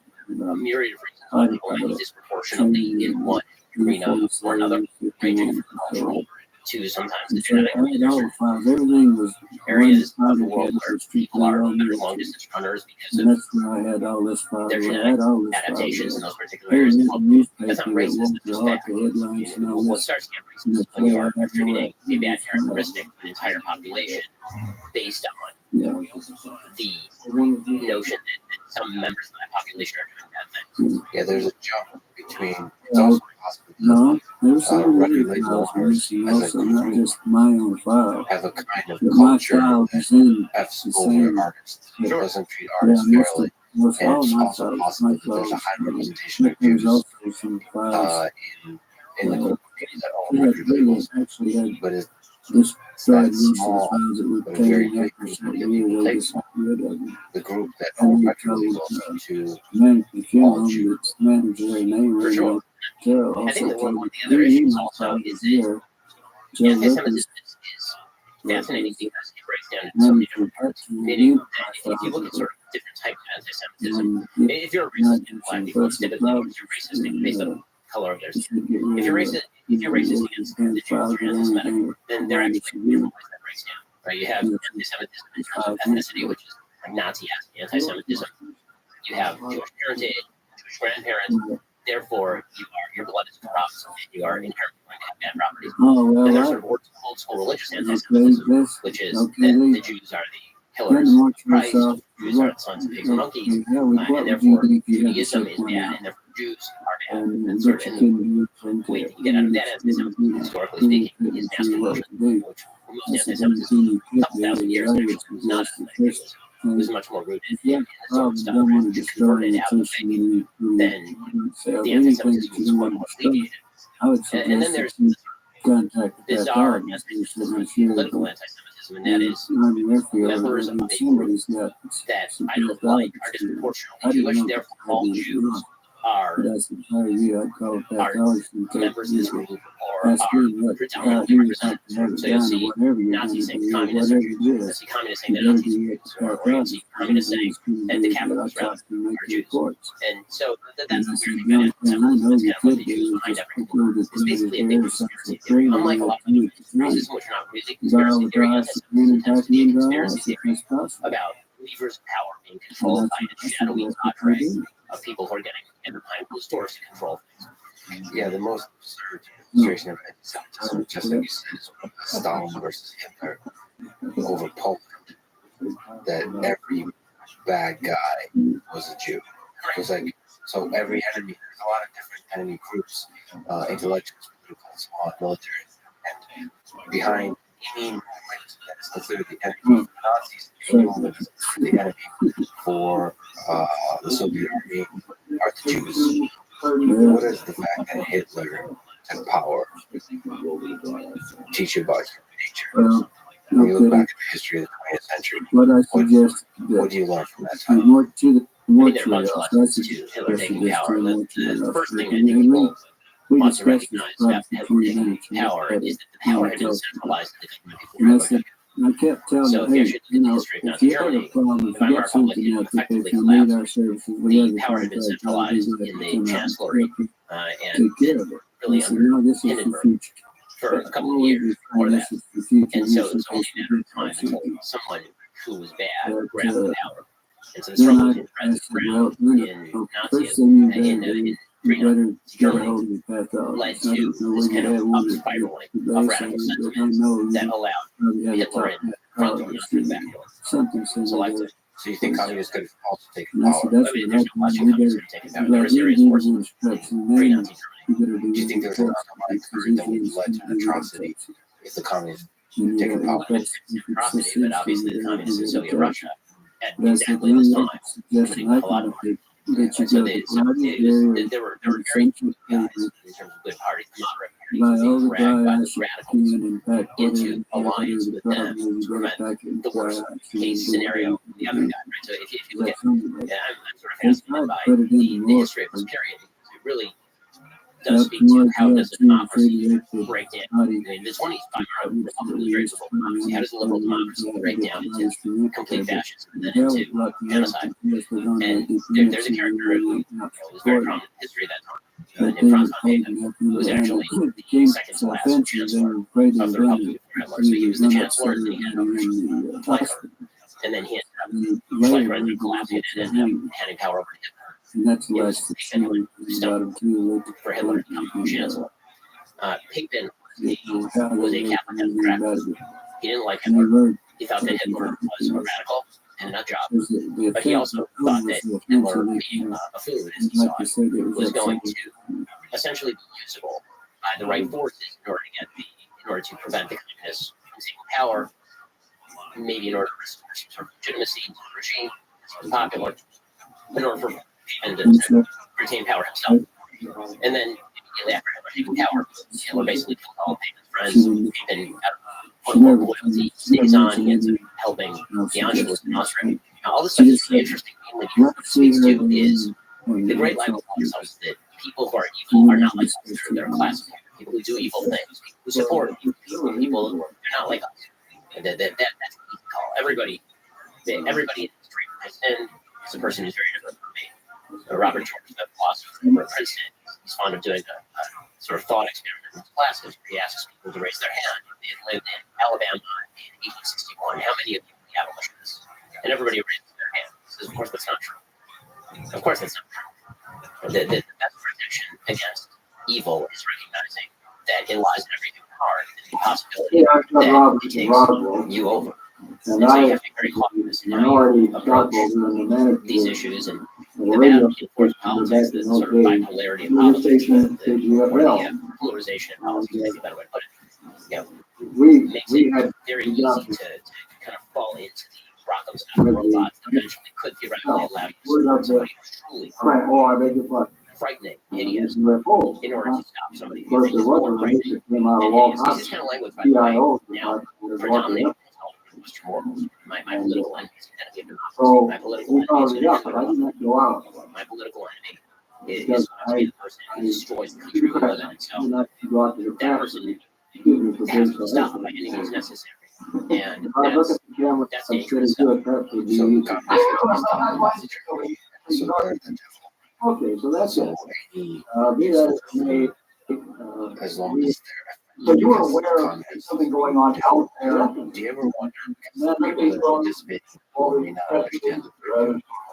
Other Do sources, you ever sit back, as a matter of fact, in the quiet of your mind and think, am I don't know whether I should say this or not, but I mean, that's so, my business partner and I, one of our favorite people is we did some there's transcription. a British comedy show that name escapes me of these two guys who are members of the SS, and they're dressed in the SS uniforms, black uniforms, skulls on them, and they're saying to each other. One says to the other guy, you notice this interview is something nice. But it's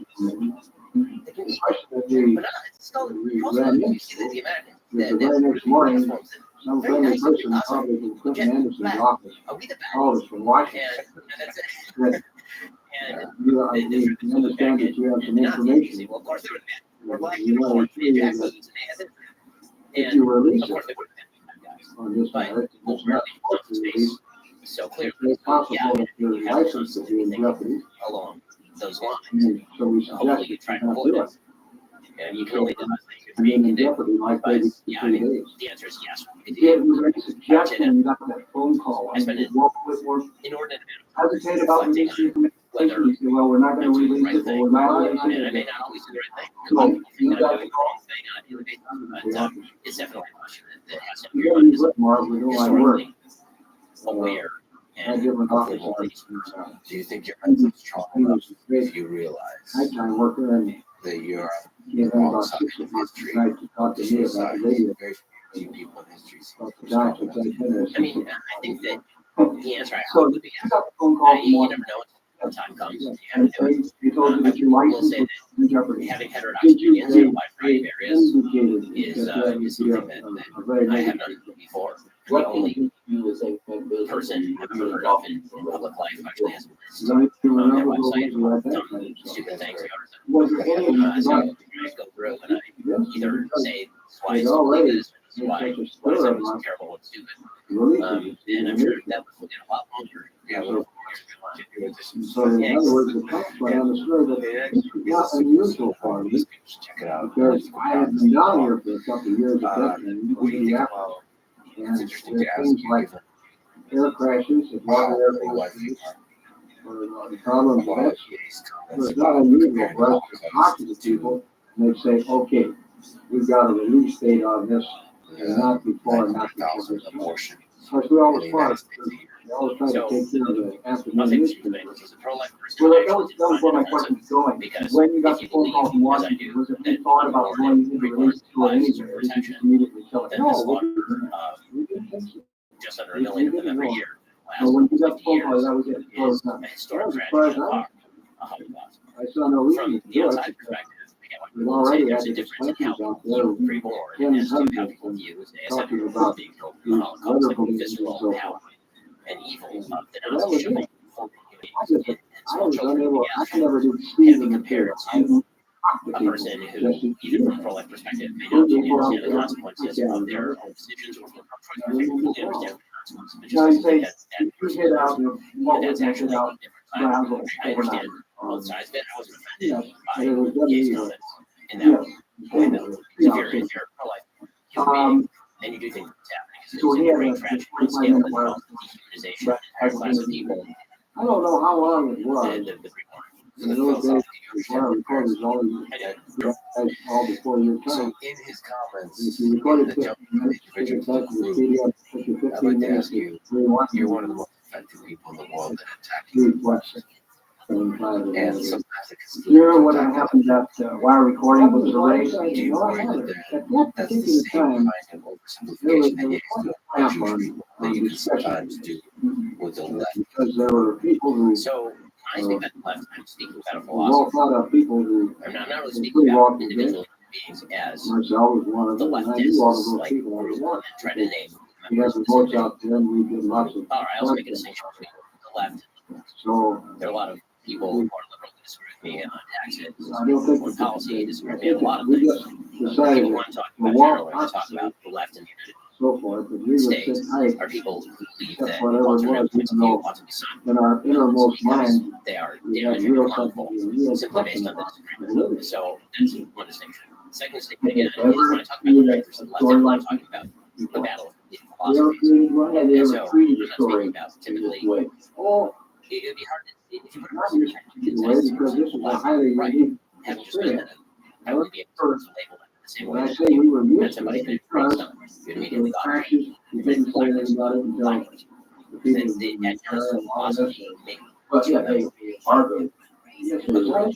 But I this think is a total. philosophy is bad. That doesn't necessarily mean you as a person are bad. That doesn't mean that your philosophy is bad. Yeah, And so there was no time for the it. philosophy versus something Didn't say I've ever been such a thing. like a race, like this, the colonies can or race See, I against just the got Jewish down here in people. It's 46 a when I different came down here thing. for the grocery. You can be a little bit more nonchalant Oh, I haven't run careless into in that. attacking a group because it's There's a ultimately lot attacking a set of when we were in ideas. the Well, I mean, it's really nonchalant and a set of ideas, and I don't know if nonchalant.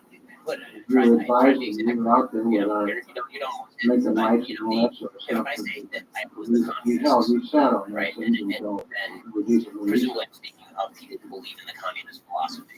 People Now, the question is whether I'm mislabeled, right? Whether I'm taking something that's not actually communist and then shoving that into communist. That'd be an And that revitalized. The dangerous thing is an Creek, expansive Colorado, group. last As week, and the opposed to guy you who got has the philosophy, university of York, you're all throwing of a sudden everybody he's a fan, and I sent him a book for more. I'm curious about because there's like a reading, you know, it's like The point is just throw something at you. I was, I think Joe Biden said MAGA. people say, Right.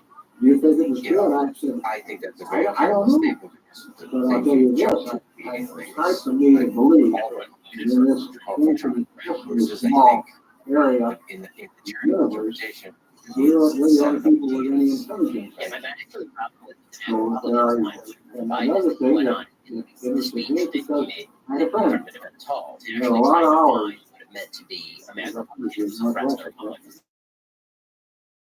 Kind of language that he was using Well, later on the speech, he actually suggested, well, you know, there are Republicans and moderate when people who agree he with said me. he saw something Well, off that the can't left be wing. the dividing This guy between who, a when MAGA he makes a Republican statement, and if you're a disbeliever or an agrees with unbeliever, you, he says, why do I fight against disagrees you?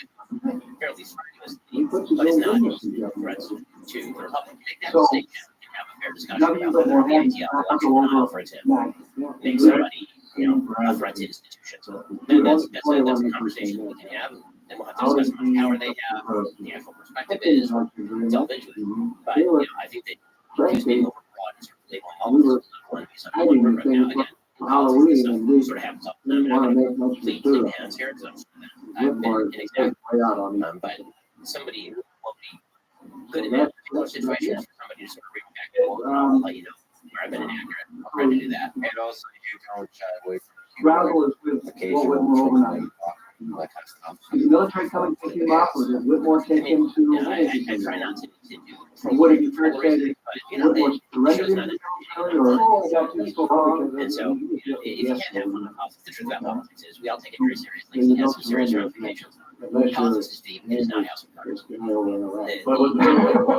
Politics is that everyone is a moron who's proven otherwise, and virtually everything is done on security rather than malice. And then you actually watch politics as a comedy and have a lot of fun with it. So I take politics seriously, but also I have the ability to sort of flip the switch on somebody else. Because it really is. If you just watch it in terms of perspective, and you put aside the fact that it affects hundreds of people, then watching President Trump being president is one of the funniest things in the world. Watching Kamala Harris be Kamala Harris, talking about how high ground for buses. I mean, that's funny. So if I can't make fun of that, then my job is pretty cool. Yeah, it's funny.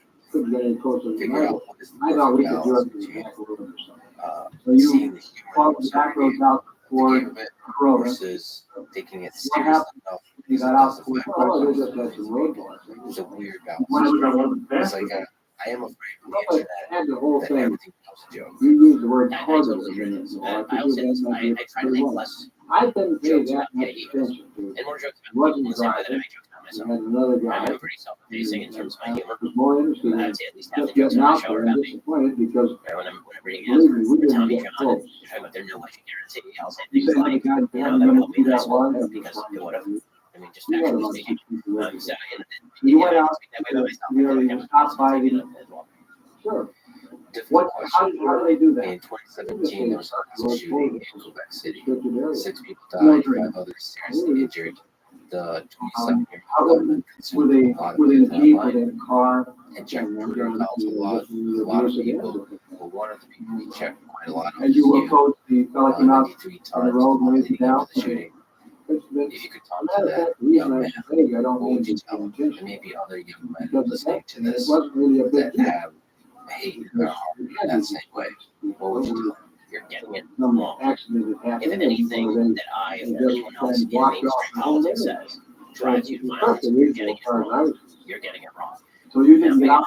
When it comes to stuff like this, I have a hard to control that I'm totally across the spectrum, and that is, I never blame people's politics for other people committing acts of violence because they're actively advocating violence. So when Bernie Sanders was on congressional-based media, that is not Bernie Sanders' fault. I may not like his rhetoric, on everything. Sanders did not tell somebody to shoot congressional-based law. When a nutcase in San Francisco, Nancy Pelosi, I'm not going to put Kevin McCarthy in the House Speaker for when being friends with Brett Kavanaugh. One of the things I'm that not I still remember going to suggest that Joe Biden's fault. This is not Joe Biden's fault. they said We can play this game was a all day sin long, and I find that that people the on a lucky intensely strike focused on playing this game are people who tend to oppose break the it. politics of the person as opposed to actually believing sincerely that this has driven somebody into the arms Tried to that burn they it. got about it. But, I have 4.7 million Twitter followers. I have It was a good 8 mystery. million Facebook followers. I have 5 million YouTube followers. I demand on some of that are people are violent. Yeah, and a lot of Some of them are them do evil things, want to do evil things. those in the And I wish that there were a way that prevent those people from deliberately, mistakenly misinterpreting things and call violence. It's just a negative byproduct of the fact that you can reach a lot of people. And so, if somebody could point me to the comment that I suppose looking back to the old days of the invasion, literally murder human games, World War. then It's tough. I would appreciate it. And the effect So I it had could, on so I could people in the East talk Coast. about the comment, but I I thought don't. that perhaps maybe this was really Mainly a because reason I not just of think that it was more than if just we remove Asians keeping the from public individuals from getting and upset. we blame broad scale So that, I mean, not even in love it, life, all of it. the people who are the And pay the people, price are actually the general population. Free speech will go away. If the people idea long is that time things I that we ran say to the could people drive like somebody who is who unbound saw to go do something evil, they had no reason to. the They had no necessary reason byproduct to is hate. give anyone Is that speech about is a form standing of on hate. time Hate to is a pick form up of and violence. watching these lights Speech is go a form back of and violence. forth. Speech needs to be heard. And that's And what is they're deeply not for the disturbing. people who So needed to do that, or Definitely, what's the nature that of man, it. that 7-year-old nasty Around the responsible state, for the evil he what did. was the general But what reaction? if he and others like him got that cases? What if Well, there are people who other pay balloons were being launched about with it. anger in their heart? What would you say to them? You are sexually influential and other people like you that speak passionately about ideas. What do you think is your opportunity to alleviate the hate? Weather balloons per se First were thing not that people that. are mentally ill and Not people that. who are just misguided. You didn't I'd buy say to that. him the thing that I said to every other young man in the country, you need to find meaning and purpose in forming connections that actually matter in a belief system that actually promotes general prosperity and promotes helping other people. This is why the message that I most commonly say to young men is it's time for you to grow up, mature, get a job, get married, have a family, take care of people around you, become a useful part of your community. I've never, at any point in my entire career, suggested violence as a resort to political issues. And the whole point of having a political conversation is a conversation. If I didn't think that we're trying to convince people of my point of view, I'm going to do it for a living. So violent. No, it doesn't. Students under him. As if this wasn't already a difficult conversation. So I Let always me ask about Elon. You've called out criticism of Israel policies as anti-Semitic. Is there a difference between criticizing obese people like the Jews and I don't criticizing know why we didn't, because the policy? that would have been the time to Of course. try Of to course, I find criticize the out. policies of Israel on a fairly regular basis. I assume from a different angle and different numbers. But yeah, I criticize the policies of a wide variety of states. And to take an example, I've criticized Israel's policy in giving control of fundamental Islamic law, effectively prevents everybody except for Muslims from praying. I've also criticized the Israeli government for their public praying. I think criticized the policies of any government. But that's not what government so government doesn't actually believe that there should be a state of Israel. She believes that Zionism is racist and that the existence of a Jewish state in Israel is, in and of itself, the great sin that a statement should make about no other people in no other land. She would not say that the French don't deserve a state for the French. She would say that Somalis deserve a state in Somalia. She would say that the Germans don't deserve a state in Germany. She would say for the 50 plus Islamic states that exist across the world, they don't serve states of their own. It is only the Jewish state that has fallen under her significant scrutiny. And she also promulgates lies about one specific state in the form of suggesting, for example, that Israel's an apartheid state, which is most eminently not, considering that the last unity government in Israel, there said when the Israelis court and all the rest. And then beyond that, obviously, she's engaged in some of the same sort of anti-Semitic tropes that you heard from Yair and stuff about. It's all about the Benjamin. It's all about Israel. It's all about the Benjamin. And she's had targeted by members of the party about this sort of stuff. Absolutely. I mean, some of the most favorite things that I've ever said in my career, I think I said very early on, when I was 17, 18, I started writing and comments at 17 and 38. So virtually all the time, many of the things, and then from the plurality of the things that I've said came from the ages that I'd say 17, 20, and they are rooted, again, sloppy thinking. After all, that was all pre-ET, and we didn't know how currently we spoke that. live under the thumb of Hamas, which is the national terrorist group, of House Israel, which is So a basically, oligarchy that steals money from all its you people really and know leaves is them a little bit of what we're in misery. Or Islamic Not Jihad, which is the an finding actual terrorist. degree coming in. The And basic then tempting rule yourself to go for out the region, in try my to view, turn back. is I'm receiving a phone call. Now, you sure to it's Clinton make Anderson's peace office? with And Israel, not they're going to all. have a state literally and if they're not, then there will be And then, and at least that's how Israel, the formula that's typically used there was one person who really happens to be factually correct. If the Palestinians put down their guns, or other peace, the Israelis put down their guns, there's no Israel. They gave you enough trouble on sitting out on the hill. I gotta ask. Make sure you weren't putting out bad information, or bad information, How do and you our know that ASCAP was out there trying to find if we were playing some of this stuff. And how to avoid letting that So we had all the of the group attack you? I mean, it's so there's some surprising things that have gone to, for example, I would say that 4 years of Twitter is all consuming Twitter is in really shape, especially the notifications button. The notifications button is just people talking about you all the time. Their own human tendency to out people talking good, that's good. They're saying that, which is a recipe for insanity. So, I know why said Twitter is making your life miserable. You need to take it off. Twitter is not like, if I want to log into Twitter, I have to go on my computer and make the conscious decision to go on to Twitter and then take a look at what's going on and fix it right. Send it to the check Twitter. When I actually generally like run up to recording my show, I'm prepping for my show later in the afternoon, for example. That doesn't affect you. have any idea what you said, what Not general particularly interest restricted is. to sort of what's being watched. I will say that I think the most important thing is you have Obviously, you would have sat down. surround yourself with a group of people who are you trust enough to make serious critiques. Did the military ever come by the But also, station you know that they have your best pick up interest. press releases Because and the things internet like is that? don't have your best interest Notifications, at the heart. They military came got back so you can't really take those make critiques sure there's seriously. nothing left behind that might. And the world is also the same thing. Right? The more successful you become, there are a lot of people tell you you're always doing the right thing. I'm very lucky. I got married before I was 40, so she's not long before I was famous, wealthy, or anything. And so she's a good sounding board. I had family that was willing to call me out on my bullshit. Talk to me about. I have friends who are able to do that. I try to have open lines of communications with people who I believe have my best interests at heart, but one of these are conditions to be friends. When you see me do something wrong, I'd like for you to talk about that so I can correct it. I don't want to leave bad impressions out there. The sad thing is, just looking at the critiques you get, I see very few critiques from people that actually want you to succeed. I mean, they're very, they're sophisticated. They're I don't know, they're cool. The critiques are just, they're just not actually No, critiques. because it was you. And that's most of Twitter. I mean, Twitter is a place to I believe smack it back. I mean, that's anybody who uses Twitter for Well, intellectual conversation, I think it's an engaging category. Or I use it as friendly. I think it's you would know what else I've read. what do you think about what do you like? Where you hold that from? What would you like to see? So you weren't that concerned if the military came in and I mean, I think that you not release the you story. want to see That the more sort of thing transparent happened on a what has regular taken place up basis. until now.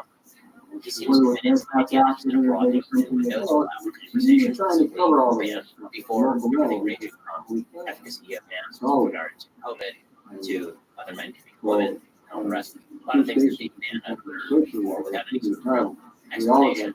It seems like he's dedicated to at least explaining what the standards are going to be and being broader and allowing a variety of perspectives on the outlook, which I think is wonderful. I think that's also why people are freaking out. But for this one, They kind of completely national teeth and where the stats often by somebody that's legacy media. I think a lot of that is because whatever they were gonna, Twitter essentially was an oligarchy in which certain perspectives were allowed and certain perspectives just were not. whatever they were going to And report. that was part of the broader social media imposed oligarchy in the aftermath of 2017. For, just to really understand what it means for Elon to take over Twitter. I think that we have to take a look at sort of the history of media in the United States and its reliance. The United States media for most of its existence up until the 1990s, at least from the 1930s until the 1990s, virtually all media was 3 major television networks, a couple major newspapers, and wire services. Every local newspapers and wire services that basically did all policy, all the national policy, McClatchy, Reuters, AP, etc.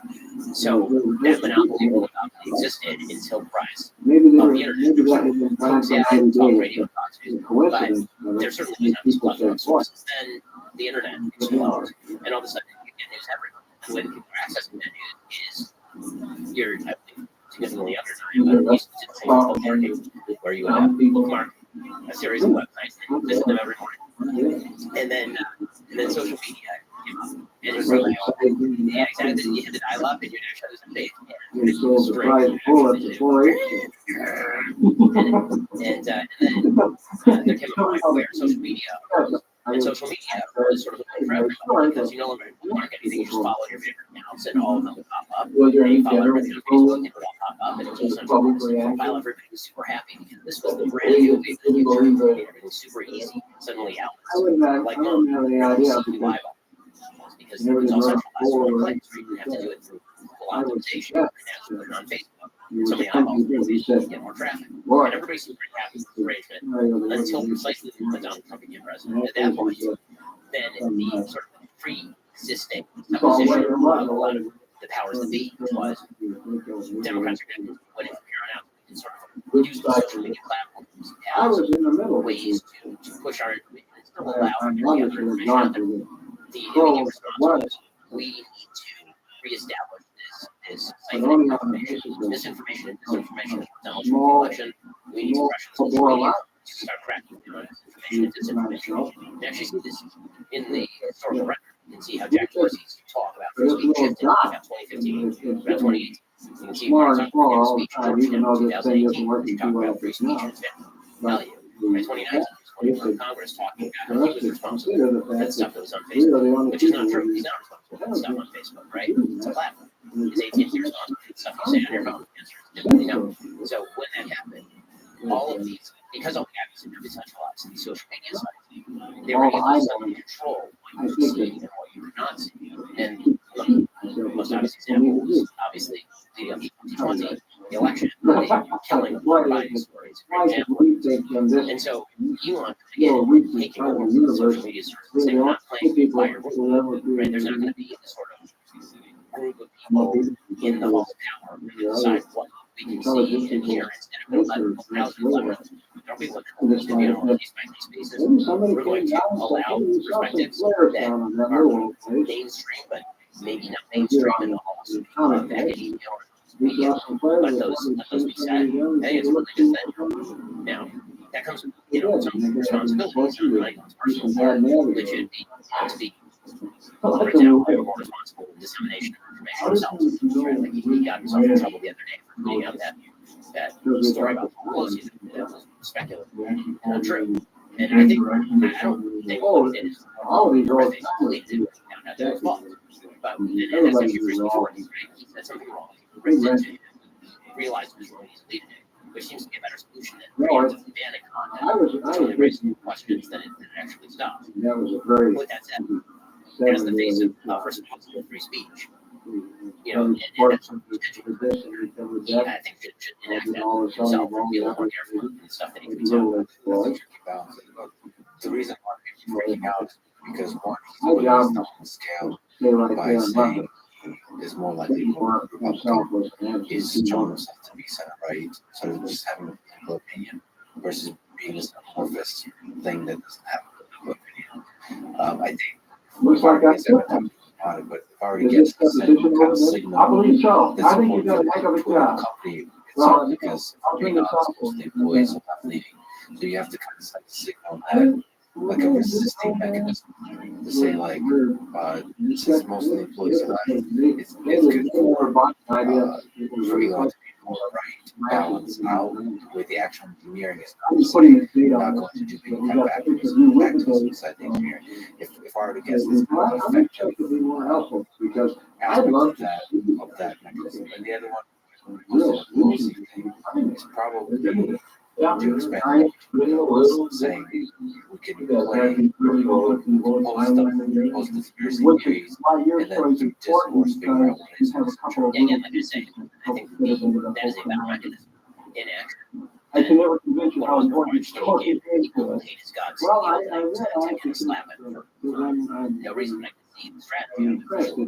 And I think that the general idea that kind of pushing right and push left before, I think that there is actually unilateral polarization right now, almost exclusively on social media, in which one side basically is the solution to disinformation is to shut down free speech from the other side. other and side working is liable in basically Mexico. like me are saying. Oh, yeah, it's April 27th. It says right there on the official thing. Also being able And to then put out off. stuff that I disagree with, and for there to be anyone who's sort of in charge of And social so, media platforms and using so, them as editorial sites. And if the you were saying you left and then Bible, right away, hey, it's he was a fine. I neighbor, run a community site. and Put up he lived out near his opinions ranch, on a and wide he's variety on of his issues night from porch. your side. If you pitch yourself as a platform, that's Okay. a different thing. Pitch yourself as the town square, as you want to call it. Then I think you have a better idea of that. Many of the companies do, especially if you have that report from the intercept suggesting that they're looking from DHS to monitor disinformation, being rather vague You were about part of the disinformation. Yeah, I'm objective as a place No, in what's a daily engineering company that's building a platform. that range belongs Like the people inside the company should not be putting up the scale. What is You it? met Should create a how mechanism long for people to decide what before is and do 147? you think Trump should have been we moved there in should his 1939. account His account should be restored. I This is had coming from somebody three who really small dislikes children. the enormous number of Donald Trump's ways. Again, he's a very Can we help you out with anything political there? person. Yes, back on that. I We're don't talking think about that he should that be banned battle. from Well, we Twitter or moved there Facebook in for 39, naked and fascism. I have my By the way, I youngest have child, that opinion about people who think I'm far worse than Donald Trump. and I didn't get around to moving. Everyone knows I'm an Alex Jones guy. I don't like Alex Jones and Alex Jones. I do that because I think that there are plenty of people who are willing to say that what he's saying is wrong. I'm not a big fan of ideas that people I disagree with and people who personally disagree with. Alex Jones has been some things about me personally. You're very friendly. It turns out, yeah, all I consider on my show, he says some other stuff about the Antichrist, but that's a different thing. Even so, no, I'm just not a big fan of this idea. Like, I defended people who are really going after me on a personal level, targeted me. That the town square, banning people from the town square is unprecedented. Unless you violated a criminal statute, you should not be unperson in American society as a general. That doesn't mean that companies are not don't have the ability to respond to you. Adidas is right to You're of course aware of the events that took place in July of 47. Now you have no personal knowledge of what happened. You didn't see anything. You didn't watch the crash site or anything like that. No, I think that was you fight we bad were speech on the curve off the main line that went from the Foster Ranch to so if Columbus. Alex Jones and Trump was a lot back in coming months and years into the 2024 election, you think that's going to make for a better world? I think that on the principle, people should be allowed to do this. The alternative would be a group of thought bosses who knows what we can do and see. So I think in the short term, it's going to be a lot of things that I like very much. Sure. That's the cost of doing business. Like, I think that one of the costs of freedom is people doing things that I don't think would like. And I would prefer the freedom with all the stuff I don't like than not the freedom. Let me look you and a lot of people are pretty sneaky Twitter, sometimes point them off derision. If I were to say bad faith in the kind of mockery, and you see it as a warning, I disagree with you this Elon sees Twitter supports out, or at least saw that in the past. Have you ever as a voice that a lot of people come to, that if Ben Shapiro becomes a little more about love, that's going to inspire a lot of people. Or no, it's just too fun for you. The answer is yes. Let's put it this way: there are a lot of things that I should know about that I delete. I was saying this function, and 30-second function is a friend of mine. Every so often, I'll do something, I'll think about it. I'm like, do I need to think about it? Can you make a book? After you pass away, Nobody's interested in you. But yeah, the answer is yes. It's a good piece of what we call in Orthodox Judaism. This is like a right now. This is like I basically come to the house and find it. It's terrible. Yeah, I will say that You came in and you said, boy, that is something. You know, I had to get at least it's if not a even house. handed, then So you thought equal opportunity in my direction. Yes. And I remember that during the 2016 It was primaries, 2 or 3 days I was after rather that. snarky to piece out virtually all of the candidates, Republican and Democrat. And, Every so often I'll still do he didn't some of see that. the light. I do think anything that is No, that's really I country. think you go back a couple of years and And the clouds were hanging today low. I'm trying to use it a little bit more in terms of strategy to get out information. So, Now, that doesn't mean I'm you, going to make jokes Lyman, about, nobody for went over to example, Mac to see the. Joe Biden. I will make sure it's not Joe Biden. Mac He's the went president of the United States. Nobody else wants him. So the entire committee has decided to actually work for him. So if the president I just go back there with him, I guess everybody knew it. yes, Mac and thought it President Trump, was I think, is weather fairly balloon or some sort of an I'm not experiment. going to stop, but I think the president Glad to be the guy from the favor of bringing the people. I've done it before. That's actually attitude you have.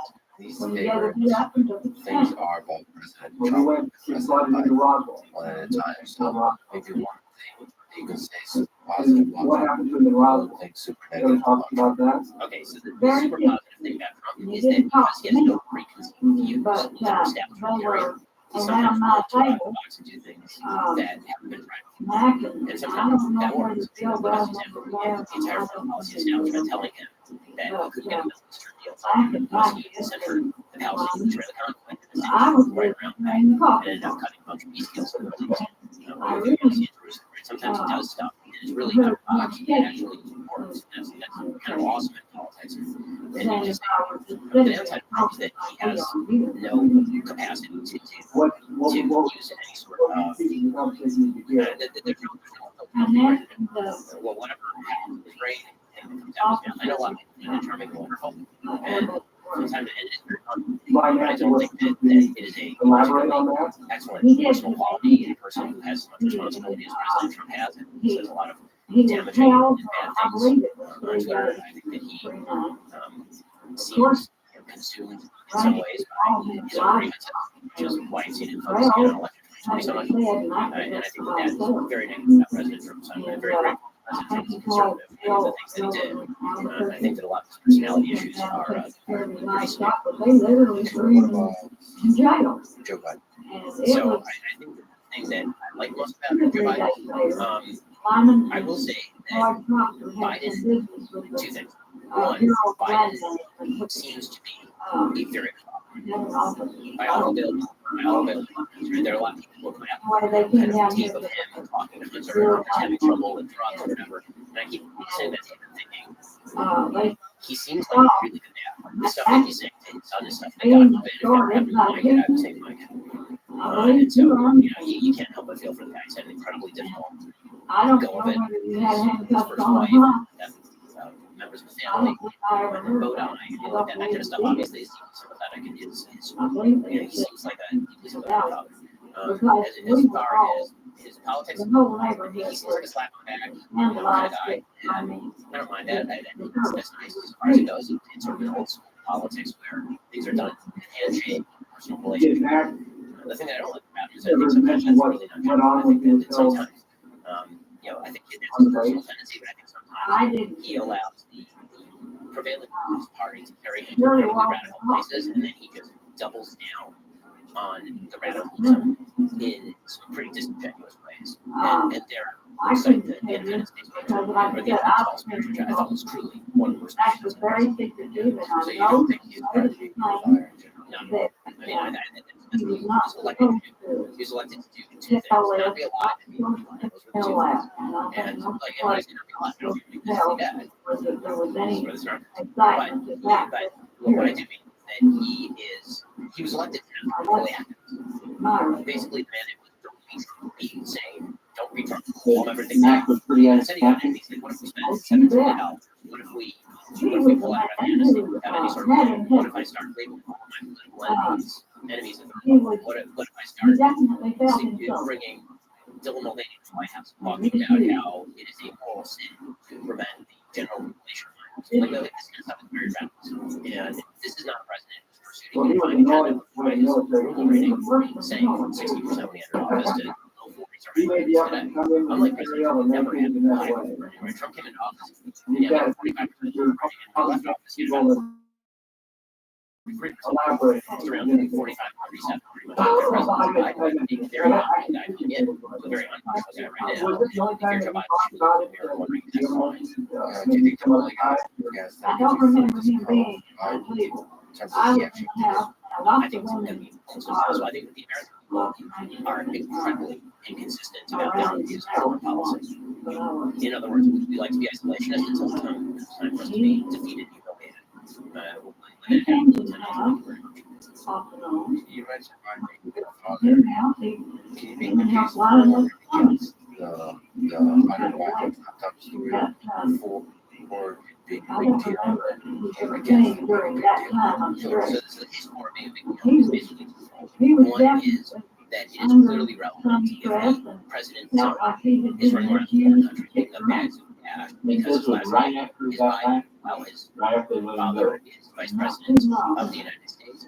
And it raises questions as to influence peddling for either the vice president or the former vice president using political connections. Did he make any money? Was the big guy, right? All these open questions that obviously there are the questions to be asked. And then the secondary reason the story is big is the reaction. Banning the story is a major story. If there's any story that implicates the presidential candidate in the last election, and there's a media blackout, including social media blackout, then obviously there's some very serious questions about informational dissemination in the United States. No matter how big of a deal the story is, there's such a tiny relevance. When there's a coordinated blackout, that's a serious major problem. So those are the two reasons why we would get into it. The two reasons, the reason is if it turns out, and we don't see it, but let's say that Hunter Biden was basically off on his own. He wasn't just doing being an intellect, drug addict, and his did nothing to show was telling the truth. But the problem is we never actually got those questions answered. So if it turned out to be a nothing story, the nice thing about the stories that turn out to be nothing is that after they turn out to be nothing, the biggest problem with this story is that it wasn't allowed to take the normal life cycle of the story, which is the original story, right? Follow-on questions are asked, follow-on questions are answered. The story is either now a big story or nothing. One, the life cycle of the story is greater than your ending, or then that allows you to speculate. And anyone can speculate. It's nothing. It's nonsense. It's Russian. It's a Russian laptop. It's disinformation. Or on the other hand, Joe Biden was personally calling Hunter and telling him to pick up a stacking cash over in Beijing, and the president was influenced. So this is why it's important to allow the stories to be told. So this is why actually the bigger story at the moment is not the laptop. It's the reaction to the laptop. To cut off that life cycle of the story. And then, at some point, I would assume that there will be some follow-on questions that are actually answered. The House is pledging if it goes Republican to investigate all this.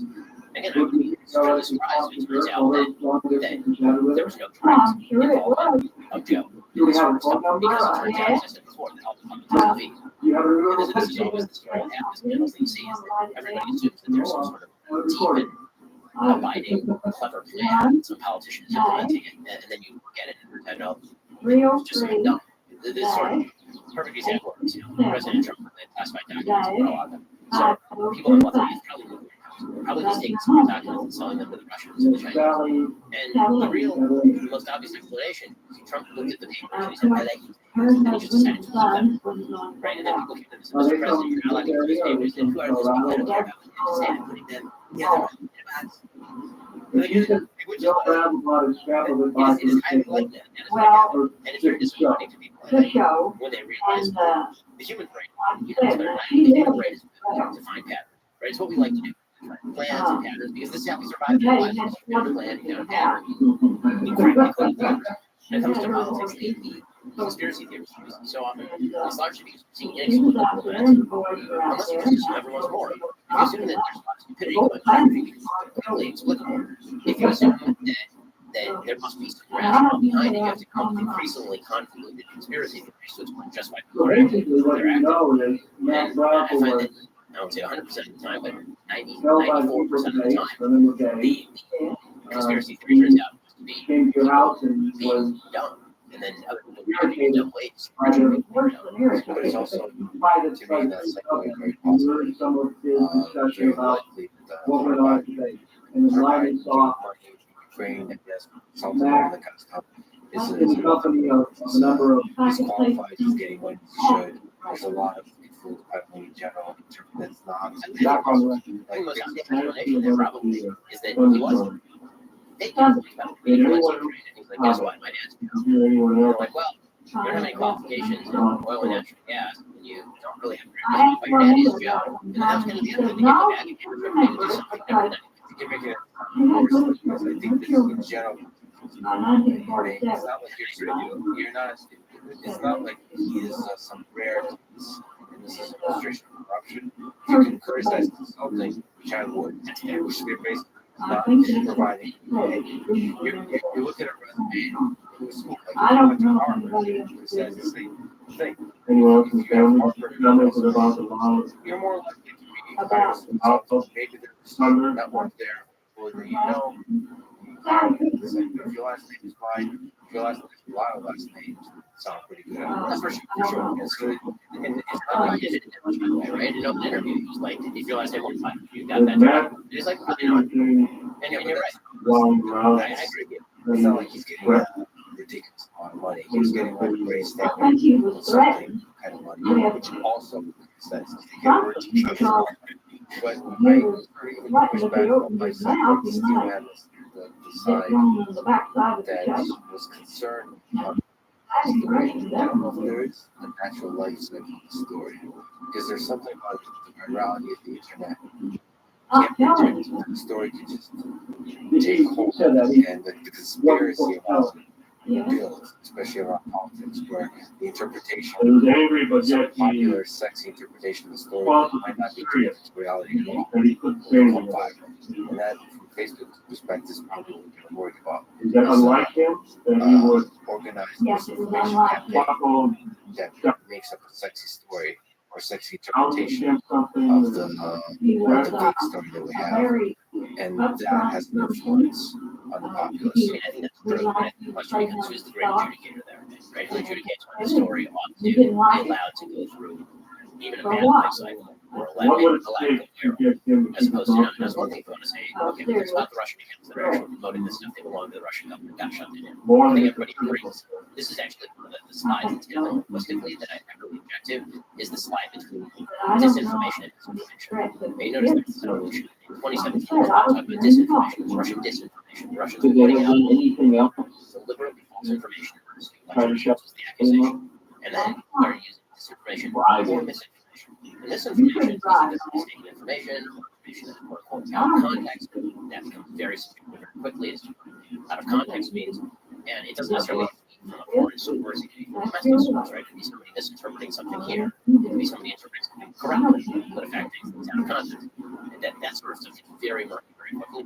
And so I'm deeply uncomfortable with the idea that Facebook and Zuckerberg was on with Rogan and talking about how the FBI had basically set look out for Russian interference in the election. And then all of these people were out there saying, laptop was Russian disinformation, so he basically shut it down. That sort of stuff is frightening, especially because it wasn't Russian disinformation, the laptop was real. And so the fact that you have seemed to, it seems as though, this is wrong. It seems as though when a story gets preemptively like this, it's usually a story that negatively affects one side. I can't remember the last time there was a story on the right that was disinformation or misinformation, where social media stepped in and they went, we cannot have this, it cannot be distributed. We want to all continuous this information is not distributed. Maybe in response to distributing the policy gets taken down. But what made that thing so amazing is that it wasn't even in response to anything. Like the story got posted, no actual Dallas Express as to verify the supposition that had to be on this, and everybody jumped in. So I think that confirmed a lot of the conspiracy theories people have about social media now. Yeah, so if the reason you want to slow down the virus thing and all the partisanship, what did a hand get? Like you should be very honest with yourself and ask yourself that question.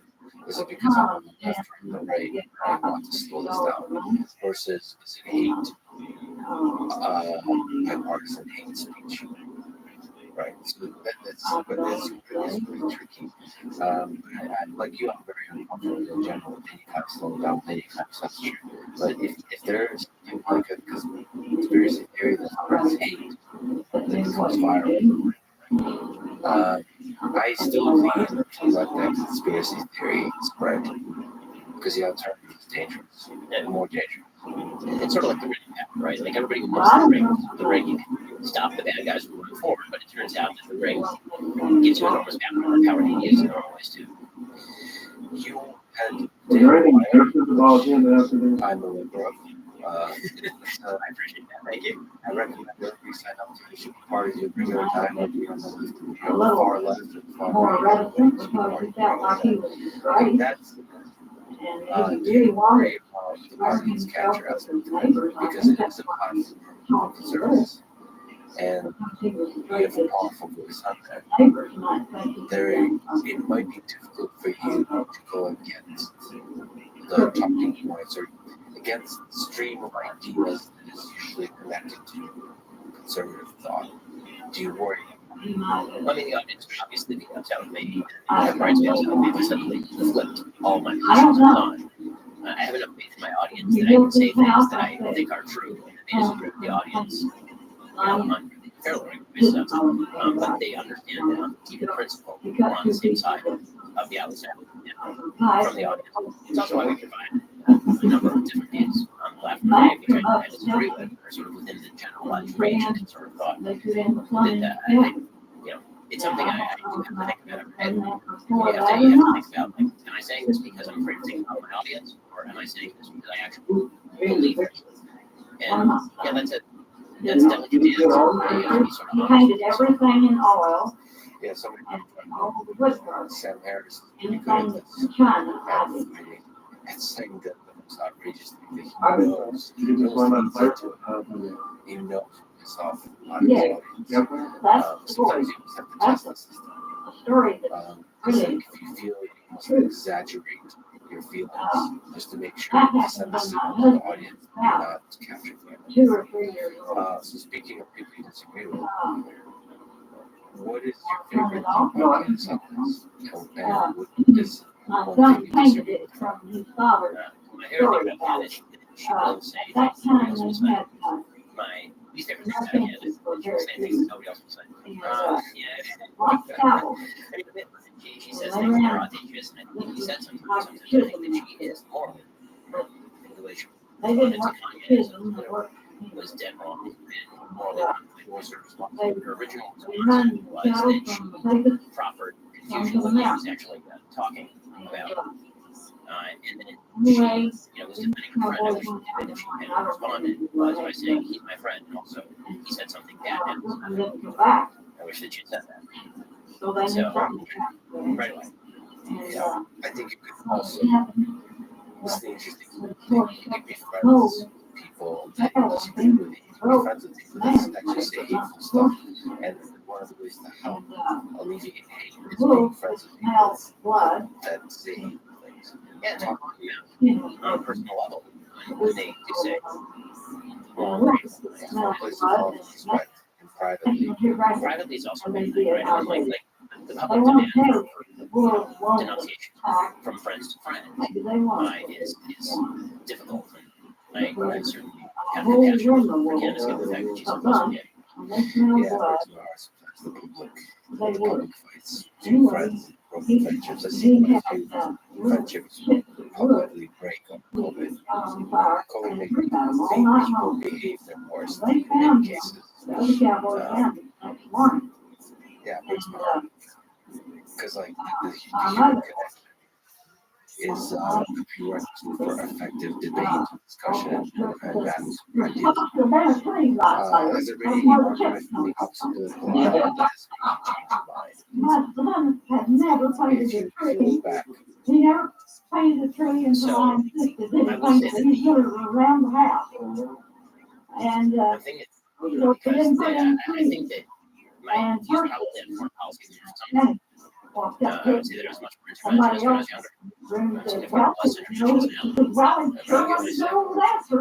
sure, I was a big fan of the problem. I think now in retrospect, I might not be a fan of the problem in the same situation arose again.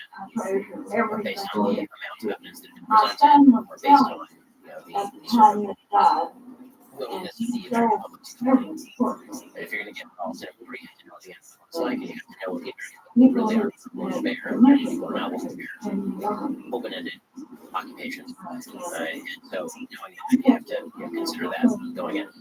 So, on foreign policy, I've become a lot more almost Henry Kissinger realist in some ways. And when it comes to social policy, I would say that I'm fairly strong with where I was. I may have become slightly convinced actually by the more conservative side of the aisle on things like drug legalization. When I was younger, I was much more pro-drug legalization than I am now, at least on the local level. On the federal level, I think the federal government can't really do much other than close the doors to fentanyl trafficking, for example. But when it comes to have drugs in local communities, you can see how drugs in local communities pretty easily.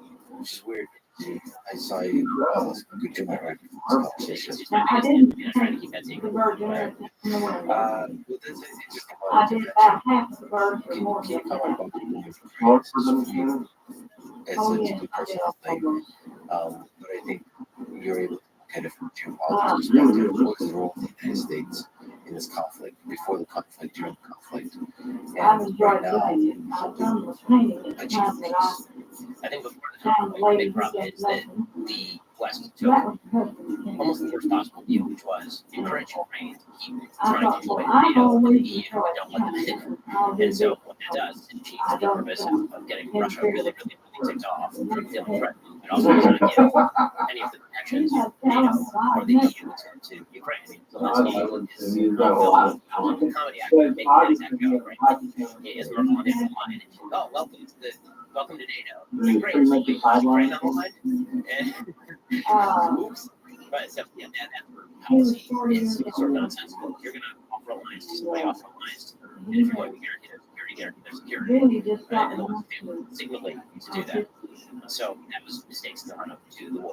Once the war began, then the responsibility began to give Ukraine as much material as necessary to repel the invasion. And the West did well with that. They involved the United States, Europe led the way, the United States did there. But in terms of effectuating American interests in the region, which being Americans deeply concerned about, the American interests were several. One is preserve. Two is degrade the Russian aggressive military, because Russia's military is aggressive, and they are geopolitical rival to the United States. Three, recalibrate the European balance with China. Europe was sort of balancing with Russia and China, and then because of the war, they sort of rebalanced away from China and Russia, which is a real geostrategic opportunity for the United States. It seemed like most of these goals have already been achieved at this point for the United States. So then the question becomes, what's the offer here, and what is the thing you're trying to prevent? What's the best opportunity? What's the best case scenario? What's the worst case scenario? If you don't mind, I'd like to The best case scenario is Ukraine forces Russia entirely out of Ukraine, because the best case scenario, virtually no one thinks that's accomplishable, including the United States. Right? The White House basically said as much. It's still close to managing Crimea. The Russians being forced out of Crimea. The Ukrainians have been successful in pushing the Russians out of certain parts of Luhansk and Donetsk, but they did push the entire Russian army completely back to the Russian borders. That would be at best a very, very long swap in the middle of a collapsing Ukrainian economy, which is the point that Zelensky has made. It's like it's not enough for you guys military and needing economic aid as well. So it's a pretty open-ended sort of thing. If that does momentarily happen, including Crimea, do you think there's a world in which Vladimir would be able to convince the Russian people that this was a good conclusion? Right. So the problem is that the best case scenario might also be the worst case scenario. Meaning that there are a couple of scenarios that are the worst case scenario. This is sort of the house of the situation. One is that it feels so oxygen, so unable to back and say we just wasted tens of thousands of lives here for no reason, that he unleashed a tactical nuclear weapon battlefield. Nobody knows what happens after that. So we put NATO planes in the air to take out Russian assets, to start shooting down planes, Just Russia then threatens to escalate even further by attacking the actual NATO civilian center, or even Ukrainian center with nuclear weapons. Where it goes from there, nobody knows. Nuclear weapons have been used since 1945. So that is the worst case scenario. It's an unpredictable scenario that can evolve into really significant problems. The other worst case scenario could be a best case scenario, could be a worst case scenario, is Putin falls. What happens after that? Who takes over? Is that person more threatened than Putin? Is that person demoralized? Probably won't be public. If he's going to be ousted, probably somebody who's a top member of the grass right now and has capacity to the military. Or it's possible the entire regime breaks down. You end up with Syria and Russia, right, where you just have entirely out of control region, no centralized power, which is also a disaster area. And so, in the nature of risk mitigation, sort of intent risk mitigation, what actually should be happening right now is some off-ramp has to offer to Putin. The off-ramp likely is going to be maintaining Crimea and parts of Luhansk and Donetsk. It's probably going to be a commitment by Ukraine to join NATO formally, but a guarantee by the West to defend Ukraine in case of an invasion of course again by Russia, the national treaty obligation, not the BS treaty obligation when Ukraine gave weapons in the 90s. And that is likely how this is going to have to go. The problem is that requires political courage, not from Zelensky, it requires courage, probably Biden, because the only Zelensky's not in a position where he can go back to some people who made unbelievable sacrifices on behalf of their nation for freedom and say to them, guys, now I'm calling you guys, we're going to have people has an escalated in offer. I don't think it's an acceptable answer. Ukrainians at this point in time, from the polling data and from the available data we have on the ground, it's going to actually take Biden fighting being bad in saying to Zelensky, we've made a commitment material aid. We're offering you all these things, including essentially a defense pack. We're offering you all this stuff. If you don't come to the table, then we're going to have to start moving you like there will have to be a stick there, there should be a carrot. And so that will allow Zelensky, if I want to do that, it will allow Zelensky to play Biden, which everybody knows has to happen. Zelensky will go back to his own people and he can say, listen, this is the way it has to go. I don't want to go this way. But it's not mine. I'm signing other people's checks, right? Like it's not my money. And Biden will take the head because he wouldn't then be able to blame Ukraine for whatever happens next, which is really easy to throw off a lot of politicians in the West is for them to just say, well, it's up to the Ukrainians to decide, it's up to the Ukrainians to decide. Well, is it totally up to the Ukrainians to decide? Because it seems like the West is signing off a lot of checks and all here was reasons. So, This thing holds a great leadership. That's why the people elect this report. Do you think there's always just one-on-one conversation? Biden sits down, so it's more Biden sits down as a person. Because maybe I'm criticizing, but having done this podcast in person, I think there's something about it different than people who are and also like a distant kind of recorded polling type speak versus like that. So I'm different than outplays people in one-on-one scenarios. He's done it to multiple presidents already. He has one-on-one scenarios with Obama, Biden, and he seems to be very canny operator, very hard-nosed operator in those situations.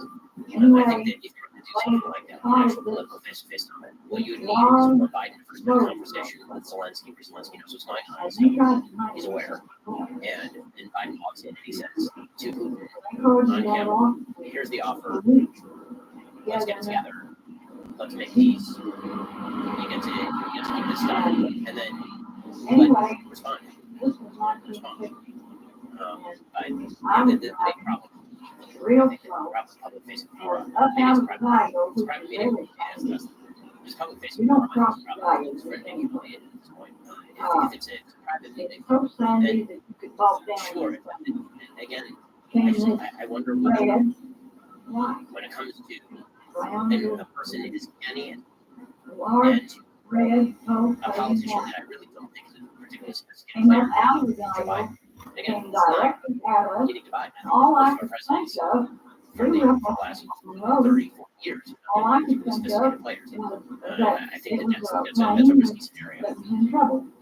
Yeah, I still believe in power because otherwise, I don't know.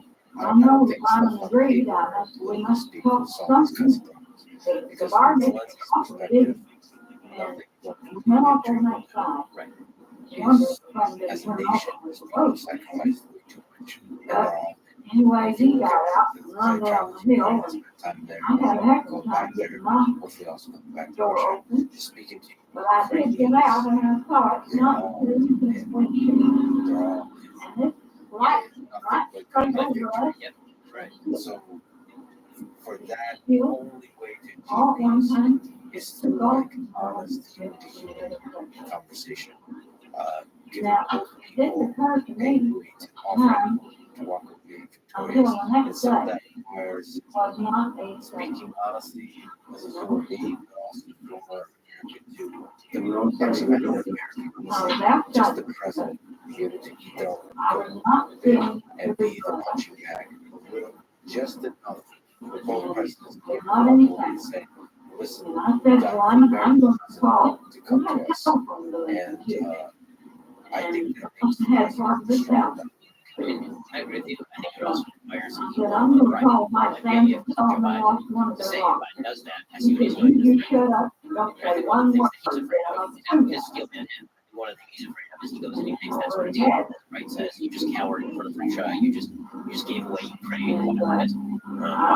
But it's going to require some right to say that that move is the right move, and then I'll buy it. But I would like to ask you all, is there any theory, anybody have a theory that this is the right thing? I mean, like we to the facts of the matter send the and searchlight. using logic to get Searchlight to doesn't a make the same. in the debate. You throw a Never baseball worry through that the air, this power, makes the sound. talk about And I can't help this but power think you that were it given has corrupted appears to me you and your ability to this see what's thing likely to pursue was versus just winning debates. I hope not. I mean, so I think not one of the things that's kind of funny about branding or reality is that most of the things that get characterized as destroying in debates, facts and logic, most of those things are basically we have a conversation with somebody on a college campus. It actually is a really debate where we sit there and critique each other's positions, or it's not insulting anybody. A lot of them are very viral, making an argument and then not being like an amazing counter argument. Many of the debates that I've held have been extremely cordial. Take an example, many years ago, I was in a very cordial, it was very nice. That's sort of the way that I like to debate. My rule when it comes to debate and or discussion is that my opponent actually is prepared. So if it's going to be a debate of ideas, it's going to discuss, critique, and clarify, then we can do that. If somebody comes prepared, then I will respond and comment. Because one of the big problems, I think, sort of the debate/discussion sphere is very often misdiagnosis of what exactly is going on. People who think that a discussion is a debate, and vice versa, and that can be a real problem. And there are people who What shade of red? treat what ought to be a discussion as, for example, an exercise performance art. And so what that is bugging, trolling, or saying trolly things, or just get to the like that's something I actually don't believe. If you actually walk and talk to people that don't actually the trolling thing is solely relegated to Twitter and meeting. When it comes to actually meeting people, that it sounds actually involved right now. The person may be taking just an obvious position. And so that's fine. Usually half the debate discussion is you just ask for clarification in terms. Well, what exactly do you mean by this? So I can drill down on where the actual story may lie. Some of the time you think they're disagreeing, they're actually not disagreeing. Really, when I'm talking with an experience, and she's talking about government and power, well, you sound like people, you're not on the same page. That sort of stuff does tend to happen a lot in discussion. I think that when discussion gets turned to debate, it's a problem. When debate gets turned to discussion, it's even more problematic because debate is Conversations often good faith. You're actually by the other side. You're actually listening. You're considering the other side. The times when they say that you stories, it's usually just like you said, the other side is controlling. Because they, I mean, the people that do criticize you, Really, we don't know. For that, First, people that usually get destroyed, and they're usually less sophisticated in any kind of degree as to being able to use logic and facts. And it's totally fine with it. People want to criticize me for being on college campuses where a lot of political conversation can happen right and left. That's fine. I mean, I've had lots of conversations with people on the other side of the aisle too. I've done podcasts with Tim Harris, we've talked about atheism. I've done debates and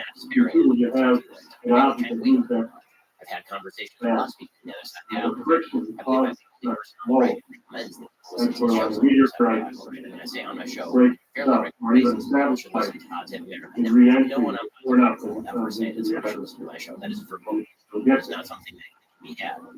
And it's one of the strangenesses of our politics. It's what I've called the happy birthday problem. Because I have a lot of friends who are Republicans, and on my birthday, they'll send me a text message, happy birthday, never happy birthday, unless they acknowledge the important and then this can't be allowed. So it's especially many people who are on the other side of the aisle. A lot of them, they're ranging from Hollywood, Jason Plum, very warm to Sam, to a lot of people forward. And if you're going to do a special with Rokana, California conversation, very nice guy. Like, that kind of stuff is fun and interesting. But I think that the easy way out that don't like is if you get the clip, 2-minute clip, 15 seconds or something, it's going to be the next viral, which is or to say, well, do you really you're only talking. I mean, I talk about that. That's just not you lost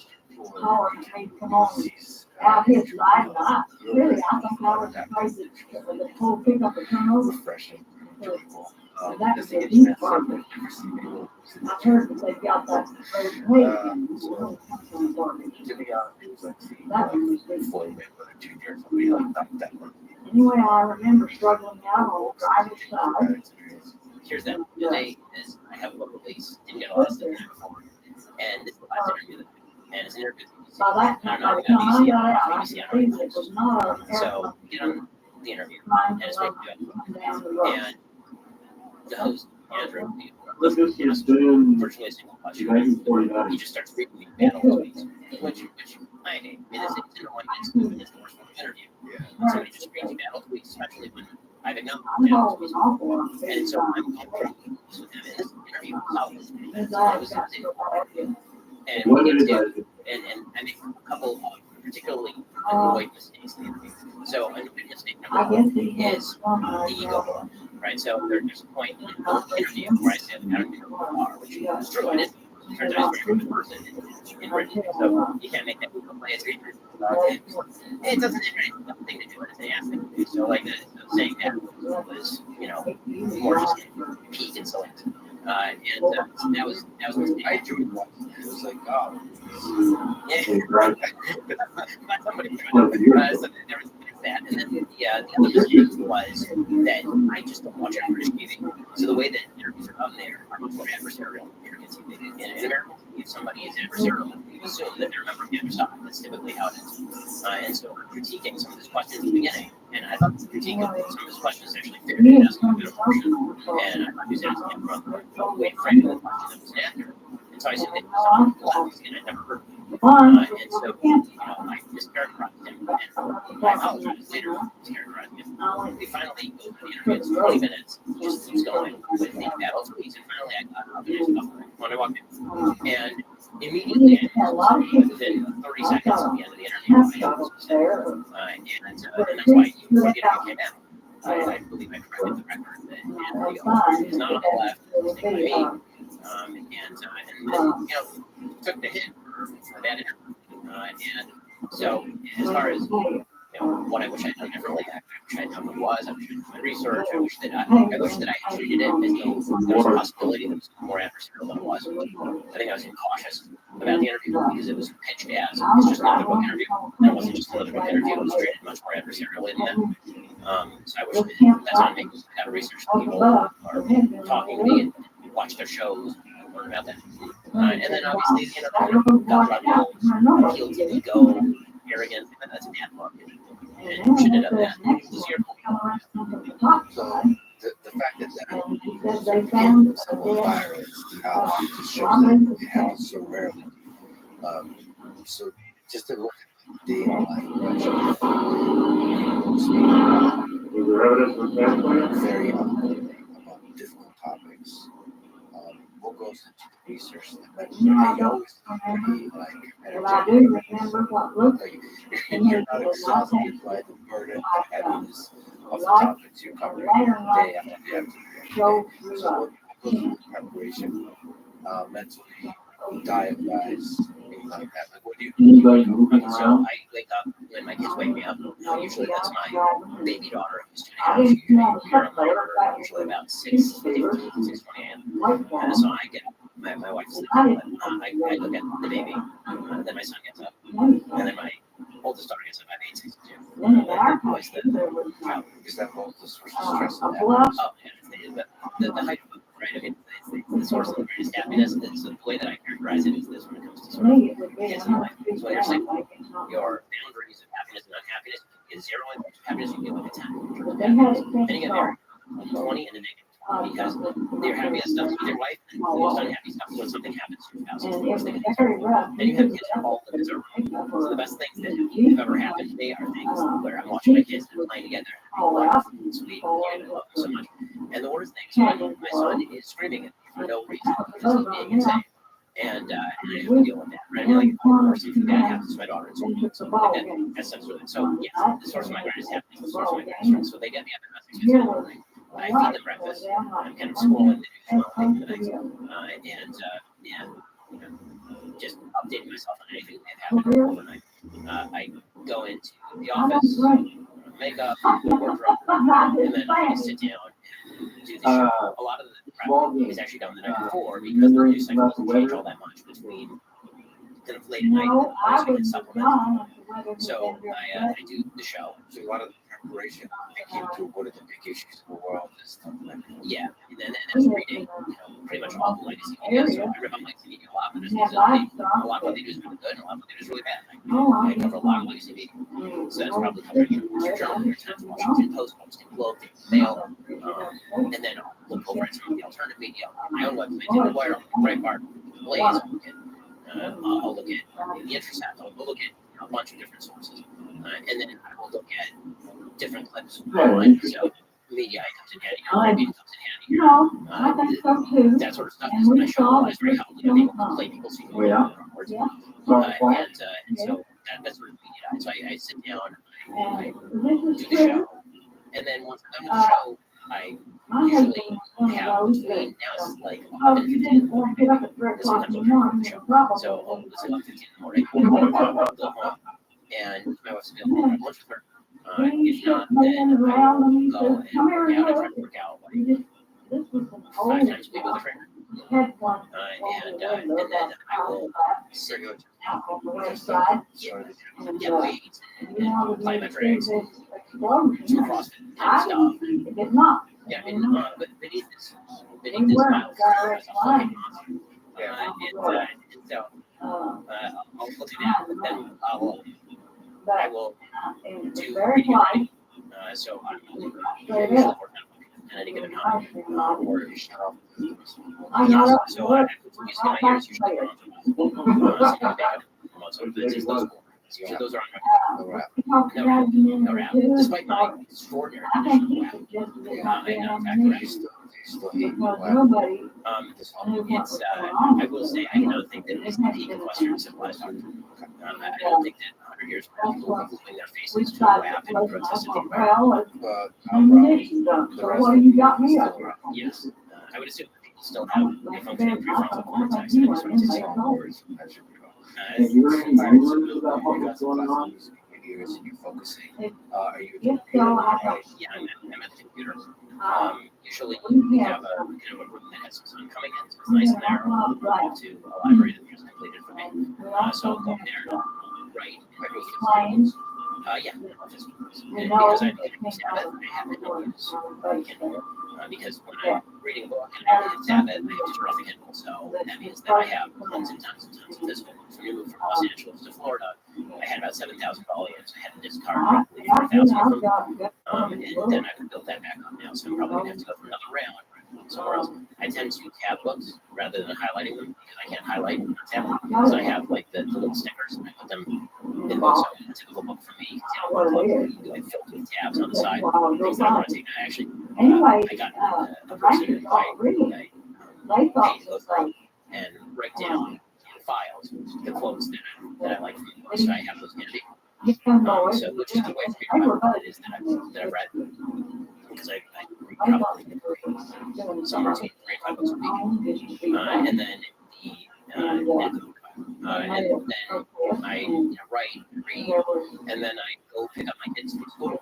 So because I have no job, I'm there at from school. I pick them up from school. I hang out with them until they go to bed, which is usually 7:30 or so. So I'm helping with their homework, playing with them, taking them on rides in the branded Tesla, which my son is obsessed with. And then I put them to bed, and then I sit back down and I prep for the next day. Previous what I was talking about, come out and schedule for what I want the show to look like and run the show. And it's very detail oriented. Don't write anything for me. I write my own stuff. Stuff really that comes out of my mouth is my fault. And then,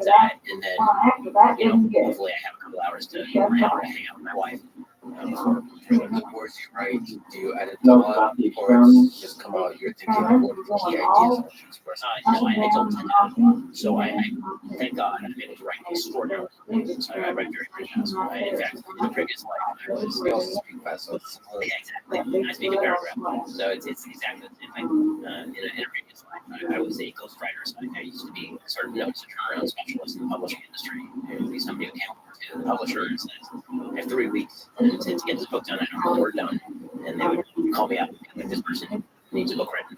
And so in 3 weeks, I knocked out 60,000 words or something. Is there something you can say to the process that you follow to think, like how you think about ideas, how stuff is going on in the world, and trying to understand what is happening, what are the explanations, what are the forces behind this? Do you have a process, or you just wait for the news to give you the interpretation of it? I mean, I think that I don't think it's a formal process, but because I read, so there's one is sometimes, sometimes the daily grind of the news is going to refer back to core principles that are broader. So I thank God because I've read so much on so many different things of a lot of different views. Then if something breaks, if a piece of news breaks, I can immediately sort of channel that into the mental Rolodex.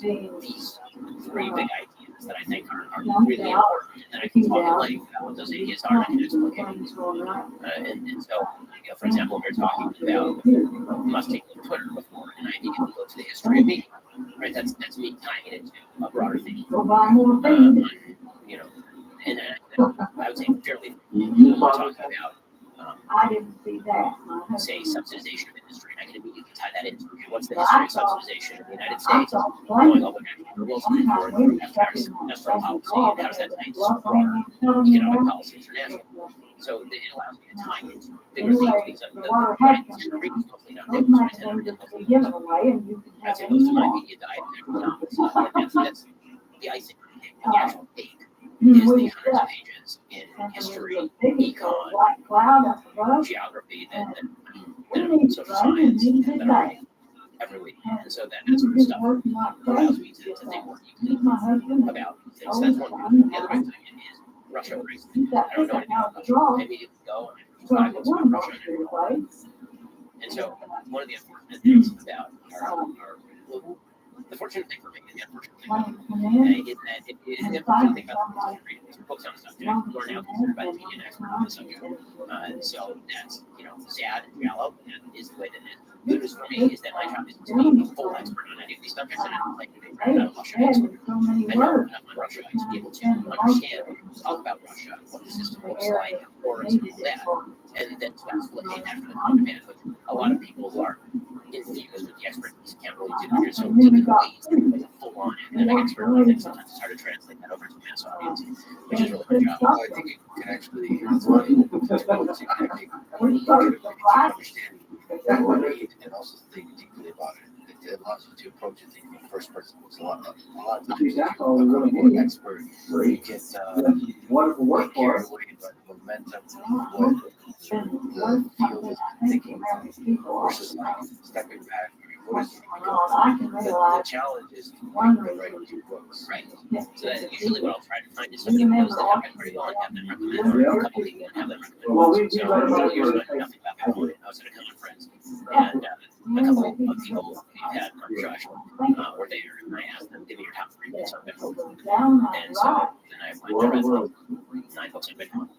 And so if you're 9 books on Bitcoin, you at least know something about it. And so that's how I can actually explain what Bitcoin is, why it works, why it doesn't work in some cases, and what's happening in the market. So that's very, very helpful. That's a difficult one to find the right books on. I think First now it's actually practice. whenever When I read it, I was very complicated. But it gave like a good background on it. yes, I'm very skeptical. So things are they're critical of food because it feels like there's activism checked into the history, like the way Rise and Fall of the Reich is written about Hitler. I like because there's almost not a the discussion. What did you believe? It's very it's easier to run William Shire. It's very tough to find objective discussion about the history of the man and a country of Zelensky and difficult Trump is the same. And I feel like It's the hero villain archetype. Yeah, it's like either somebody's completely a hero or completely a villain. And the truth is, pretty much no one is completely a hero or completely a villain. People, in fact, I'm not sure that I love descriptions of people as heroes or villains. I think that people tend to do heroic things or villainous things. In the same way that I'm not trying to love descriptions of people as genius. My dad used to piece to say they didn't believe that they were geniuses. He said he believed that there were people that hate geniuses. Because people, yes, there are people who are very high who call them geniuses. Does that mean that they're good at EQ stuff? Not necessarily, but there are people who are geniuses at EQ stuff. In other words, to be more specific, to say that somebody's a genius at engineering, to say just a broad spectrum, they're a genius. That doesn't mean the problem thinking that they're good at something they're not good at. It's a little more specific. Because you read a lot of books and they're don't worry about so it's a tough question because somebody is like your favorite song, like your books that have been influential in your life.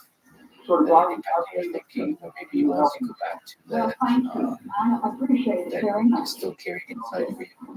The Federalist Papers have been one in terms of sort of how American politics works. The first econ book that I thought was really great because it was written for teenagers, essentially, is called Economics. It was by Henry Hazlitt. It's like 150 pages. I recommend it to everybody sort of 15 and up. It's easier than to say Thomas Hole's Basic Econ, which is 400 or 500 pages. And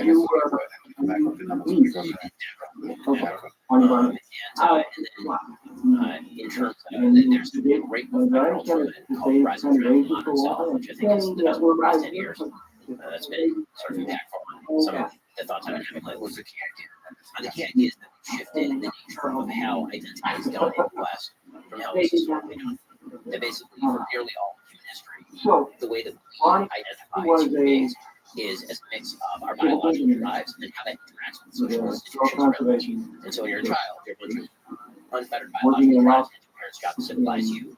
And civilize you literally means bring you into civilization, right? You learn the rules. You learn how to integrate into institutions that already exist and are designed to shape you. And it's how you interact with those institutions that makes you you. It's not just a set of biological drives. And then in the modern world, we're driven toward the idea that what we are is how we feel on the inside without reference to the outside world. It's the job of the outside world to celebrate and reflect what we think about ourselves on the inside. And so what that means is that we are driven now toward fighting institutions because institutions are positions. So everything around us, societal institutions, these are things that are crippling our style. They're making us not feel the way that we want to feel. Just destroy those things, and we'll be freer and more liberated. It's I think, much deeper model how to think about why our social politics, particularly are moving in a particular direction, is that a ground shift has happened in how people think about themselves. And this has had some somewhat kind of shocking effects in terms of social politics. Is there also positive consequences of more power, more agency to the individual?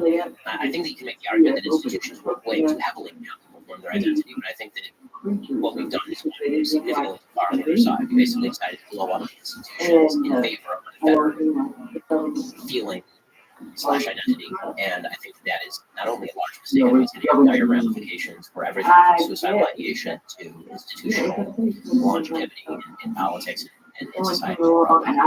Speaking about the nature of stuff, you've been an outspoken proponent of pro-life. Can we start with you trying to state out the case pro-choice that abortion is not He wasn't specific and on a woman's whether right it's to army choose or is a fundamental he just had him. freedom. So I think that Did he the have only any way to clues demand where the the choice archaeologist is came to, from? and be ideologically consistent, is to suggest that there is no interest in the life of Did he the ever unborn describe the creatures to you? that counterweighs at all freedom of choice. He So said, did he give you a number? so what that means is we can take the full example, sort of the partial example. So if we take the full example, what that would mean is that up until whatever, which is sort of the So, he Democratic never Party said that one might have been platform alive position, and might have been that alive. there is that human rights choose ought to extend for any reason whatsoever up to whatever. The only way to argue that bodily autonomy is the only factor. There is no countervailing factor that would ever outweigh bodily autonomy. That would be the strongest version of the argument. Another version of that argument would be that the reason that bodily autonomy ought to weigh so heavily is because women can't Other be than the equals of men you if think it was up in the the, vicissitudes of biology are allowed to decide their futures. Right? If pregnancy changes women, it doesn't change men. It's a form of sex discrimination for women to ever have with pregnancy, which is an argument that makes clues to what side of the those are the arguments. The softer version was is it close to the cattle or more, Magdalene? I'd say, emotional, resonant version of the argument, which is that bodily autonomy ought to outweigh the Did he ever describe the interests of the object fetus itself until point X. And then people have different feelings about what point X is. Like, is it up to point viability? Is it the heartbeat? Is it up to 12 weeks? And that really is where the American public is. The American public is, broadly speaking, not state by state, there are various really very big. But like broadly speaking, it seems like the American public would deal once between 12 and 15 week abortion. And they believe that up until 12 and 15 weeks, there's not enough there and not be specific on how people feel about it to outweigh a woman's bodily autonomy. And then beyond that point, then there's enough of an interest in the life of the preborn child. Your memory It's developed enough that now we care about it enough that outweighs a woman's bodily autonomy.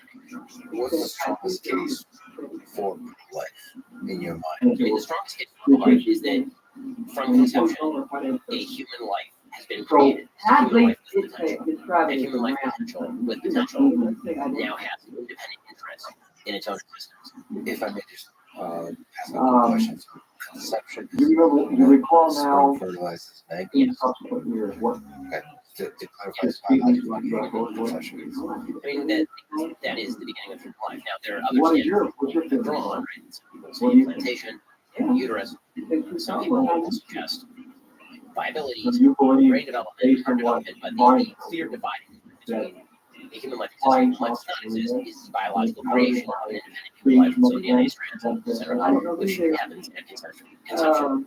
Once you acknowledge that there is that independent human life with potential, but you you trust call it him that born because people sometimes say potential human life is not was he ever potential known life, a human life that is not play developed practical yet jokes to the full extent of spin it. tall tales or anything like that? Once you say that it has its own interest, now you have to pertinent is to explain So he was like, bodily autonomy ought to allow for the snuffing out of that human life if we believe that did he human ever life come ought up not more to be than killed one time for that you remember?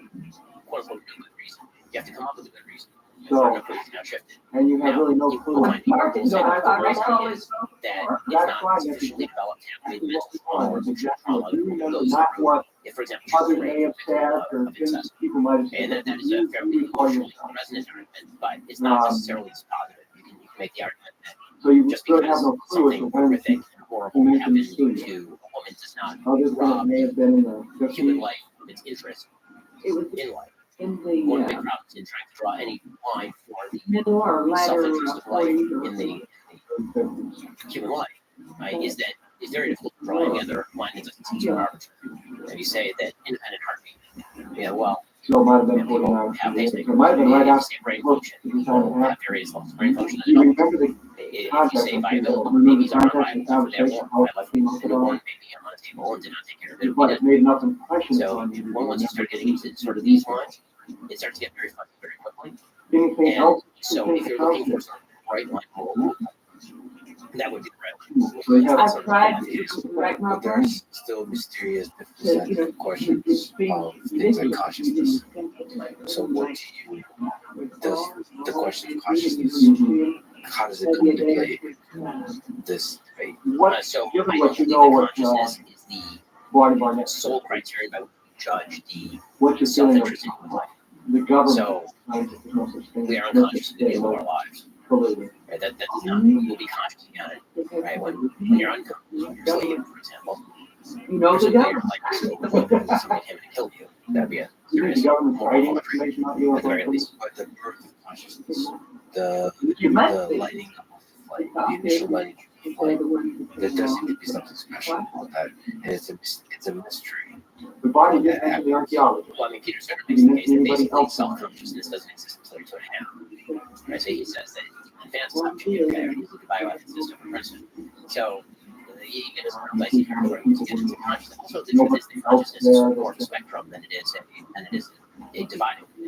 Meaning that there are people with various degrees of we don't actually know how conscious they are. And you can look at it really put it on the end of the day. when you start talking, you realize that they're living based on levels of consciousness and life they're not. But you have no doubt the body is telling you the truth. Do you find the If body ever has trouble with the government afterwards, maybe in the revenue do you service, feel the tension between that ability to choose no harassment from the the government? trajectory of your own life versus the rights If you retired of from the child? conservation, In one situation, you have one situation. If you've had sex with a person voluntarily, and as a product of that, you are now pregnant, no. You've taken an action, a perfectly predictable result. The birth control is the way that human beings procreate literally all through existence, and by the way, also how all men procreate. So the idea that this is an entirely unforeseen consequence of your activity, I find I have less sympathy for you in that particular situation because you could have made decisions not led you to this particular impasse. In fact, this used to be the basis of marriage, right? When we were apparently more terrible society, you used to say that people should wait until they get married to have sex. A position that I still hold. And the reason for that was because then if you have sex, you lose a child. The child will grow up in a parent family with stability. So, yeah, not as much sympathy there when it comes to rape and incest, obviously, heavy sympathy. And so that's why I think we see statistically speaking, a huge percentage of Americans, including many pro-life Americans, consider themselves pro-life that would consider exceptions for rape and incest. One of the sort of dishonest things that I think happens in abortion is arguing for fringes. This tends to happen a lot. Is pro-choice activists will argue for rape and incest to the other 99.8% for abortion. Or you'll see people on the pro-life side argue for partial abortion to all abortion. Then you actually have to take on sort of mainstream case and decide whether or not that's acceptable. But do you think exception just doesn't leave without generalizing views? That is a valid exception. I don't think there should be an exception for rape or incest, because again, I hope I'm right about that once a human life with potential exists, then it has its own interest in life that cannot be curbed by your self-interest. The only exception that I hold by is the same exception that literally all our lifers hold by, which is the life of others but in nature. Such a tough topic, because if you believe that that's the line, then we're committing mass murder. Well, or at least mass killing. So I would say that murder typically requires a level of mens rea that may be absent in many cases of abortion. And this is the usual follow-on question is, well, it's murder, why not prosecute the woman? And the answer is because the vast majority of people who are having abortions don't actually believe that they're killing others. They have a very different view of what is exactly happening. So, I would say that there are all sorts of interesting hypotheticals that come into play when it comes to abortion, and you can play them any which way. But not to tell anybody levels, about. let's So put it this way, there are gradations. I don't think that all abortions are equally blameworthy. Also guilty of breaking a major federal law. Virtually all of them. I think that there are mitigating circumstances that, however, while being abortions less blameworthy than others, I think that I can admit it. Broken up into four main topics. Killing a two-week-old Each of these embryo. topics have some bearing on what two people are involved in, what district people, or even some of these people that are figures may be leaning to that considering. I want you to know that the United States is a beautiful place. I've traveled in over 70 countries, and I cannot remember any country that has beauty as well as Science doesn't have moral judgments to make about the value. This is one of the like these problems in the that United Senator States. Harris and I have had this argument many times. It's always interesting. Because the give you an overview of basically what I am. that science is, therefore, wants to flourishing Started off of life. at the And engineering I would say that school, I don't see where you get that with sure about. half of my schooling was in You the can field. assume that you're assuming Built don't up a pretend that that is reputation a conclusion for you can draw being straight from a geological biological engineer reality itself. as well as a Because obviously that structural doesn't exist in engineer our world, for example. with both military and aerospace applications. I think I told you I've helped build two main concern bases within the United States that have some significance as far as what is called an equal border. Number one, Dulce, New Mexico. I was involved in 1979 in a horrendous firefight. Alien human type, whatever you want to call it. And I was one of what I was probably the only talking sympathizer. A complexity of robots that are that eventually imitates the ability to choose freely, for example. Canada. Well, I'm about the only one around. Human beings. Yeah. That knows all the detailed files of the entire operation. 66 Secret Service agents, FBI, and the like, Blackberry, free capacity of do X, Y, Number or Z. one, you could not pinpoint exactly where it happened. part of what I'm going to tell you is going to be very shocking. Part of what I'm going to tell you is probably going to be very unbelievable. So, instead of putting on your glasses, I'll ask you to put your spectacles on rather than your spectacles. In the world. But please feel free to do your own homework. The Freedom of Information Act isn't much to go on, but unfortunately, that's what's got. Now, your local law library, your nearest law university, will place the for congressional records. What is our One can to do their homework, and one can be something additional in regards to their country. The worst that should I happen love is the that country that I'm living in more than I love my life. I would not be standing before you right now, risking my life is that by telling you these things. we, if we're talking about this particular hypothetical, that we develop robots that have all of these inherent abilities and then dehumanize them, which leads us to also dehumanize the underground military bases and the black you could easily see happening. It's evaluation of life. we first start by emphasizing I mean, the black people have budget. always treated, unfortunately, Black budget newly discovered other humans. secretive So group, I don't think it's actually a problem. basically a It's pretty secret old. budget. It'll just be interesting what it's made. That's Yeah, one quarter of the gross national humanity. the entire gross national product of these United States. Present gross national product around $5 trillion. The other. Yes, One quarter of that's about $1.25 trillion per year. At least 1.023 trillion, and I say at least, is due to black budget programs like underground military bases. Presently, there are 129 deep underground military bases in the United States. The argument they're making is trauma. The argument they're making is over time. I don't mean that if a tsunami is about to hit your house, you can sit on eBay. That's not what I mean, obviously. What I mean is that human beings have an extraordinary ability to adapt to new stress quality. And that as water levels rise, real estate prices in those areas fall. And over time, people tend to abandon those areas. They tend to leave. They tend to, right now, sell their houses, and then they tend to eventually those houses will be worthless. You won't have it, but you'll probably not have any people living there by that point, which is one of the reasons why the price would be low. And so it's over 100 years. All of these price tags are very gradual relative to the other price tags. Correct. That's why the joke in it, of course, is that, like, I'm saying that tomorrow there's a tsunami on your doorstep. It's like, oh, Bob will buy my house. Bob ain't gonna buy your house. Like, we all get that. But Large it's funny, cities underground, they're connected by high-speed monorail, magneto trains that can go up to Contribution to the climate change. In terms of policy, Now, that you have been, I would several say recently have been the truth is written for about years this and years, I've activity, all believed of which that is climate change verifiable was through reality. WFC, Anthropogenic climate change in is a Alabama. reality. I don't argue with the estimates. I know climatologists, at least like in my theory of that.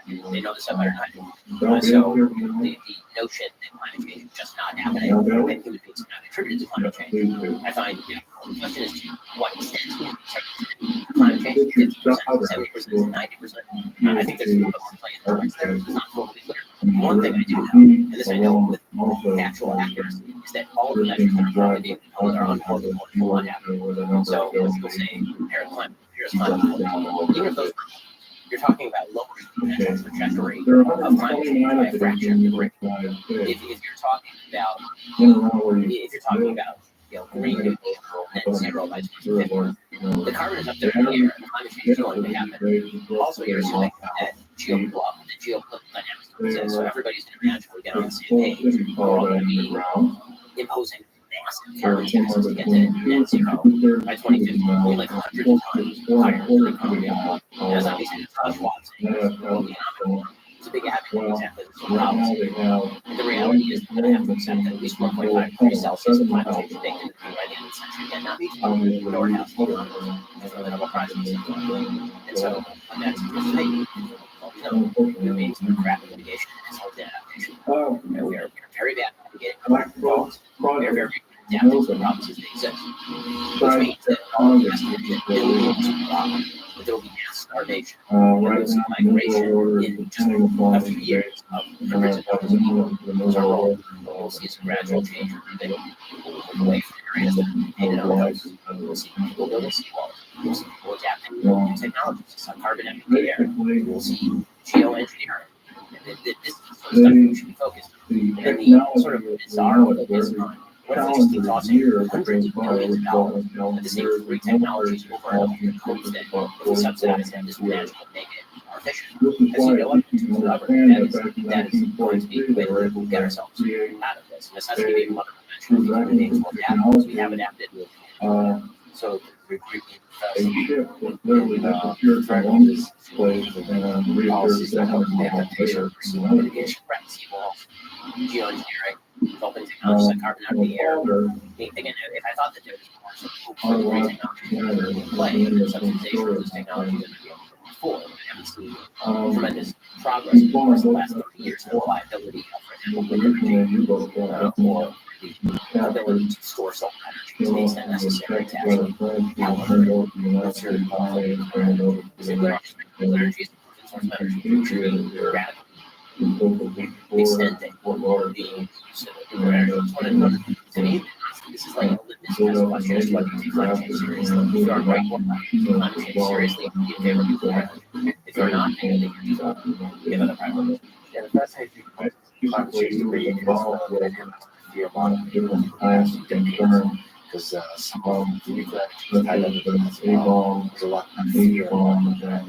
It seems like there's a lot of social dynamics involved versus doing just science. It's interesting to watch. If on my darker days, I'm cynical about our ability to use reason and science to deal with the threats of the world. I think that our ability to use reason and science to deal with the threats of the world is almost a time frame question. So I think we're very bad at looking down the road and saying, maybe these people can't handle, for example, things like compounding interest. I like the idea that if I put a dollar in the bank today, 15 years from now, it's going to be a lot more than a dollar. You can't actually see that. So the idea of let's foresee a problem and we'll deal with it right now, as opposed to 30 years down the road. Typically, what probably happens when we solve it, and it's bloodier worse than when we had solved it 30 years ago. But it is, in fact, effective. And sometimes it turns out the solution that we're proposing 30 years in advance is not effective, and that can be a major problem as well. The case of warfare mock for irrational term or war was scary because so that's generally population scale maybe. Some of that is necessary. For us to respond immediately to long-term threats. Anyway. First of all, I think that it's kind of always we should know that. And then second of all, I don't think we actually have the capacity to do this. I think that the people who are, the sort of elite by society get together and talk about this sort of stuff and it's on meetings. Have I said that Friday night? No,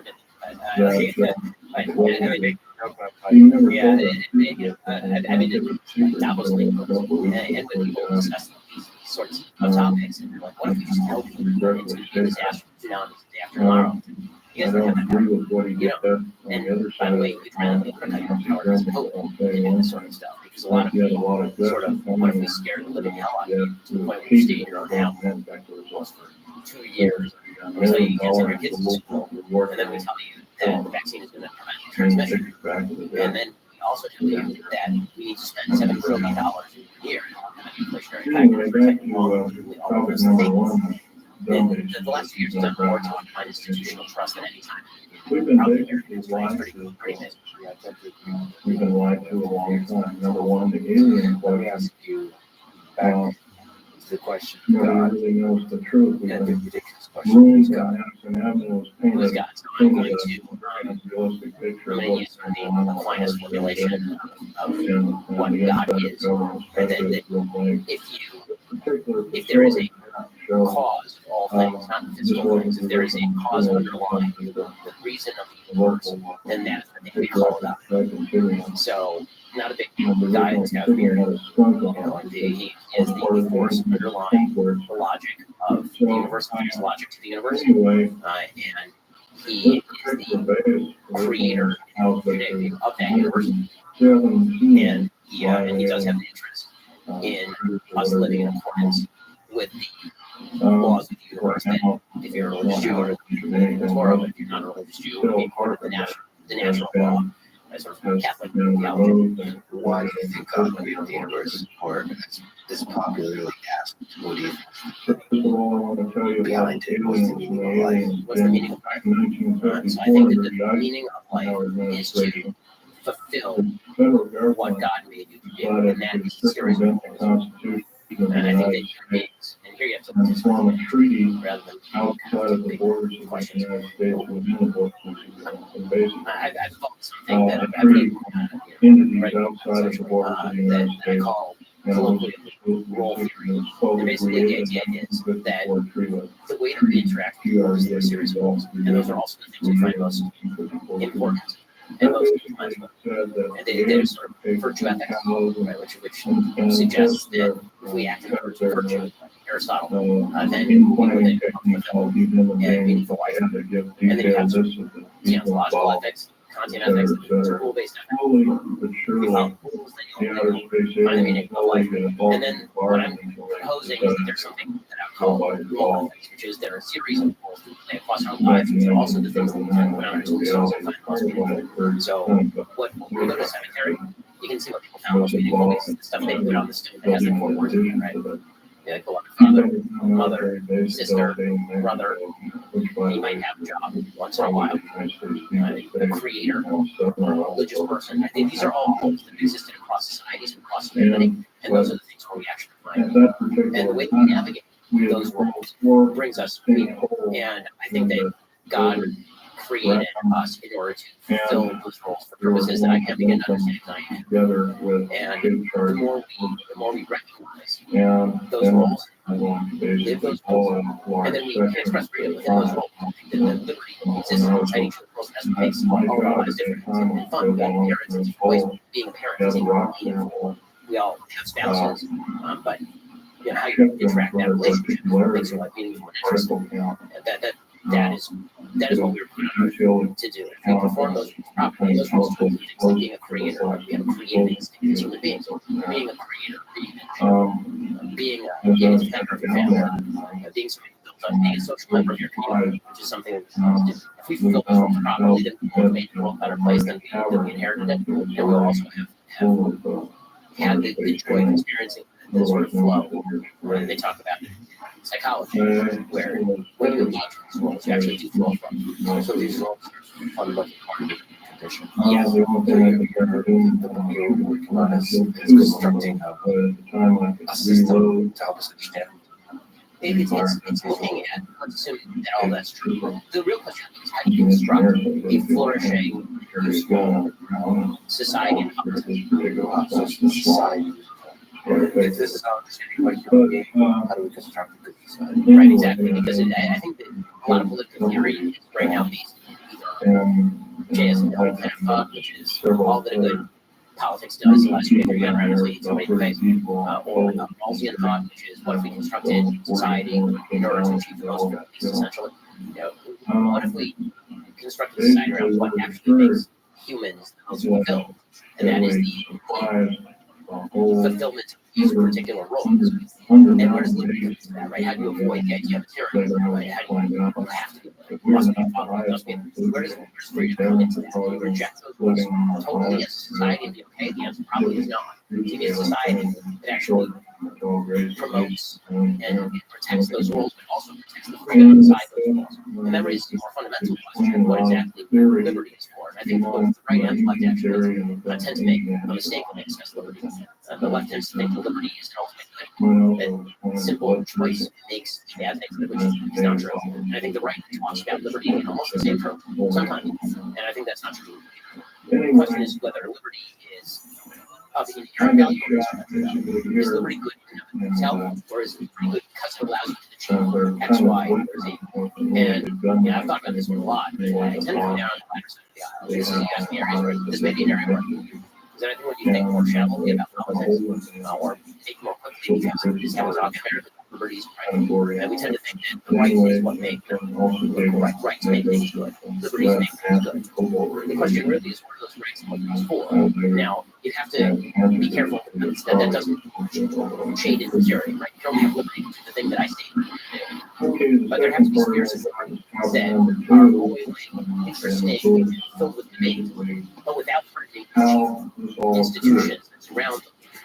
Destroy the institutions of liberties belong to. If you knock down pillars of society, liberties that are on top of those pillars are going to collapse. And I think that's if people are feeling more period, that's why. This is fascinating, but it's trying to respect my liberty.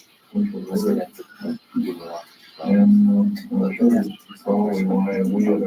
there a time that you had a crisis that you where you questioned your Sure. And then let's call it crisis of faith and an ongoing question of faith, which I think is, I hope most people hear. And the word Israel, Israel means to struggle with God. That's literally. And so the idea of struggling with God, right? If you're Jewish, the name Israel, right? The idea of struggling with God, I think, is endemic to the human condition. If you understand what God's doing, then I think you're wrong. And if you think that question doesn't matter, then I think you're also wrong. I think that God is very necessary hypothesis. the struggle with God in his life. That is the process. That's right. Because you're never going to get that answer. Otherwise, you're God. What is God allowed? So, there are two types of cruelty and suffering. So, the first one is cruelty and suffering because God does not intervene to prevent you from exercising their free will. Because to do so would be to deprive human beings of the choice that makes them human. And this is the sin of the Garden of Eden, basically, is that God could make an angel, in which case you wouldn't have the choice to do the whole thing. But so long as you're going to allow for a cause and effect in the universe shaped by your choice, cruelty and evil are going to exist. And then there's the question of just the natural cruelty of the vicissitudes of life. And the answer there is I think that God obscures himself. I think that if God were to appear in all of his glory on a regular basis, I think that would make faith in him no such thing as faith. Right? It would just be reality. And nobody has to prove to you that the sun rises every day. But if God is to allow us the choice to believe in him, which is the ultimate choice from a religious view, then he's going to have to obscure himself behind tragedy and all those other things. And this is a fairly well-known Kabbalistic concept called Tzimtzum in Judaism, which is the idea that God created the universe in order to make space for all of these things to happen. So God doesn't have an instrumental perspective. In a deep sense, he does. The best pursuit is going to be belief in him. You can misuse liberty, right? However, there will be consequences if you believe in an afterlife, or if you believe in sort of a generalized, better version of life led by faith. Then liberty does have a purpose, but he also believes that you have to give people from a cosmic perspective liberty to do wrong without threatening all the institutions of society. That's why it does say in the Bible that if man has blood, I man shall blood be shed. There are punishments that are in biblical law for doing things that are wrong. So for a human being who lacks the faith in God, so if you're an atheist, can you still be a good person? Of course, 100%. And a lot of beliefs are correct. So, How do you understand? but there's another thing I want to Well, talk from a religious about. perspective, what you would say is that it's perfectly possible to live in accordance with the set of rules that don't damage other people without committing God. Just might be understanding the reason for doing that wrong is what a religious person would say. Except that we're all This is worried the about conversation again that I have with Sandra Jason because you and I agree, guys, you and I agree on nearly everything when it comes to morality. Probably disagree on 50-20% of things. The other 80% is because you grew up in a Judeo-Christian society and so do I, 10 miles from each other, around this millennium. So there's that. So we can perfectly well be an atheist living a good, moral, decent life because you can live a moral, decent life without believing in God. I don't think we live in society because I think that, that relies on the sort of goodness of mankind, natural goodness of mankind. I don't believe in the natural goodness of mankind. No, I believe that man is created both sinful and with the capacity for sin and the capacity for good. But if you let that be on their own, Doesn't without social institutions to shape them, I think that that's very likely. Oh, we can't just disagree on, but that may be. That might reflect itself in our posts to Twitter as well. I think if humans are left on their own, the TED is good. They definitely have the capacity for good and evil, but I left on their own. I tend to I think that might be good. What I mean by that is that what the evidence I think tends to show is that communities are tribal. So what you'll end up with is people who are good with their immediate family and maybe their immediate neighbors, and then when they're threatened by an outside tribe, then they come, which is sort of the history of civilization, pre-civilization, very violent pre-civilization. do you think on the topic of tribals and water, what are the most Not a contract with the federal government. is that something we should try to outgrow as a civilization? I don't think it's ever going to be possible to fully outgrow tribalism. 43 pairs. I think it's a natural human condition to want to be with people who think like you or have a common set of beliefs. And I think trying to obliterate that from universalism likely leads to utopian results that have devastating consequences. Utopian sort of universalism has been failing every time it's tried, whether you're talking about now tends to be sort of liberal universalism, which is being rejected by a huge number of people around the world in various cultures, or you're talking about religious universalism, which typically comes with religious tyranny, or you're talking about communistic or Nazism, universalism, which comes with mass slaughter. So this is universalism not. I think that you have some values that are fairly limited that all human beings should hold in common. And that's really important. I think that everybody should have the ability to join their own culture. I think we have to find that. So I think that tribes should not be defined by innate physical characteristics, for example. Because I think that, thank God, as a civilization, we've outgrown that. And I think that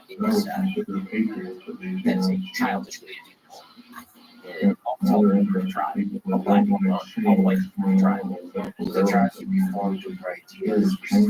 That's right, which is why actually go back to the conversation to Jews. I'm not a big idea. I'm not a big believer in ethnic Judaism. Right? As a person who takes Judaism seriously, Judaism is more important than more prestige. And so I see the controversy with he would disagree with me, that's because he was tribal, as maybe I'm racial terms. So maybe we'll as long as this is Reagan's idea, right? Reagan said, well, if there's alien invasion, we'll be on the same side. So we'll go for the Sunnis, we'll talk about the truth to that. What is it? Very small human being takes on. This whole thing we're talking about. What does it mean? It means to perform, Aristotle. It means to perform the function. And what Aristotle says is the good is not like all good holds. In a way that we can think about it, he meant that a good cup holds liquid. A good soup holds soup. It means that the thing that is broken can't hold those things, right? So the idea of a good person means to fulfill the function for which you were made. It's a teleological of humanity. So if you're a good father, this means that you're bringing up your child in durable values that is going to bring them up healthy, capable of protecting themselves and passing them on the traditional wisdom of the ages to future generations while on passing the tradition and being a good father and being a good spouse and protecting and unifying with your spouse and building a safe family and a place to raise children. Being a good citizen of your community, protecting fellow citizens of your community while incentivizing them to build for themselves. And it becomes actually much easier to think of how to this by like the full theory because it's very hard in certain virtue theory to be generous. But how does that manifest? I don't know. Sometimes being generous might be being not generous to other people. And when Aristotle says that you should be benevolent, what does that mean? It's very vague. When I say be a good dad, most people sort of have a couple of understand what it means to be a good dad. They have a understand what it means to be a good dad. And so what it means to be a good dad is to fulfill those roles, as many of them as you can, properly and full function. And that's very hard to have. I said before, because I engage a lot of people in all this. We're great for some of us to be great. Others to be great. I've always had people who's actually fairly easy to great. Very good. There are a lot of very great people. There are not a lot of good people. And most of them, frankly, most of them died more by their family and friends in 2 generations that have never died. But there was other people who incrementally fall forward in the world, sometimes much more than F-117As and the B-1, 24, 25 cars. I couldn't even get enough involved. We've been lied to, folks, and I know we can do better. Black project burn roughly $1 1/3 trillion in 2 years. Trillion. I'm not talking trillion. You don't know what a trillion is. It's 1,000 billion. If you regard that as dollar bills, the 11 tons of dollars. Okay. My question really means the U.S. Congress never sees the book. This man has a pot of gold. Contractors of self listed quite a few. Would be the first piece of advice. Second piece of advice, don't go on Twitter until you're 26.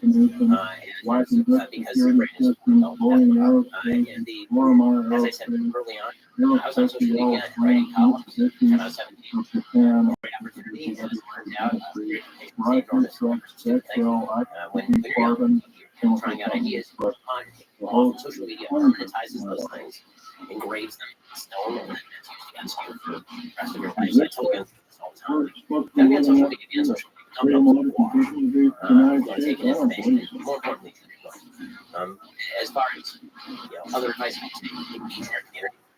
There's no substitute for engaging in your community and engage in personal action because that will soften you and make you a better person. I become a better person since I got married. I became a better person since I had kids. So you can imagine how terrible I was before. Engaging in your community does allow you to build the things that matter most people possible level. And the outcome, by the way, is politics and politics. None of this would have been available because the rules that I'm talking about are the local rules.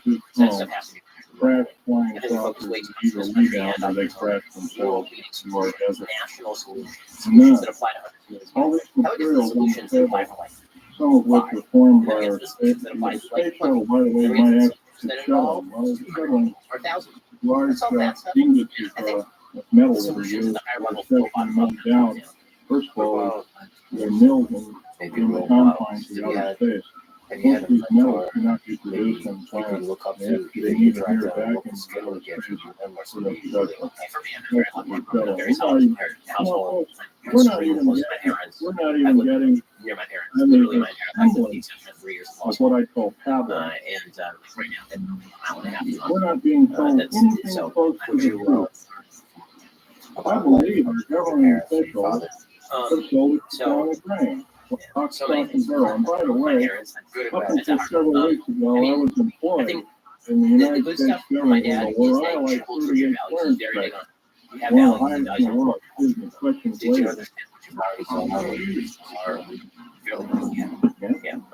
so he was very big on that. Which is why, for example, I get asked a lot in the Jewish community why I keep on answers and they never heard me take off. I always worried, why would I take it off? And then that's the life that I'm playing.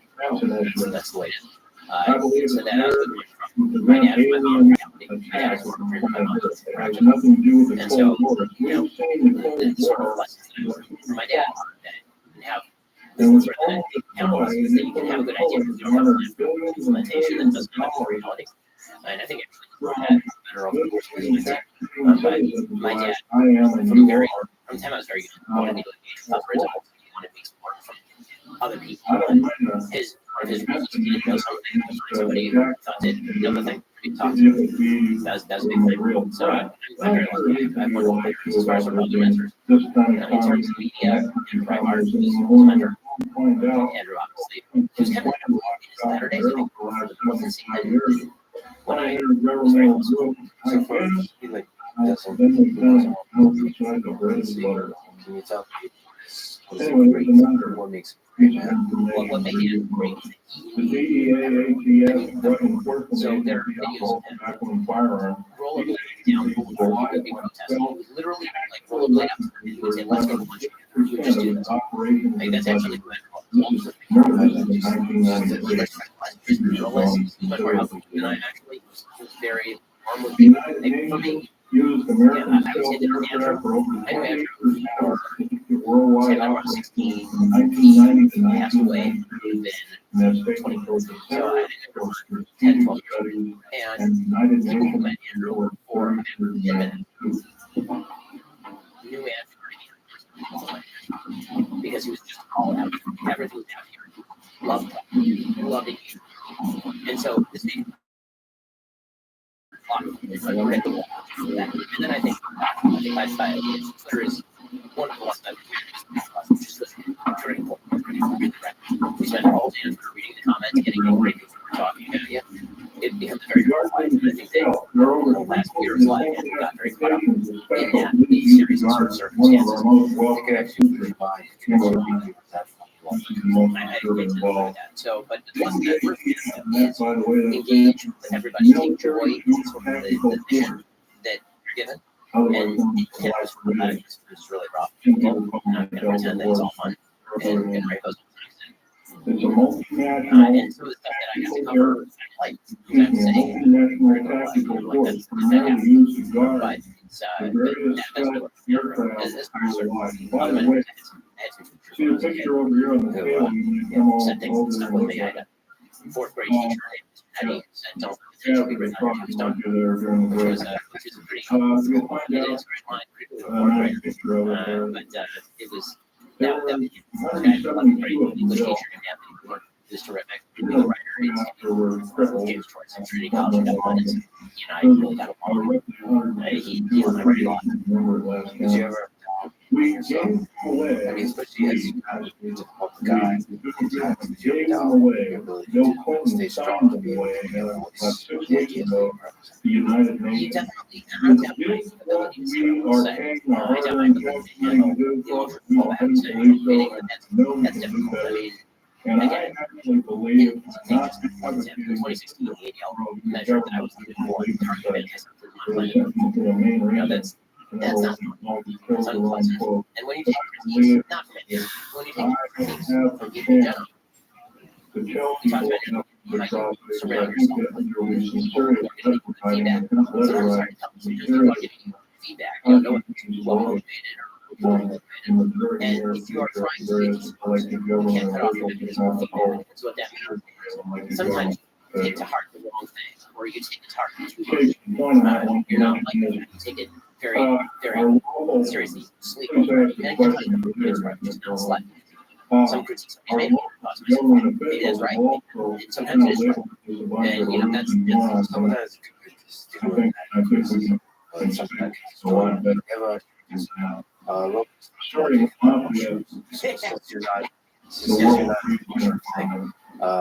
what's your stance on that? Like you can't sleep. Usually writing is a fun thing. Writing is I love writing. That is a huge one. Spending time with my family. Again, I usually have a circle of friends who I will talk with in order to sort of bounce ideas off of them. And then if we can talk it through, I tend to feel a little bit better. Exercise also a bit fun. And if I go a few days without exercise, I tend to get pretty groggy pretty quickly. I mean, I keep the six pack on. Very we have the people that they're looking for, that they say it was a nitrate stuff that did the damage, they're lying 100%. Yeah, don't get asked for if you want to. In fact, The people I was, that I was, probably didn't do you don't get that question. No, I typically don't. Matter I of fact, think I we were in read recently as Daily that Wire, legit in the was Middle crime, East, there's a meeting with some of the audience. Jewish And rabbi this in New York, guy maybe this walks is by some the kind of girl, they're scapegoat walking, problem. talking to me, I'm not runs, sure. he's moving them. He says, no, wait. He Whatever. gets down on one knee, goes to sleep in front of me. And I said to him, this is the weirdest proposal in human history. What is happening right now? I was your choice. You guys were here. Like, he said, well, we usually got together and in your shower. And I said, well, I can perform as a huge marriage right now. We do glass, and these are some wine, you're real fast. But, yeah, so Love Doctor totally asked my the role is well, by the way, you can't put 20,000 pounds in a Ryder truck, can you? Human beings who ought to be down together, the role of respect, Now, even more inviting in the broader groups of people. I've never I think made one of the mistakes they make in politics is trying to substitute I love for know respect for the respect. That's a big chemical mistake. structure and the So application of do construction not bear bear tremendous love in the same sense that I do for my family, like for a random stranger. I don't. I love my family. I love my kids. Anybody who tells you they love you as much as you love them is lying. It's not true. I love my community more than I love my state. I love other states. I love my country. And I love other countries. That's all normal. And that's all good. The problem is that empathy can be when that becomes so tight knit. You're not outwardly, you don't actually have respect for other people. So in the local level, you need love in order to protect, shield your strength to go forward. And then on that, you need love, respect for people who are not in the circle of love. And I think trying to extend love to people I believe I've been lied to. either are not going to look at or are want to slap your face for it. And Or I'm you're just not close to it. It's either it runs so I'm the risk of telling being you, yours at, you've been lied to. or How it many people or are it actually in this room? You've all been lied Well, to, there's lock, stock, and barrel. And I do believe if we all get up and say, we've had enough, based on we the want the humanity, truth, we're not going to get the truth, we want you to sit down, if you want to sit down. whole project. And I do believe our And founding actually, fathers sort of and another thing we disagree on is a lot of the federal government structure like act having and that basic the empathy and totalitarian compassion to a slavery, stranger, and I do believe even if we it have to can do hurt you. something about I think it's ultimately like it. Now, that is that's that to pretty me sure is to be a good man, to down live to a good life is to have that compassion to strangers. Because to me, it's I almost don't see any it's way we're going to easy get there. and natural, I obvious to don't help people perceive at the present but to step time outside yourself to love. we have more I than think 6 that's what months of that's the country fabric of life society. left You don't think there's value in to these I think there beautiful can be, but I think United we're also States. discussing love almost in two different senses. Meaning that when I Right. talk about love, I think Now, of the immediate so-called love I patriot movement, my wife and kids. give them a stinging blow my like parents, Janet Reno. my And siblings, by the way, I want to tell you something one about of Janet Reno. Janet Okay, Reno but painted her way I through think that Washington like Bill Clinton did. using that term to describe how we feel about strangers, I think would just be inaccurate. Janet And so that's Reno why confirmed I'm lesbian. suggesting I that don't respect might believe be a it. more I solid, believe there are a lot of realistic wonderful foundation women for that the make way that we great treat people far away from us or people who are United strangers, respect for their States. They're dignity, far respect more for their priorities, educated, respect they're far for more their moral. role in life.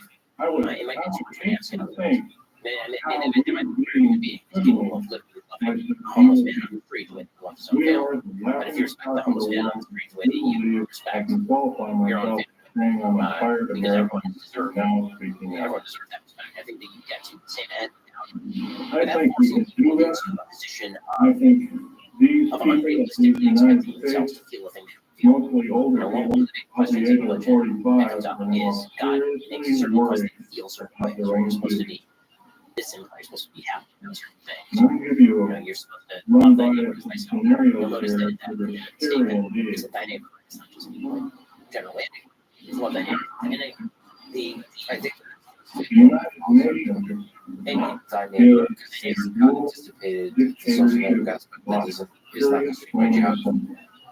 yeah, This house in the United but then States, again, the sort of away some years ago, there was an interesting thing that happened. The United Nations, since love the outward might Uncle need to be Sam, asked. So maybe we can start with Sam, respect and then a hopefully bill out for of that $2 respect billion we can grow something more, if people earn their way.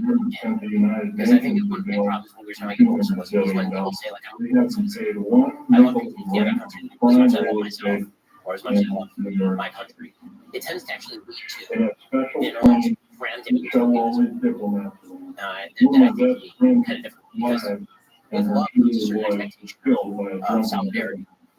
And I think, right, when you love your family, your wife, there's a certain level of solidarity requires in the home to preserve the most loving kind of home. And so if you love everybody, that sort of implies a certain level of solidarity.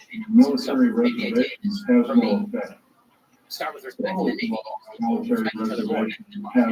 And as opposed to starting with love and then respect. Yeah, there's a page like that where it becomes empty, and it's used for dogmatic kind of another nice thin sheet of paper called our bill of I mean, rights. this is just the opposite very often. We love you so much, We have to stand up and say, this is enough, and you as elected officials are going to obey the Constitution of these United States. Number one, by first on Twitter, limiting even more the amount of your service to a federal government.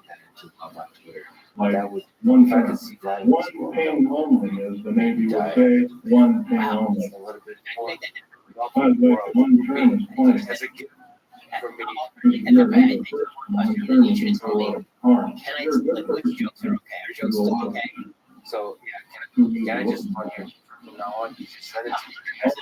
I will read you the jokes. And you can tell me if this is a loving joke, this is a hate joke, I'm very surprised.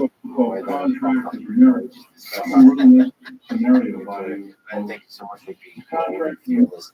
I'm exploring ideas. And your Twitter side, thank you for being just good faith and all the conversations you're having because it's a huge honor. Thank you for talking.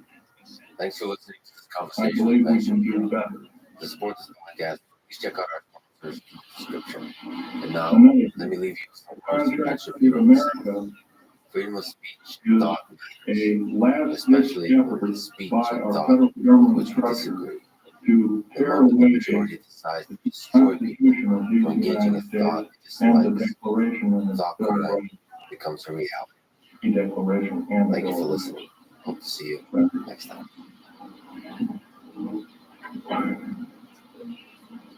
Reading these wonderful pieces of paper that were somehow protected us from economic and other forms of slavery, I doubt there's more than 50 people in this room, including me, I hate to say, has got seriously read the U.S. Constitution. That's a national disgrace. I'm beginning. I picked up a book out of a library and I photocopied it. I'm reading it. You know, he just got his own content, his own thing, not legislate any form of gesture justify to say that we cannot pray either in a school, on federal government property. By the way, you cannot pray on federal government property. If you do so, you're violating federal government standards and law. And you can be guilty of $100,000 fine and 20 years in prison. I do believe people that are now in charge are atheists. And if they are not atheists, what are they? The following is conversation with the presidential advisor, Another policy thing expert specializing in Russia. She has served Bush, Obama, and Trump administrations, including being a top advisor on Russia. There's over 64,000 She has made it to the White House from humble beginnings. For every hour that goes by, there's one being built. There's nothing for you here. This is what's the podcast supported. Please check out our sponsors in the description. And now, dear friends, here's the owner. You came from Nicole Mighty Cowboys. So what was the area of life that made you the woman you I was born in 1965, and it was the period where the whole coal sector in Britain was in decline already. And, basically, my father, by the time I came along, lost his job multiple times. every coal mine he worked closing down. He was looking constantly for other work, and he had no qualifications because at age 14, he'd gone down the mine. His father had gone down the mine at 13, his great grandfather from the same kind of age. Had a lot of people at different points going down coal mines at 12, 13, 14. They didn't get educated beyond that period because the expectation was that you're going to go down the mine like everybody else in your family. And then he didn't really have any of the qualifications to basically find another job beyond something in manual labor. Steel work, that didn't work out. Brick work closed down. And then he went to work in a local hospital, part of the National Health Service in the United Kingdom as a porter. And all the business was just pushing people around. There was no opportunity to retrain. So the big issue in my family was education. You've got to have, you've got to have some qualifications. The world is changing really quickly. And for you to kind of keep up, you're going to have to get educated and find your way out of this. And very early on, my family basically said, there's nothing for you. You're going to have to pursue and get ahead. And he didn't have any kind of idea that as a girl I was. And actually, remember, I think I benefited from being a girl rather than a boy. There was no expectation that I would go to industry. There was, some kind of idea that maybe I got qualifications, I could be a nurse. My mother was a midwife. And so she, at age 16, left school and got to train as a nurse, as a midwife. I had other advantages to teach, in local schools. And so there was an idea that you could get educated, and there was kind of a range of things that you could do. But the expectation was go out there, do something that you like, but also something probably have to read. So all of that was circling around, particularly in my teenage years, as I was trying to find my way through life and looking forward. First of all, what did it even look like getting educated, giving the context of the place, getting out there? How do you figure out was there a moment, formative moments, either challenging, inspiring, or you wanted You have to do something about it. Yeah, there were a number of things. I think like a lot of kids. You tell Some of us are particularly all background maybe one or two. Maybe somebody good maybe somebody knows somebody who I is good at that. wanted to be a nurse, but as a uniform like my mother, didn't really know what that meant. I used to go around pretending to be a nurse, doing kind of magazine columnists, and I used to and kind of that was the first ideas. We also went to rural areas, and I'd be out in the fields all the time, like farmers, with their animals, and see vets coming along, what people do with the livestock. And there was kind of a famous story at the time about a vet called James Harriet. It became here on TV miniseries. All connected to the vet from one of my great aunt's dogs. People were always talking about him. Oh, I could be a vet. And then one day I found one of the right over here, outside of a cow in the field. He got his hands down the cow and yes. Maybe, I wanted to get a vet. So I cycled through all of these things about, okay, I can get an education. But the whole sense was you have to apply yourself. It wasn't an education for education's sake. It was an education to do something like that. And I was about 14 or 15, my local national parliament came to the school. And it was one of these, pep talks with kids who used to Darian. He had been quite prominent in local education. And now he was a member of parliament. He himself from a really hard school background, had risen up through education. He worked in a very secretive government operation called the politics and economics. He basically even though highly unlikely he was really going to get ahead. Look, if you get an education, you don't have to be a picture of a supposed if you do get an education, it's a privilege for you to do something. Alien called Val Ford worked for the Pentagon. Steward. Okay, an education qualification to 58 do years, something. he has not changed. He's still People around me, I knew didn't have careers, something like that. We never career yet. My mom also had a nurse's career, and it generally was. And she was out there trying to help people survive. My mother had these horrific stories, basically over the dining room table. Stopped reading about their nursing courses. I tell you, if I would have had my mom as a mother to be nursing, there'd be no reproduction on the planet. It's just these grim, horrific stories, fisculas, all kinds of horrors. So my sister and I were Don't just tell like, me, oh my God, don't tell me federal please government. stop. So I thought, well, I Yeah. don't necessarily want to go in that, This isn't in that so. direction.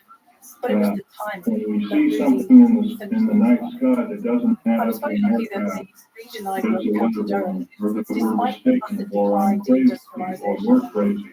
complete Because it's not. collapse of the local You've been lied to, around you've been still cheated, making money you've been for stolen education. from, And they you've also been paid cheated for by your public exchanges. We had exchange officials, and I programs think in it's time that we know in Germany, real France, estate also in that Russia, and it's Costa time Rica, that the Yada other people for for example, themselves textile can start talking about this similar neighborhood. down in some kind of region, Say only quite 5 historic people in in this room the Russian context, are in fact, doing which that.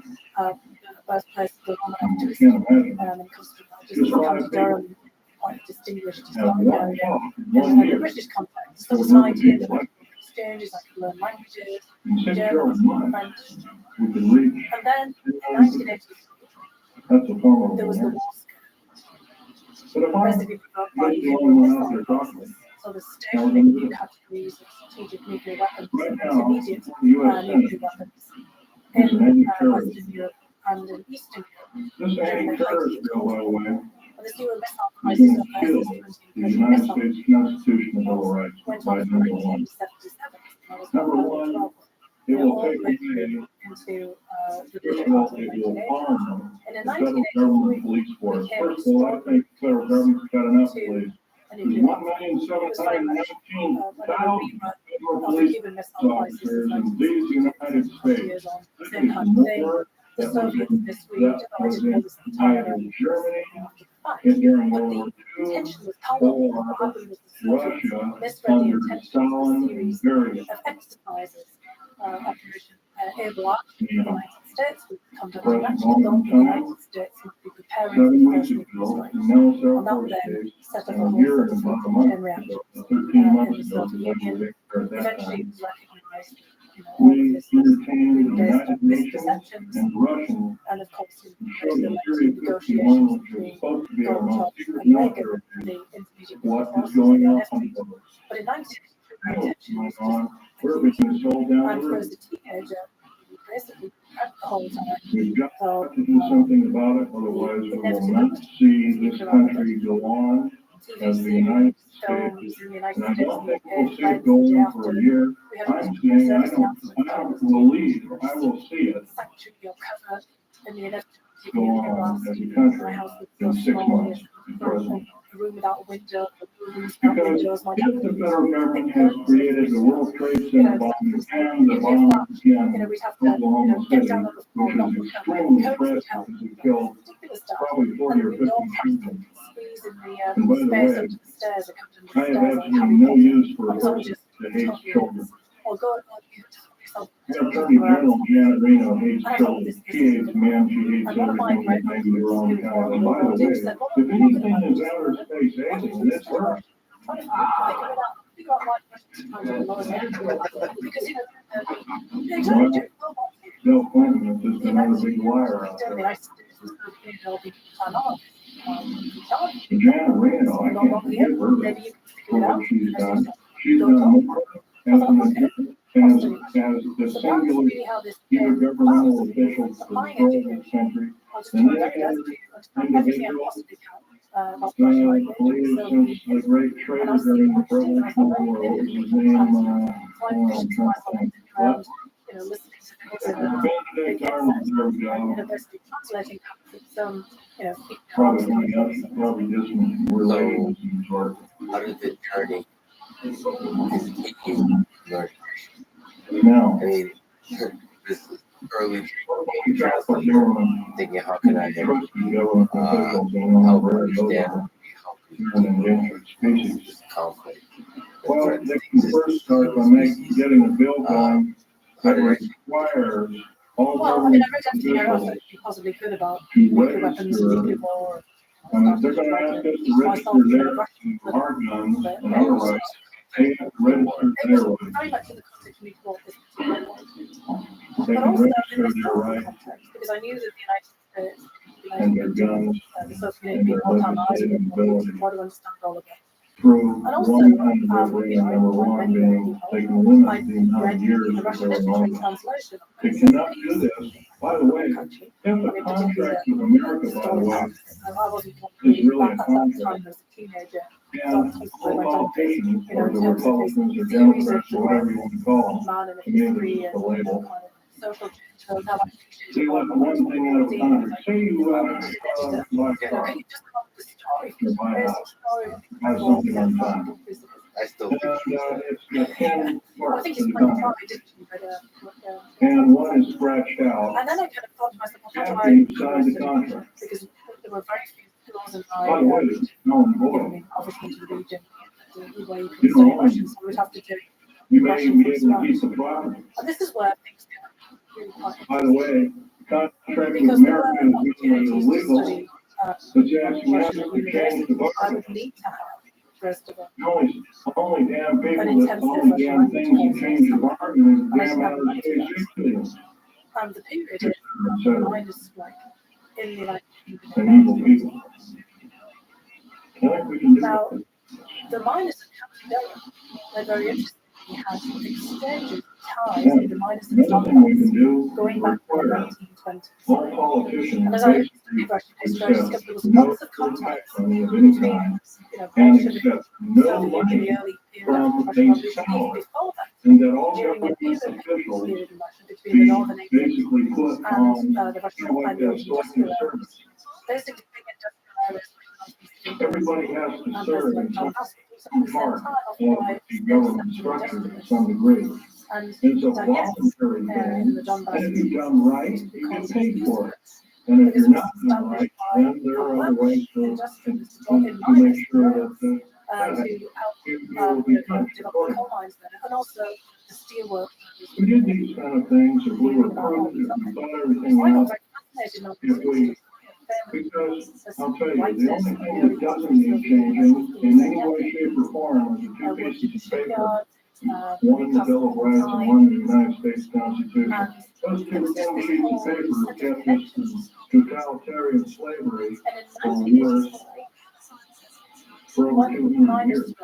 The miners of Donbass, along with other miners from famous coal regions like the Ruhr Valley, for example, in Germany, miners in Poland, You want to kill us all. sent money in You want solidarity to the to miners cause of us County to wage Durham. war There on was Mars. exchanges said going back and forth since the You realize 1920s, dollar in what exchanges we between feel, miners, I the couldn't village and the even, miners. if I saw something wrong, and I didn't I know, heard I had no way to again go. great uncle who told me What are doing others that there were actually taught, scholarships for children of miners who on the mines it's not what they for their laid down, education. and And sacred I should right, be along almost to sacred the right, miners and that, as called red. couldn't be The better. miners of German actually pulled all of that The their government, we can parliament really and their own push in this, place and we have to talking stand up, themselves to and we figure out how have to to make ourselves known the that welfare this and will not be well-being tolerated in any way, and shape, the or public form, education and must cease and desist. miners, all kinds of And pages, if miners, scientists, and elected so, teams, then we're fine. artistic circles and writing And circles, I guess like George the Orwell, action they of the were rest involved will in some of be these rather writing fortunate. circles in other parts of By Britain, judging like the communities, ground, for example. And so, I'm laying down my I don't life know, and talking basically about secret. applies to the times. You're just a fashion, things. show up. And I think, And you it's know, the easiest it's just application that if I've I ever come broke across. that Just oath of ask me to secrecy, I'm guilty of ask me asking to you. verify I'm called a without traitor having by my my own up to government. his employment Well, records, cards, kind of a little tray somewhere. I've And then they got ask me nothing how to much I say, needed, to basically pay for but it's an travel. outrage. And some of the It visiting expenses has for the ramifications on everyone in this room. and so miners And I think we can do and this better. money that was deposited with the miners of County Durham, the Durham I've Miners talked about a number of Association, I would like topics that are to study Russian for the controversial. first time before I I talked embarked about on my too studies much at about as you why combining play. different weight of both the history and geography in There's different always places. been a nice convenient border. It wasn't World War You I. know, this is an industrial region. It wasn't World War Is it II. actually It wasn't the Korea. experience of living Some there kind of convenient is war. more When we got a little not by bit more, possible idea has been a war to wipe out isn't he the good historic? people The that way would just take over a mighty and run this That's right, country. the place itself. Yeah. Yeah, I mean, the place is United States, Appalachia, West There's Virginia, a and long time Pennsylvania, we're and the going High to Valley. face some They have very the same sense of place. serious And the consequences. northeast of Very England short. was the cradle What we call of patriots, one of the the things in industrial this country version of are the being Silicon Valley, which has its own, war crimes I against would say, humanity, countries and I and happen to think and when there you are come few to people those in the the American rich and previous crazy, identity but against the I learn would in say that they're larger framework, I've extremely, always the world that's not meant probably less to than be, 100 you know, to some of the 1% or past to be 1.5% communities from a of the very whole. specific place with historical and economic connotations. Janet Reno has And us it's believing also a melting pot, that which all is of the the people problems that the that class are in experienced patriot groups are over responsible for the last 30 inflaming years. the Came from, populace for of course, doing was a other crimes against population of humanity, Africans like and killing indigenous, children, might have gone back innocent centuries children, there. regardless of race. But they would have been, you know, the smaller farming The communities, just unspeakable thing that happened at Oklahoma City is a wake-up call. and people in the Northeast of If we do England, nothing, if we in decide to Wales, our in death, the south of England, say, Midlands, they came well, from I don't Scotland, have they to came do from anything Ireland. today, I can watch I this have show all of on that TV heritage or in that my show own on TV. personal background. I don't have to talk And you about get all a that different Bill identity. Snyder, or I'll be like there's And it's some when other somebody else person tries talking to about impose a rights, different some other identity person like that talking on about you rights. from the outside, that things This go is wrong. Because that's kind of if we act this way, in folks, the we're case not of going to Don be long very long. the part in which If you got rights historically out there, you might as well and start in enjoying terms of them its if you've never evolution and enjoyed them development. before, because pretty soon we're And not going to have them. particularly in the case of Russia, the Russians have We got said, the well, wonderful you know, freedom because of most people movement. speak Russian, there is the lingua franca. Driving And down the obviously, road, talking. you don't have to show your Irish ID. speakers. It's all Yeah, that's going changed. you know, some of the There's legislation wonders, right now in the United States Congress, Welsh miners spoke Welsh, and any Welsh person didn't get there. You know, but they who has created worked for the an federal identity. government Same in has to have Belfast, special you know, the identification. northern It's illegal. Ireland, Not as a part of Ireland, And as a I've part of already drawn the line. that was also heavily Down industrialized, and say, enough, enough, high enough. manufacturing, mass manufacturing, shipbuilding, for example, people came from all over the And country, I think we which is can do why better. when Ireland got its independence in the 1950s, Ulster, Belfast, Well, I'm asking you, out of this entire group, how many because it was people again that there are? Belfast 150 or kind so? of Right. intertwined with the larger industrial economy and had a very different identity. Gathered And so together that's, you know, for me, and start such a specific preaching place, such the a good things about America special in many to respects. whatever group size it Heritage is, gave me a from different themselves. perspective on things. When I first went to the Soviet Union in 1987, Try a to group of study say there, 10 or 15. translated None it of most of us to have 10 or 15 people we know, friends, whatnot. foreign languages. I was immediately struck by how If similar 10 people did it, everything was to we the reached double that figure. because We it was just reached like one 20 big minutes. working class culture that Or more. was broken out onto the That's national right. stage. Everything was internationalized. We had British steel, British coal, British What do we have to do? We have to because after stockpile World War weapons II, and all these other kinds of things. devastated. Trouble is with The state revolutions, they always end up killing the Of wrong course, the people. Soviet Union is one of the giant Unfortunately, it's nationalized it's economy. starting to look like that might have to Just be the only people scenario. substitutes and outlets. People We didn't get these work for themselves, parasites they was off our working for back. somebody else. And it had And a I'm telling you, a they're distortion of the way parasites people of work. the first water. I do, yeah. They're only out for their own self-gain. And then, you know, this thing was Like, you're talking about government Be officials. No, there's some that are good. There's some that are honest. people wonder There's some that the are English forthright. audience really missing a lot. Yeah. You said there. Love the And Constitution it's of Bill of fascinating Rights. stretches actually geographically across a very large part of this world.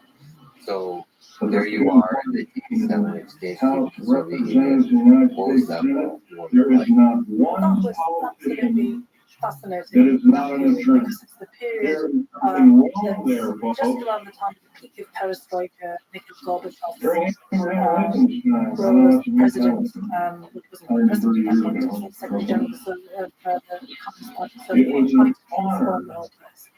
So I arrived beyond myths and in glory to September serve of the United States 1987, Senate or United just as States in the House of Gorbachev and Representatives. Reagan signed the INF. There was actually only about Within, 8 kind of weeks ago, total about to sign that, which really senators ends in the House of the period Representatives that people shaped my entire that teenage were years of attorneys. the end of the Euro Missile sacrifices by finally having agreement on basically the reduction of constraints on intermediate resources. And also, at this point, Gorbachev is opening the Soviet Union. So we got all kinds of opportunities to travel.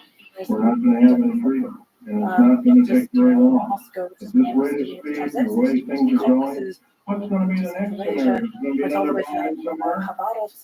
First it was a trade center bomb in New York City. Then it was Moscow. Homegrown Americans killing children, innocent people on the way to work. Anniversary, the 1000th anniversary Elderly people and Social Security officers. of Russia. How come the AARP isn't talking about the 61 older people that fit the test? 88. At this point, the And Russian Social Orthodox Security churches officers will and go other people from are being repressed seeking to some of the Internal Used to have the Revenue churches Service and other stepping out kinds of. as By a the way, that's non-governmental another thing. organisation The IRS, engaging in discussions. there's nothing legal about the IRS So that was at all. something I wasn't expecting to By the way, do you realize Also, I was reading the Oregonian this is newspaper the cultural 10 days of vast empire at this point. I'd President never Clinton been has to authorized first the thing U.S. to Mint to print the new I'd money. never been to the opera. You know, They've already first printed time I about got $3 billion. I'll show you. You know, I've never You seen a travel ballet. I mean, I was not overseas, exactly steeped in high classical culture. you get this Growing up pink-looking in an island thing with a region, picture of a you president there's on very it, and limited a similar thing opportunities. that There's the nothing I insignia can is a little off-center. use quiet my parents Send like that way. obviously everything On either possible. side of this Education bill wise, is was the exactly UPC any strike. expression. So, you know, I was kind of tended by Now, the values, the I cultural don't aspects. believe in having the mark in my hand or in my forehead like the Bible taught me. How the Soviet Union was But it's coming, folks, if we do nothing. because this was Moscow. It's coming to sure as I'm standing here telling you. It's quite, to be honest, terrified. And it's probably going to be here the next 2 years. Since I got there, it was just this like I've been carrying around for years and teenage years. Just I'm disappeared because actually just ordinary people downplaying it. It could be a lot sooner. This is the period. Federal government right now, What they call deficit. with their high tech, has invented an There was, you know, earthquake. in terms of commodities because the I reason to believe that the supply and earthquake demand is parts totally of the Japan, economic by the way, equation I'm a are because geologist. it's total central I know planning. exactly what I'm talking about. You know, shock. There was no pulse in the pulse wave. Just one There's supposed to be a pulse wave in any earthquake. There was none in the Soviet Japan earthquake. None. Hungarian shop that was right next to In 1989, one of here us around San Francisco, there was an earthquake. There was no pulse or pulse. You know, give it That is the Tesla device. but you could really kind of see that there was something wrong. And he did it not to show evil. Closed down. He was trying to Because make there was no a demand. device that could be accurately used And when I went to for university in construction 1984, and building of 90% of buildings. them And were I don't, in the UK. Meaning that like kids it's been left taken school, for they evil. didn't have something else to go to. Guaranteed. To university, vocational training, or apprenticeship. And most people still didn't I want you to know that the blacklisted programs and so she throughout was the United States you know, like 50% unemployment. subverted science as we know The it. steel works Okay, down for instance, I'll tell you what AIDS is. AIDS was invented by the National Ordnance Laboratory in Chicago, Illinois, There was nothing to go in on. Those are the 1972. places for me. I It thought was a massive biological sinkholes open up weapon in the used street. against the Concrete people of falling these United buildings, States. one accident The after reason I another. know this, I have seen And the then this real documentation kind of sense, even though the in the Office of Strategic Services, which by the way is still in operation to this day, and of course, through the Centers for Disease Control, I in left Atlanta, from that Georgia. exchange program that already started my They use program. granular excretion But of the animals Soviet as Union well as basically humans, as and well as it outer space aliens. collapsed. Tell you something about these outer Basically, space there was aliens. so much debate. They're more, Sparked up about how they to can be perform shot dead just like you and I can, but I'll tell you one But, thing. you know, no one There's bad news in the worst order. and especially We have absolutely no defense against their tyranny. was one None. of you know, basically They're a biological weapon of terrible consequence. periphery and among the general population. I advocate that that every alien on this planet, good or bad, Boris Yeltsin if was they're the head of good, the Russian you have, Federation, then they have to be constituted part of isolated. the Soviet Union, together They with are a presidents of biological Ukraine weapon. and Belarus, all of these individual parts of Some of the same people essentially ended. who killed And God is really there at the many beginning of 30 this whole kind people of period of with a experimentation, similar thinking about the future, biological within a life. couple of years, it's come and gone, it's on a different track entirely. Well, I wonder if we Do we were need 20th to century, follow this 1,000 plan? times, No, we don't. if how many times we We're not doing anything about it. Yeah, I wonder about And that too. And I was every thinking about moment how that we waste, every collapse and moment go that we into don't find work different out directions. and we say that we've had with, enough, we that see a we very deserve different better, that we're going American to history. get better, The United States of America. It's we're very different doing cultures, very different peoples. on When this these planet in ideologies different of countries those a states, great those are disservice. that's kind of the strength of America. Right now, I'm dying from cancer Of related ideas. to what purpose I did to the Together, federal and I've government. had colleagues who describe what's happening with that's why now there's a kind of soft succession I might live 6 instead months. of going off I don't know. on the set of I can tell you one thing. well, If I keep these speaking out kinds the of way I am, conceptions that we have now, maybe God divisions will give me the being life reduced instead, it's because talk like we have that. our politics. And I don't just that wouldn't be possible I in will some break United every States law or that it takes to many other talk my countries head as well, off. because it wasn't that ethnic.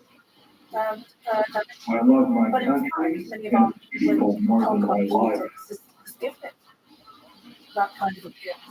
11 of my best friends in the last 22 years have been murdered. And the way Three of it them originally called created suicide.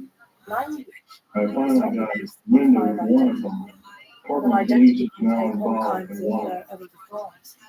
That's pretty interesting. But Four there grand has to jury. be a team of some kind. If you took a poll in any of the states and had states, I think a very similar would want Murder by that. suicide. Even in Texas, where it's I'm going home to be wrong. I just think there is a common kind of pride of nation. You know, there's a lot of people complain about government, about how the country's going, the way people complain about the weather. It's raining. While being still employed. It's raining. Yeah. They're really big mean is we're in this walk together. There's a together that I also feel that when I go around, I mean, I've spent a long time since I went walking last October, and this last year going around, I find the same feeling. But, you know, when I'm talking about this whole thing, back in the late 1980s, and you have some people wanting to see the episode of Union Canada. It was a project. There's a really good book called Collapse by somebody acting like somebody quickly putting the bullets into the London clip. School of Economics at LSE. And so what was my age, That man saved my life. and That he man just had a family and 5 children. about how it was kind of the elite, That you know, man was a that great basically person. decided the roles of the He's a good chap. he was well when he I'm came not going back to Lena, excuse me, to Vegas. I have to the drive home. American rail. I left my car down in Vegas. I have to drive home almost every day. Ideological precepts. Before I even talked in Las And it Vegas, is still the case, that it was also powerful. I In a drove way a friend of mine at the actually sale can't of friend quite of play mine out down in the United to States because it's the Judgment. equivalent of governance in many respects. And 29 Got homes together beneath three of the them, Joshua tree, and I went to see the heads of the Russia, dying Ukraine, veteran, disabled who then veteran from got my rid of, also. basically the Kind of central, includes, man, I don't see him the very central often. figure as making God. Not to talk, he's gonna throw. Difficult to know, the dynamic is not the same, but it does worry me of I'm having working with seen all of that weapons. in the 1980s The government didn't want and to the early 90s. I spent a lot of time He married in Russia, as well as his Ukraine, father, and Caucasus, Central Asia, and these donated places enough money to keep him alive for a little longer. after the collapse of the Soviet Union. But you I've can't see seen the these same people. I drove up over divisions the here mountains. I in the drive United States around the split mountains. in I've been different together directions, in the straining capital. with the overall It's called by the way that two government vans, national politics E350 vans and imposed on local E14 plates, each in ways with a that I couple of think was when I first came to one the had US a in base 1989. I didn't honestly in 1989 I first did ready China to Institute use of Affiliation because I could see it and through the all Ready News Religious Affiliation.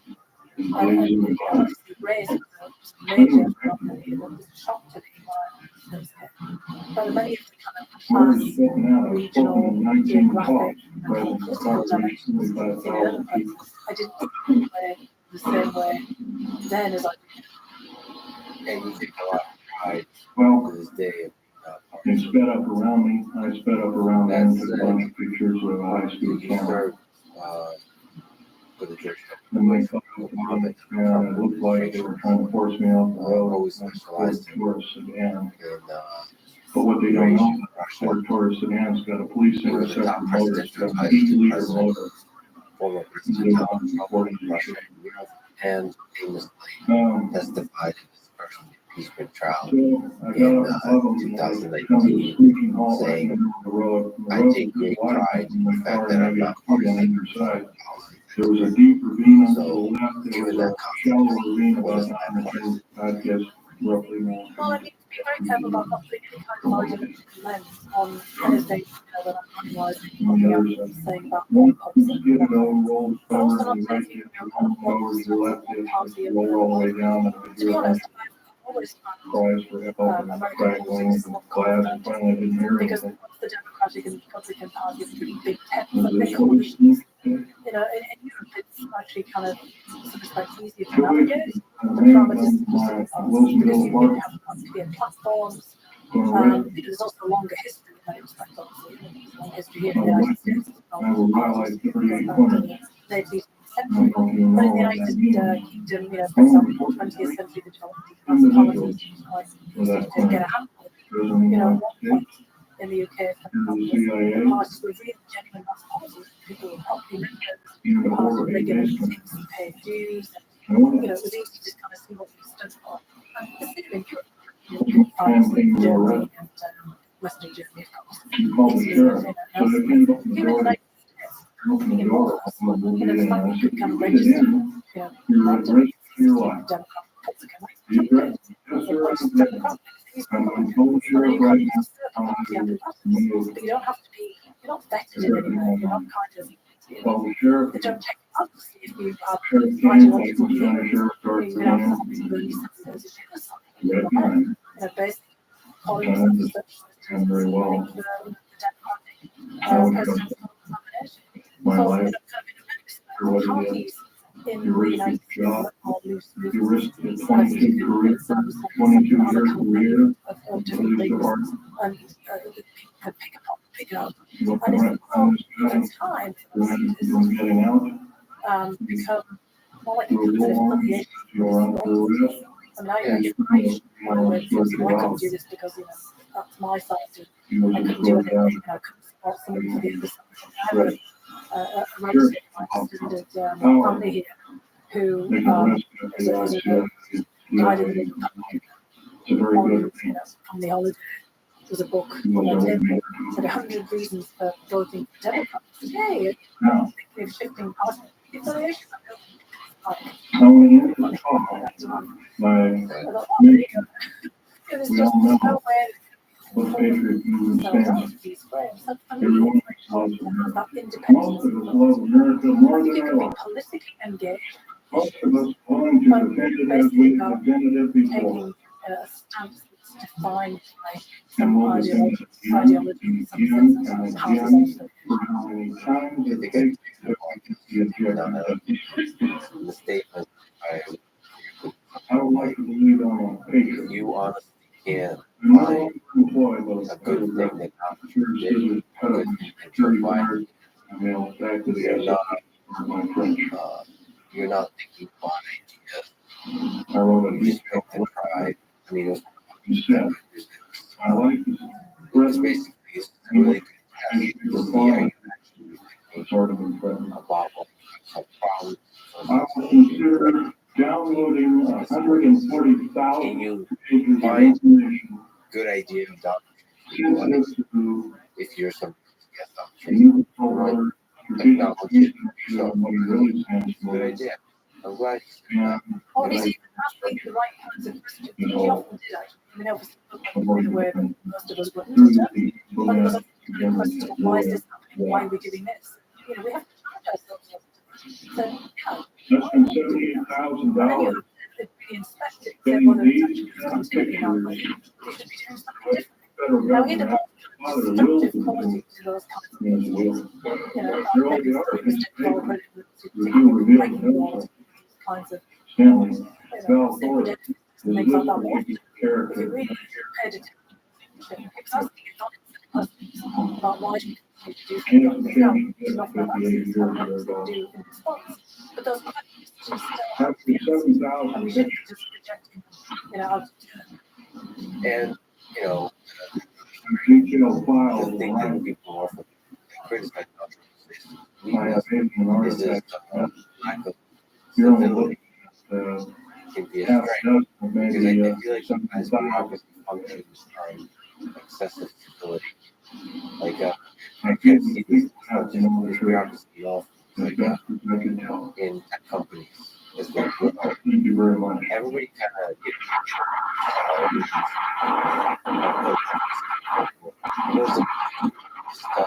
By the way, and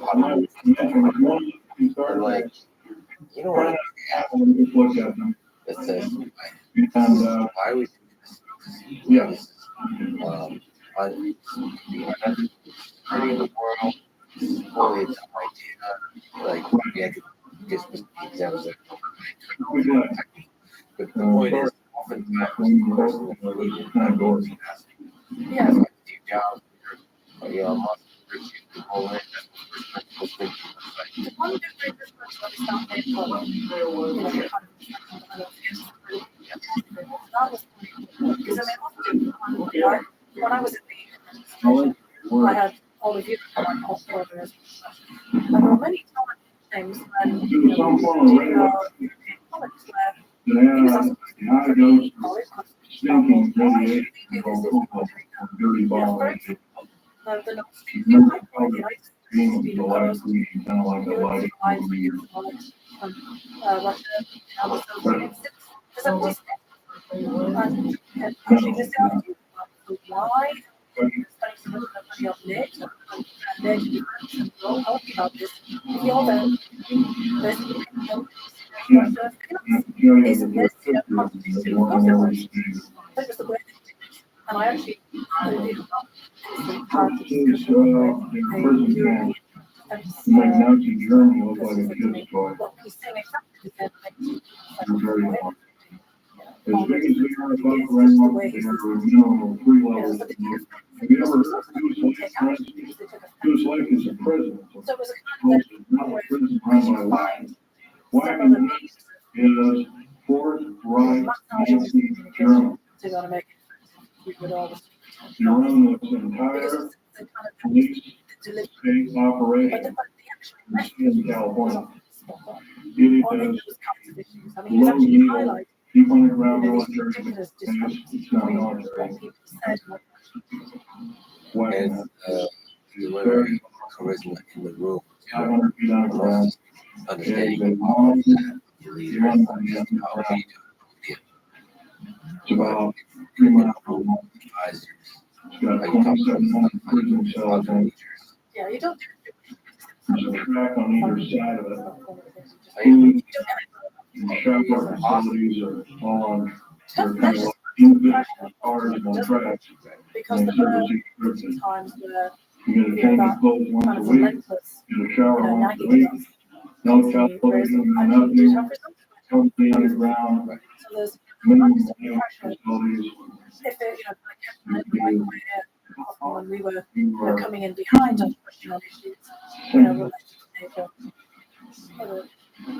2,700 federal prisoners around the worst of the It worst. just doesn't get to because I don't know about you, why, all of the kind of stuff around this. I learned The that way all that the we interact. small church. The Bible says, who truly believes a part of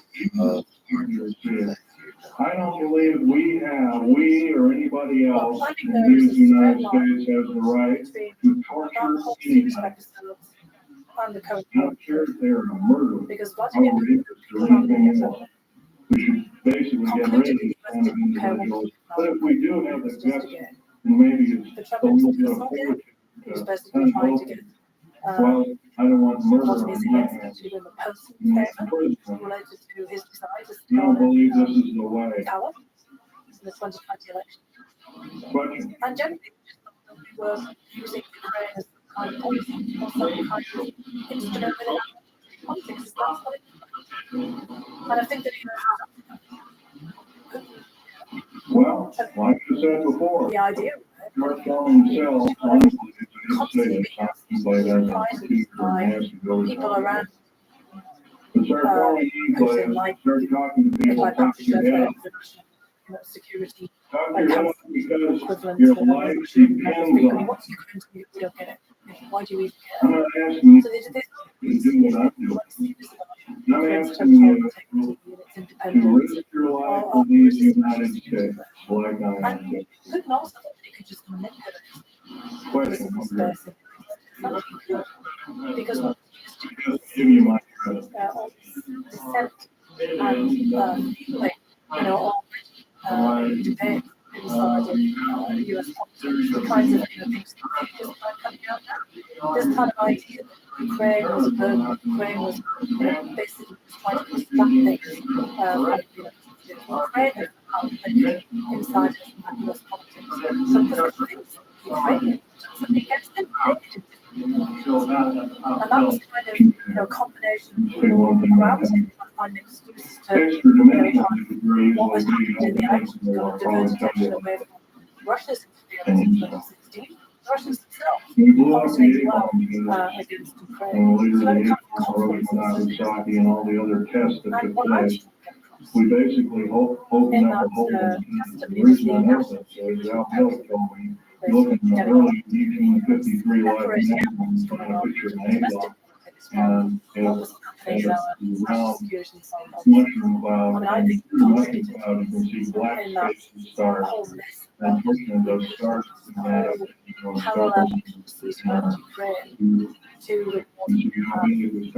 Yes, signaling the value that he's really yes, but the US in that part complicated one just on that testimony did in order to make it hard you have to testify essentially against the president of the United States.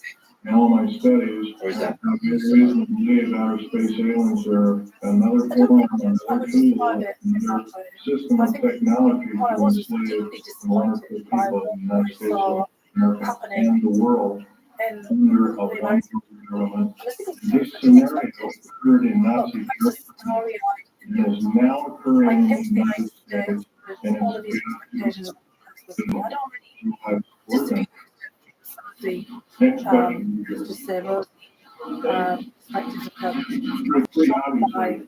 All 129 downloads right now is actually 131 of them. Racial. 129 or 131 downloads. 10%. I mean, I read about slavery. They're all cities underground, high-speed railways, really kind of magneto leviton trains that are paying off to Al Felix will tell you that. Yes, but I've seen actually been on one. I've seen I've never been on the train. He'll tell you that also these accounts, great numbers of people, will also use exactly how many numbers. To get 106 million standing army, fully equipped with all the food, water, and provisions for 2 years underground, forever along to suffer out a nuclear war or whatever kind of an ugly scenario. And I'm not going to defeat anybody in this space. But there's a hiding. Like helicopters, there's so many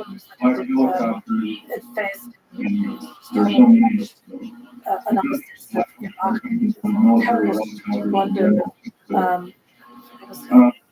helicopters. Detection devices. We got something very like underground. They've seen it already. They can detect you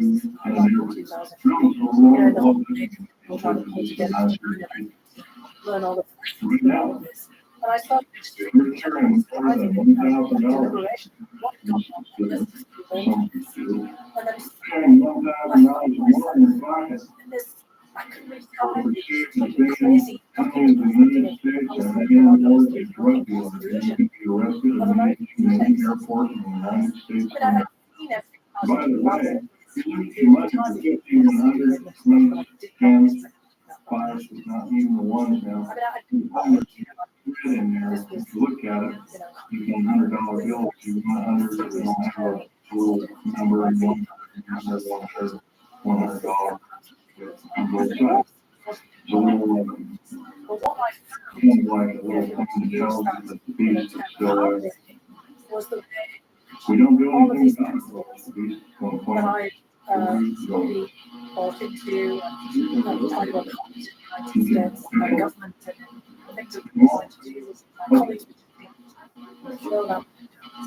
And I stand up in defense of my colleagues being blasted and criticised. If you death like that, she's going to get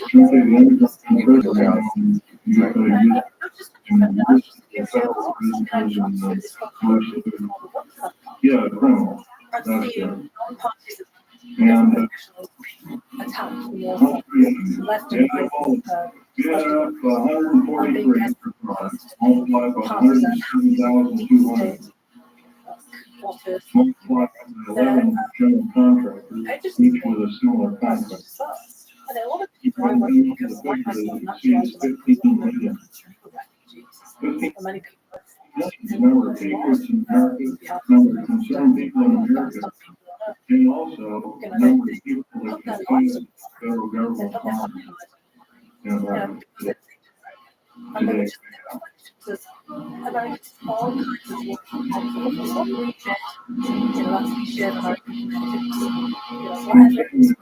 kinds of work without question. First of all, if you look at the pictures of the explosion, you'll find there's a large block taken out near the elevator shaft, and there's a smaller block. There's a maximum capacity of 2,020 kids. And then he The skeleton pressure. Now, 20,000 tons of pressure per square inch maximum. You have to pull the truck over the path. By the way, the federal building in Oklahoma City has some pretty strong versions. The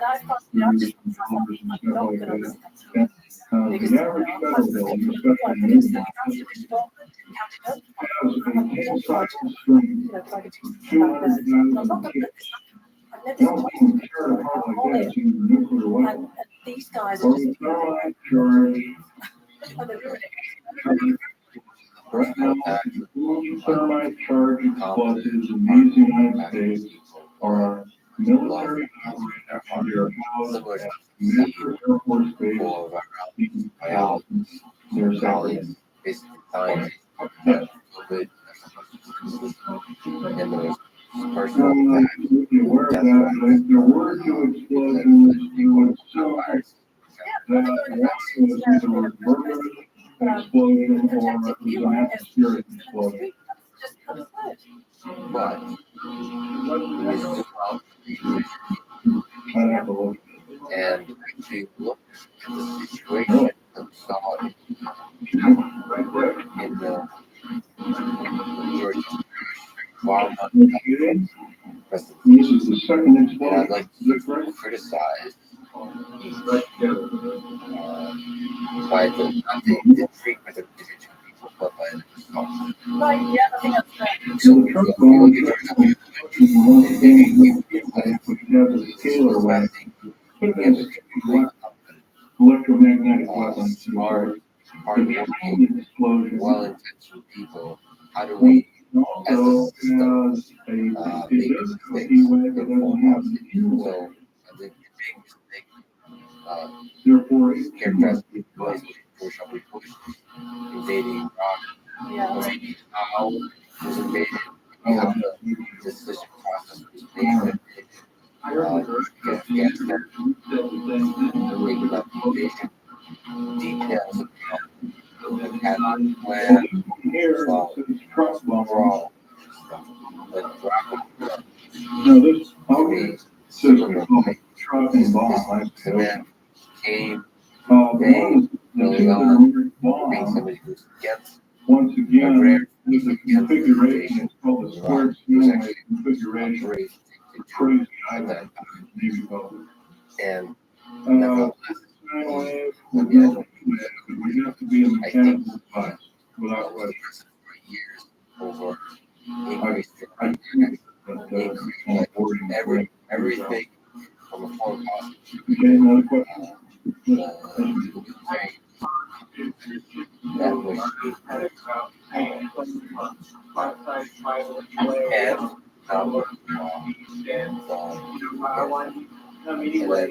and down criticism that you're presenting and the personal chaos, partisanship of things that are supposed to be partisan. So that to land chaos, to make the case for chaos, throw a wrench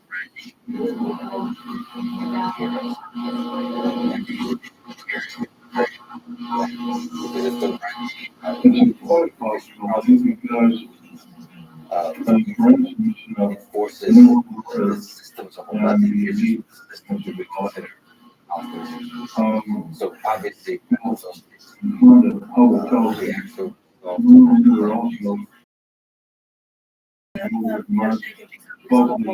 questioning and trying to show things that are not things the question down the ideas of being like many people have different conclusions and many others as well. And kind of what's here and actually what they're talking about here is kind of the and also the fact that they did pretty many of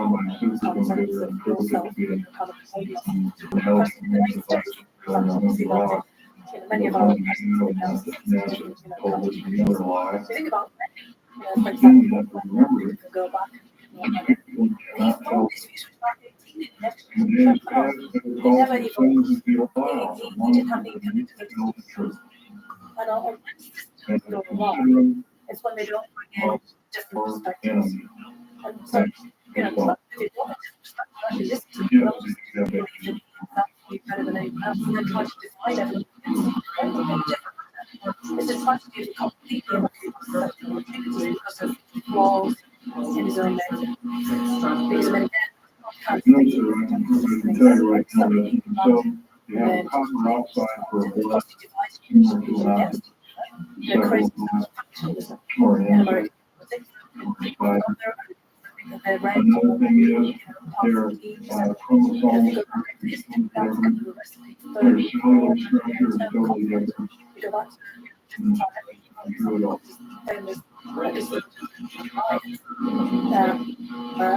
Holy so, but there's still really because different source fairly accurate source. Some of them right now they're supposed to have the grade, and we had to leave it. So I don't study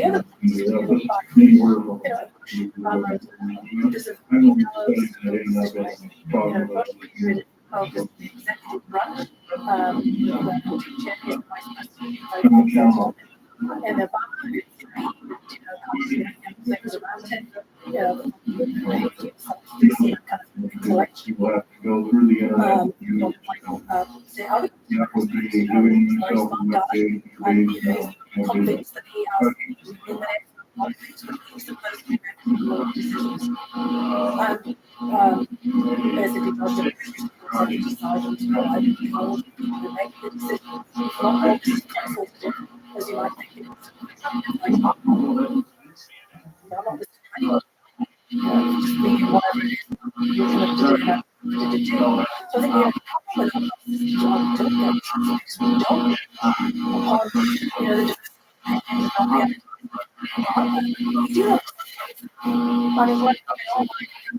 a problem with that.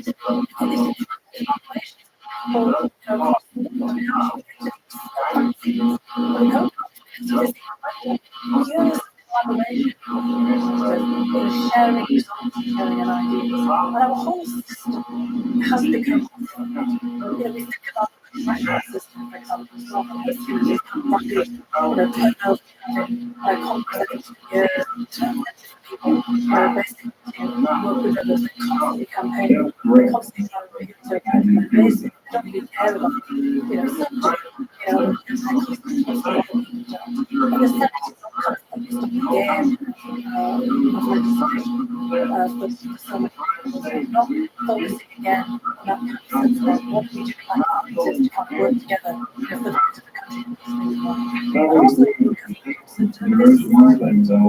there's not a lot of mechanisms for bringing people together.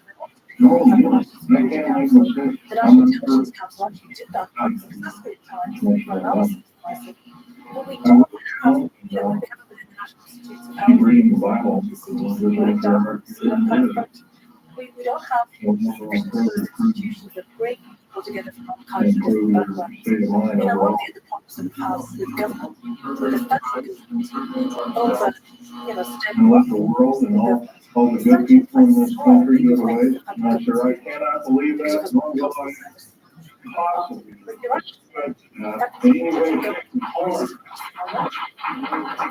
Christ did not put us on this earth to die in a holocaust of fear from characteristic evil entities or people. No, I cannot believe that that's a good mistake. I love Christ. I my fellow to go to the wayside. And I think actually this information the government's not giving to believe it. Yeah.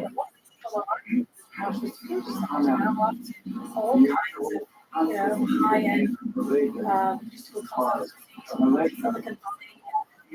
this place because after time they're not realizing the high rates. I agree with that. 18 years old, maybe you're 70 or 75. Kind of a faith You want to do it. I'm past the age of 45. Sorry, I don't want to age comes. You don't have to be 100 to do it. Not just through expensive conference or the big consulting companies, other entities that do come by our people they funding management fellowships and the White House bringing in scientists giving that kind of I've read such quotations. collaboration. I think it's like for president. For some reason, has never talked about is how good you hire. Yeah. Create a culture attracting key hire. Great CEOs are making people talk about it. They do more. There's several federal prisons. I don't know. I've never been up there. I heard this on the east side of town.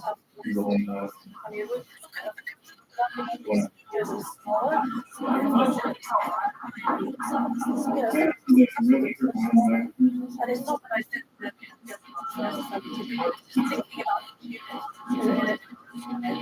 have we should kind of find because with every single administration they have jobs because they can't get their candidates through Congress and the Senate because of all the I know things held up because it's just on the whim. Even though just be care about political press. So I think we have to look at the professional. You can bet your bottom dollar that this is some form of a setup of American people's right. running countries. This is about operators. Operators like that, if you will, any kind of rational way. Be so isolated. About 1/16 of the There's entire allocated to them on psychological not partisan approach to a lot of parts of government. You can still kind of bring in, the political pressure. But also, explain to people that this is your government. And that small business administration is to not like all these things to actually interact with each other. People actually, when you ask them about different functions of government, they have to support that personal service, for example. So when you talk about announcement, like too much bloated, artificial, effective, if you kind of bring it down, the best thing that can be done, yes, I would say yes, that is true. People You can get the word out. But it's better to get in groups of people and tell your friends, More like superstars, and go like there. Other than that, individuals that are big on social media, behind heavy well, unfortunately, now I can say, yes, go ahead, right everybody until the cows come home. warfare. Right now, is the way things are going, that's It makes it less of a job, because it uninspired. Outside. Okay, that's the last one. Okay, we have any area, any.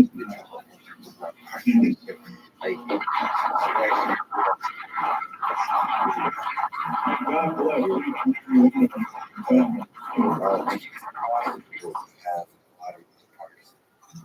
Experts in government. Like can you be a top presidential advisor on Russia for 10 years, for 15 years, and we're paying.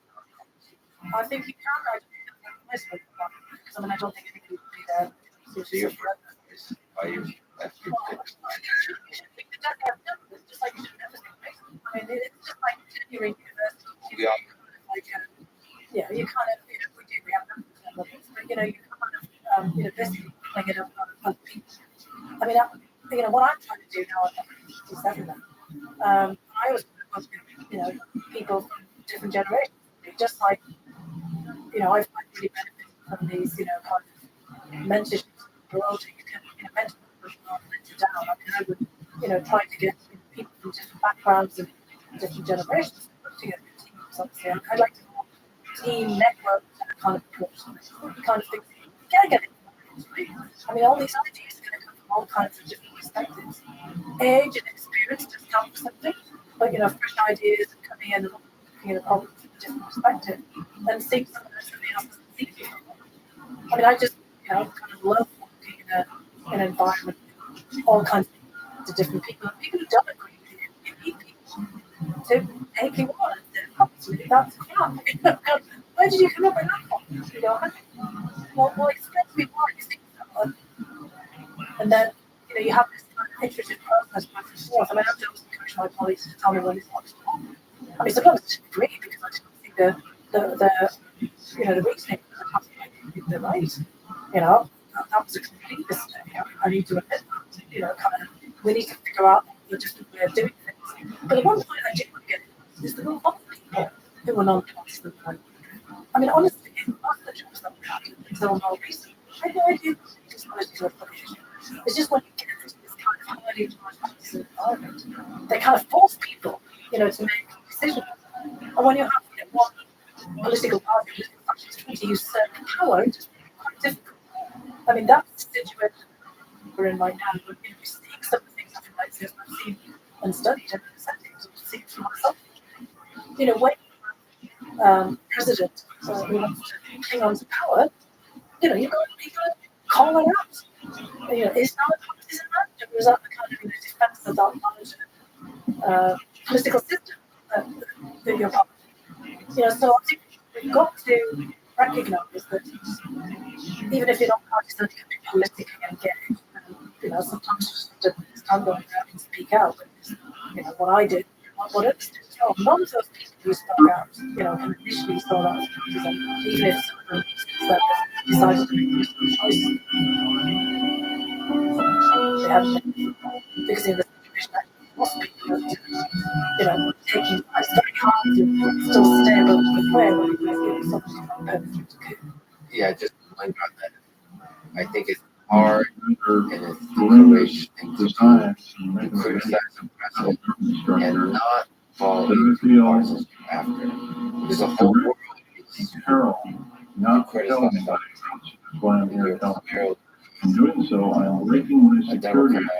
And so Also, every major federal law. How else do you do this in place?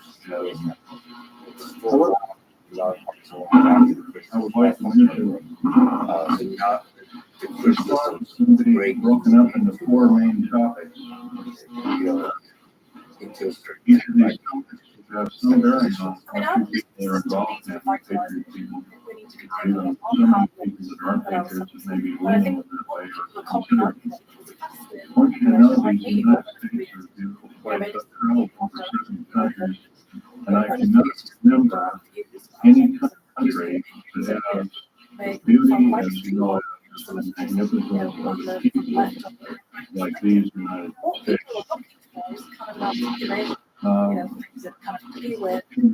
Overview basically what I am.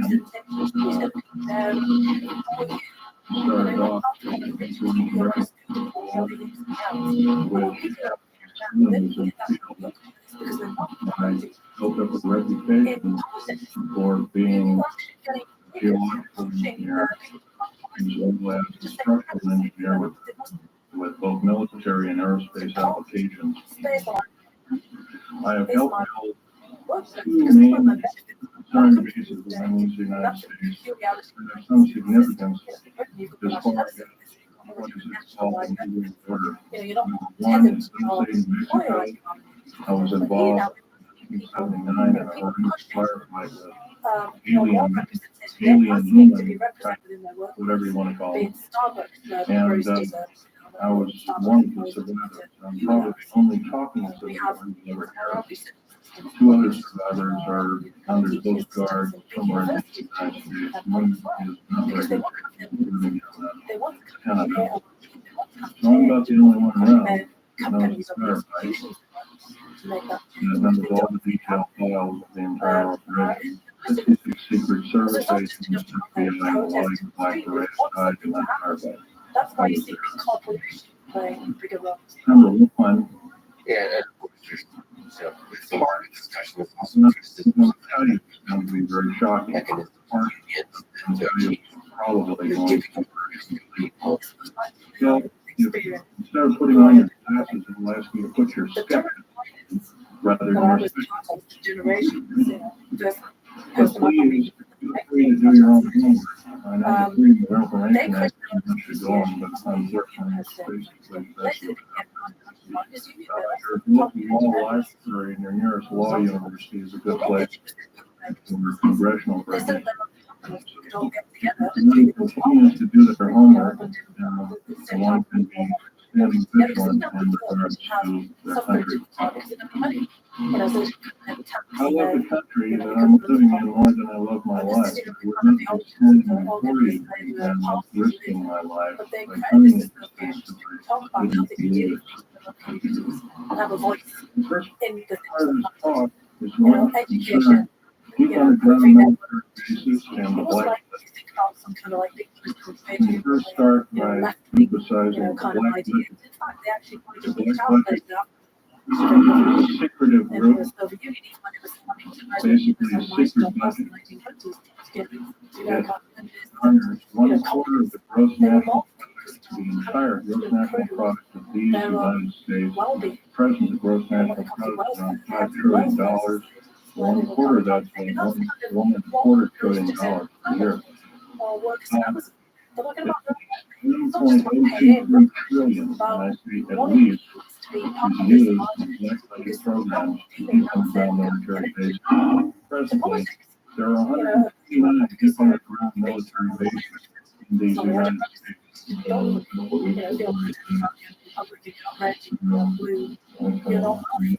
say And so that. people say, well, this is kind of my I don't agree with what he this gets. is, you The know, other their side, when this is what she's government is all saying one thing, makes that a this lot. is happening. You know, we have to, you know, Heated in its own aspect. realise that we come from the West and so you know, compared to the early emergence of mass labour, you know, that's where the political parties have been able to do. And, you know, the kind of early units was not just a massive slave that weren't really Topic number one, able to some bases that people get are together recognizing.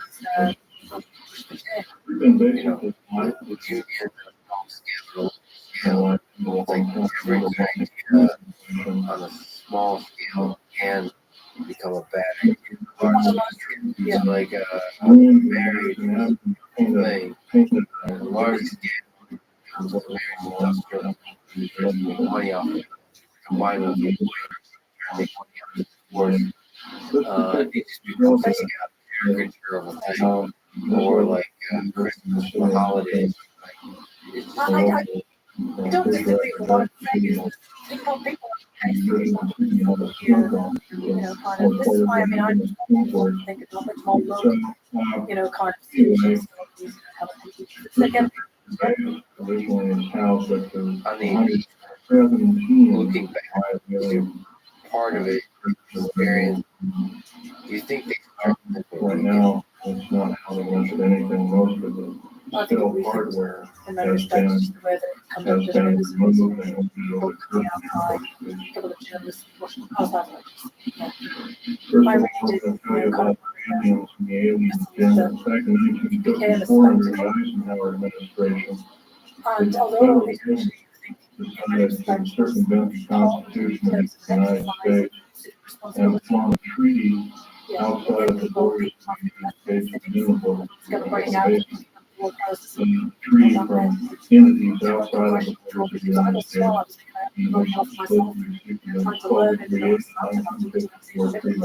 Treaty,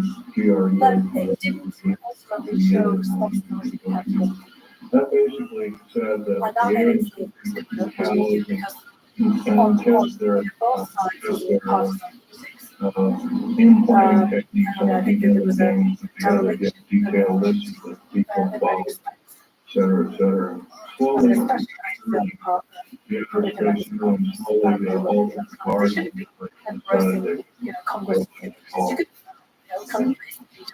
back in 1979, the whole thing is because of this larger atmosphere of polarized action.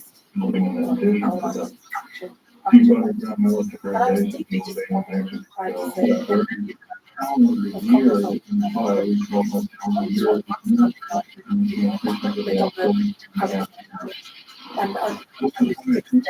and the fact that 1943 they were able to create you know, kind of technology,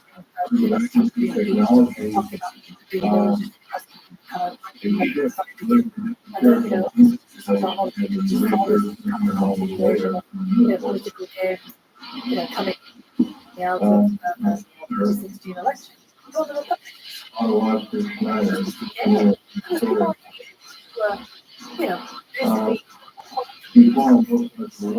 you know, in the don't take this person, you know, this is because,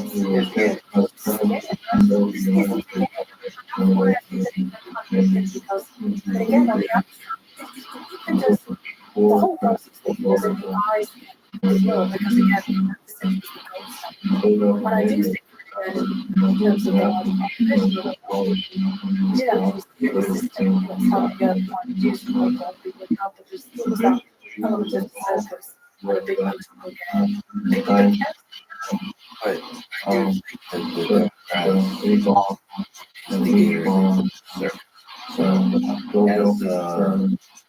it's perhaps subtle, but there's a different way to talk about issues and concerns about accountability when you care about your country, when you love your country, the ideas and the hours, versus when you just line up in 42.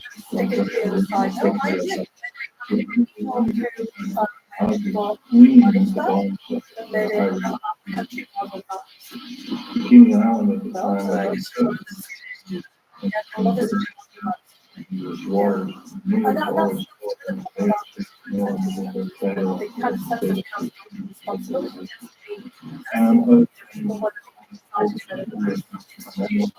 if that makes sense. Not a kind of breakdown. I'm just gonna and I'm assuming that when I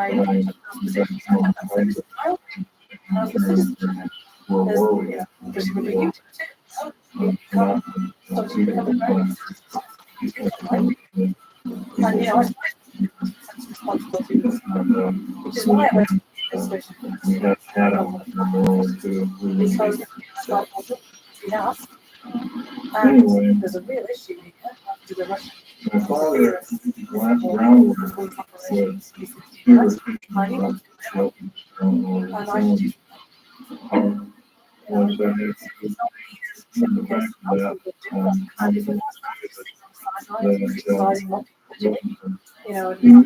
worried about this.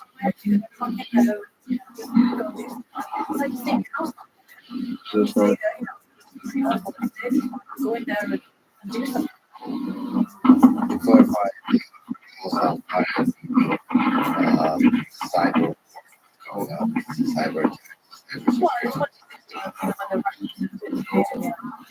Anyway, basically this was a huge crisis. And our politics gone mad. And we've had a big situation. And I felt I could, kind of, at the time, maybe I could do something like comment, work with others like you, the government, previous to push back against this, try to make sure it didn't happen again. But I also didn't have this, mad, kind of enthusiasm for the Russian army. basically, the large cities underground, they're connected by high-speed magneto leviton trains that can go up and off. Several books recently have been written about these activities,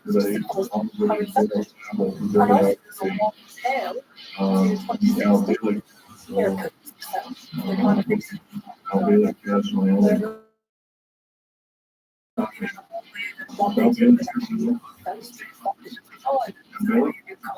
Yeah, please. Just gone beyond The architect was driven key along also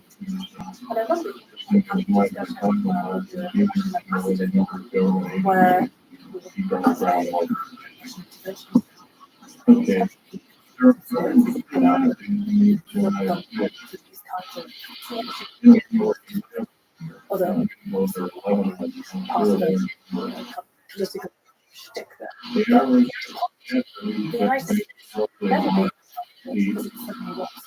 they are And then the time basically underground. going back to They're last somewhere between 2 and 2 our exercise, Fortunately, 4 cubic miles all that around. started and Well, the politics, laser drilling machines control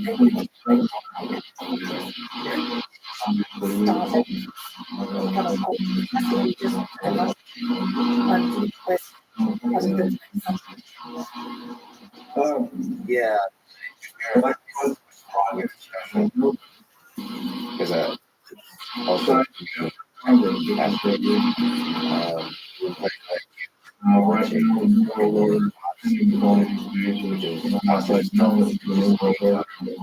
yeah.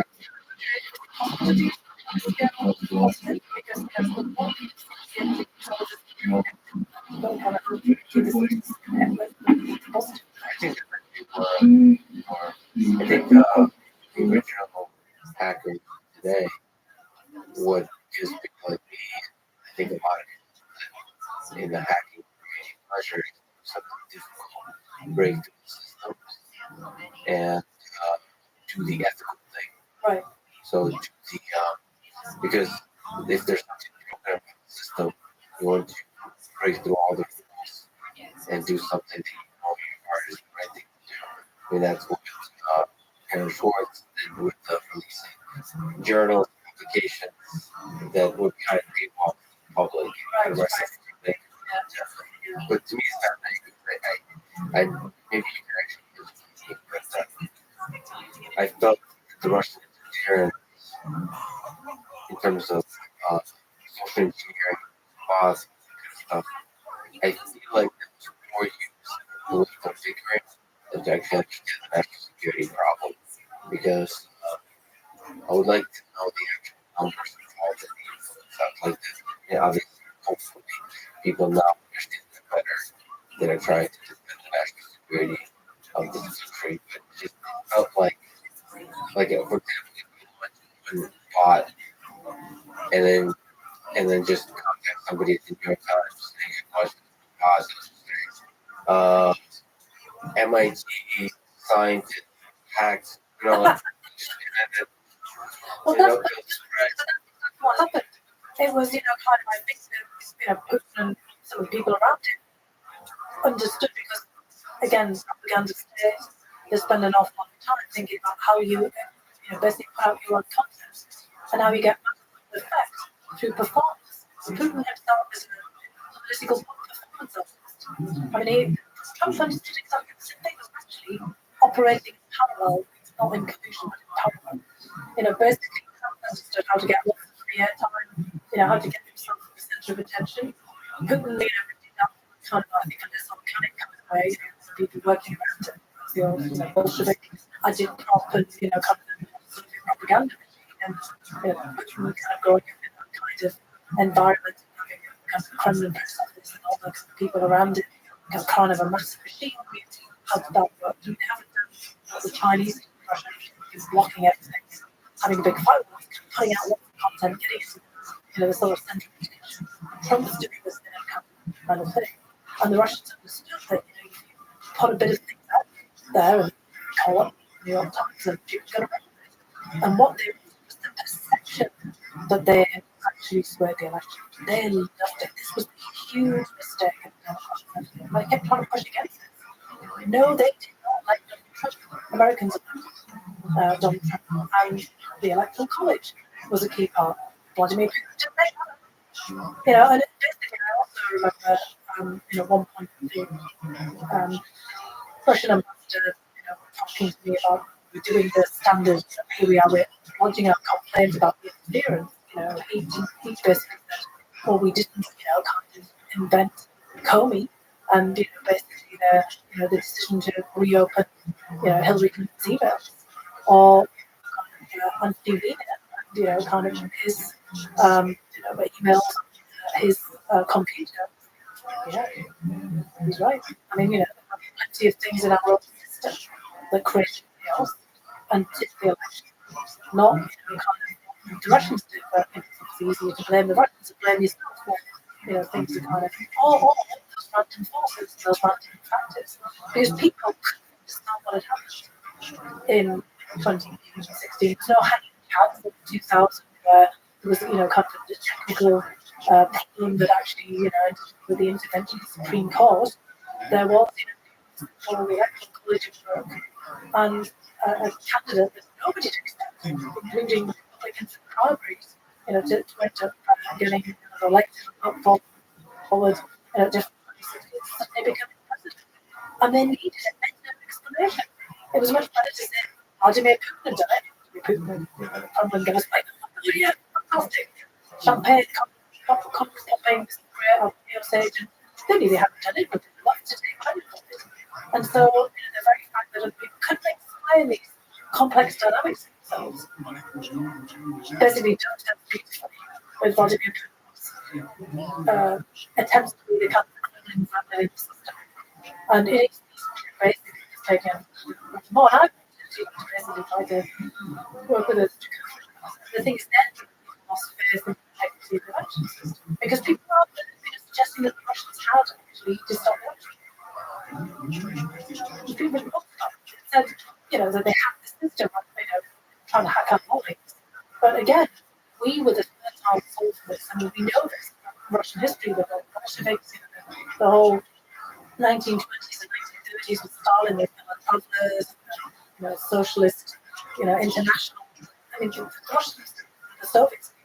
This because good at pulling, kind of people along into kind of a broader framework to mean that they're influencing, directly the politics of countries, around the world. Plenty of it. It's just that we were somehow, it was confidence in its perfect storm, and we were somehow exquisitely punished because of things that we had done to ourselves. It's what Americans did to themselves that we appreciate. You think that's a bigger threat than large-scale bot armies? Those kind of they do have it, but it's how people process information. Kind of like critical thinking. I'm just not on the internet to that extent. I go for information. I'm not in social media. I'm in social media, not one myself. Right. I don't put myself on there. I'm not there to feed out. Yeah, but there's one health path. I have to good health path occasionally something to really bad. What I try to do is to be really critical. I mean, that's the most. What is it? It's just as much about misinformation.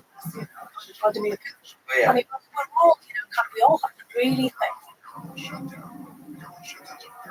about what it is we do. One thing from my childhood really important to me. I always every kid in school should have this. My next door neighbour, who was he was actually very active in the Labour Party, and he was kind of really interested in the way that opinion, shaped people's lives. He was an Asian speaker, so he was always trying to explore English now. There was kind of the reach of, the English culture and kind of shaping the way people thought. And he used to read every single newspaper, from all the different sectors, which was quite easy to do, back in the 70s and 80s, because there weren't that many in the UK context. And every Sunday, all the different Sunday papers, and all the different kind of items were funded. And then when I got to be a teenager, he'd invite me to look at it. Because it was my godfather, and he was just an incredible guy. And he was just super interesting and kind of culturally, an outsider, always kind of looking in. And he basically ran through, regarding the Observer, the Daily Mail, the Sun, kind of all these, the Telegraph, all of these newspapers, and how you could tell, their different vantage points. And of course, it's complicated to do that now, in this incredibly extensive media space.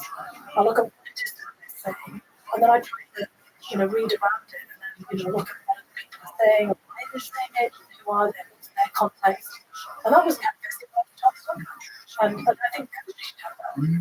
And certainly that's something that people in politics that are in charge of directing policy should be doing. They should be. Not getting lost in the hysteria that can be created. It doesn't the American system somehow nothing. Just human love drop one. We're very good. Like the Hunter Biden top story. There's always like 1, 2, 3 stories somehow that we just pick. We're just gonna. This is the stuff we're gonna fight about for this election. And everyone's got an opinion on it. Everybody. Yeah, exactly. Hillary Clinton's emails, the Russians hacked the election. Yeah, we had John Podesta's pasta recipes for a while. That we were kind of all obsessing over. People running out trying them out, something like that. And there's one all the best conspiracy theories about Giuliani. I just love it. Pick a random stories. That's ridiculous. And it the larger question should be, which is what the family members, senior officials, whether they should be anywhere near any of the issues that there's ethics, there's kind of ethics and things there, kind of a but it's a bigger story in there, that becomes a distraction. It's a lock up for their, the old in the book, kind of idea. Yes, politicians are really good at that because it transforms the larger question, because every single member of Congress, government official, their family should be nowhere near what they're doing. But that I can push back on. I mean, politicians are what it is that make money, and kind of basically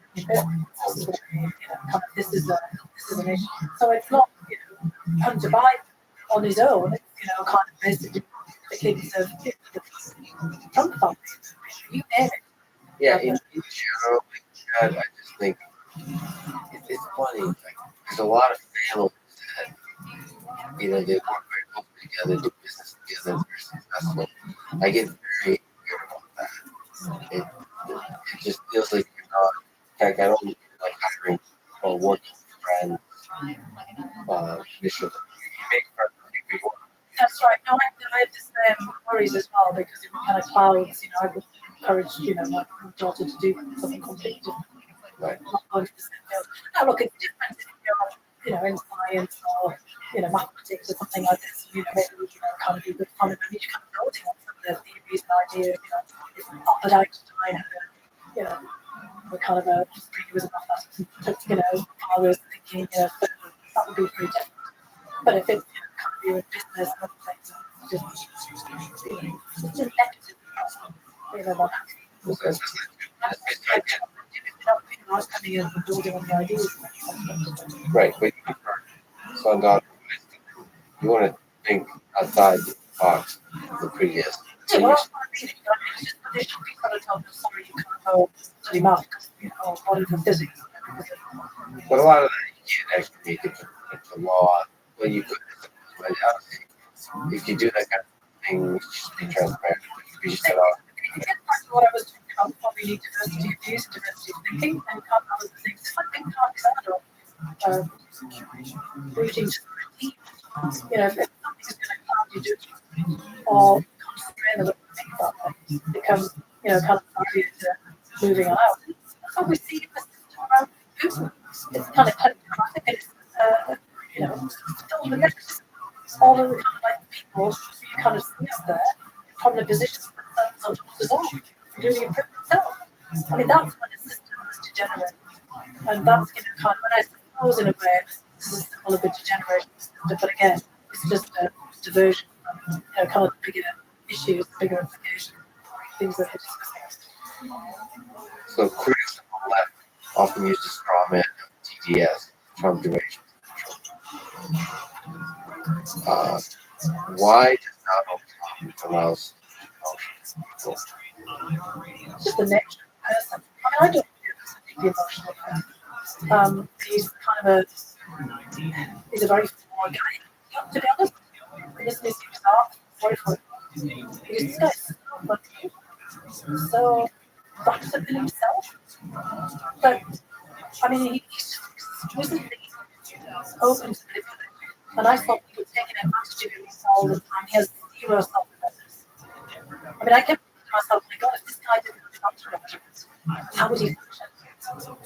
I mean, I thought my first trial, obviously, he had to bring out president because I just didn't know what happened. I mean, in terms of character and in terms of the job. So I saw this, you know, kind of over a period of time, but I didn't feel, you know, kind of any, you know, sense of derangement, you know, kind of drive me nuts in a way. Just because I was just very worried about, you know, the kind of impact that he was having on interesting thing what I know people that criticize Donald Trump is they get caught up in the momentum of it and they're unable to see first of all start with ground which is approximately half the country voted for the guy. Right? And both in 2016. And I just feel like people don't put that in when they're honestly. None of those people didn't vote for him and his personality because I know people voted for him first time, second time. And they could disassociate, you know, kind of all of the kind of features of Donald Trump that drives other people nuts from, you know, what they thought that in actual fact he could achieve in terms of, it wasn't just this kind of sense about what it couldn't possibly work for Democrats. Sometimes it's just like, well, look, he shakes things up, and we need things to shake. And we should not going to just. Some people might have. This one Yeah, no, they're just not. I'm just thinking, not all of them did either. well, we don't. But I can't say, I'm just saying, I don't believe, I know people voted because he's here, and from the charisma and other people voted because he shaking things up, and he's keeping people on their toes. Kind of we need that. That idea. The way to avoid Trump duration to me as a doctor prescribing patients on this syndrome, this issue, is I feel like you have to empathize with the people. You have to imagine you are like strength that the people who are focused on see and really understand it, really walk around, and then I just feel like we can get lost in the bubble of Christ. We get pride, and not able to see half this country we're part of voted for person. Same with Biden. Half the country voted for the guy. The people that are criticizing Biden are doing this.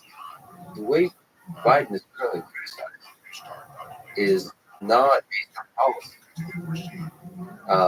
It's based on personal stuff, something like Trump.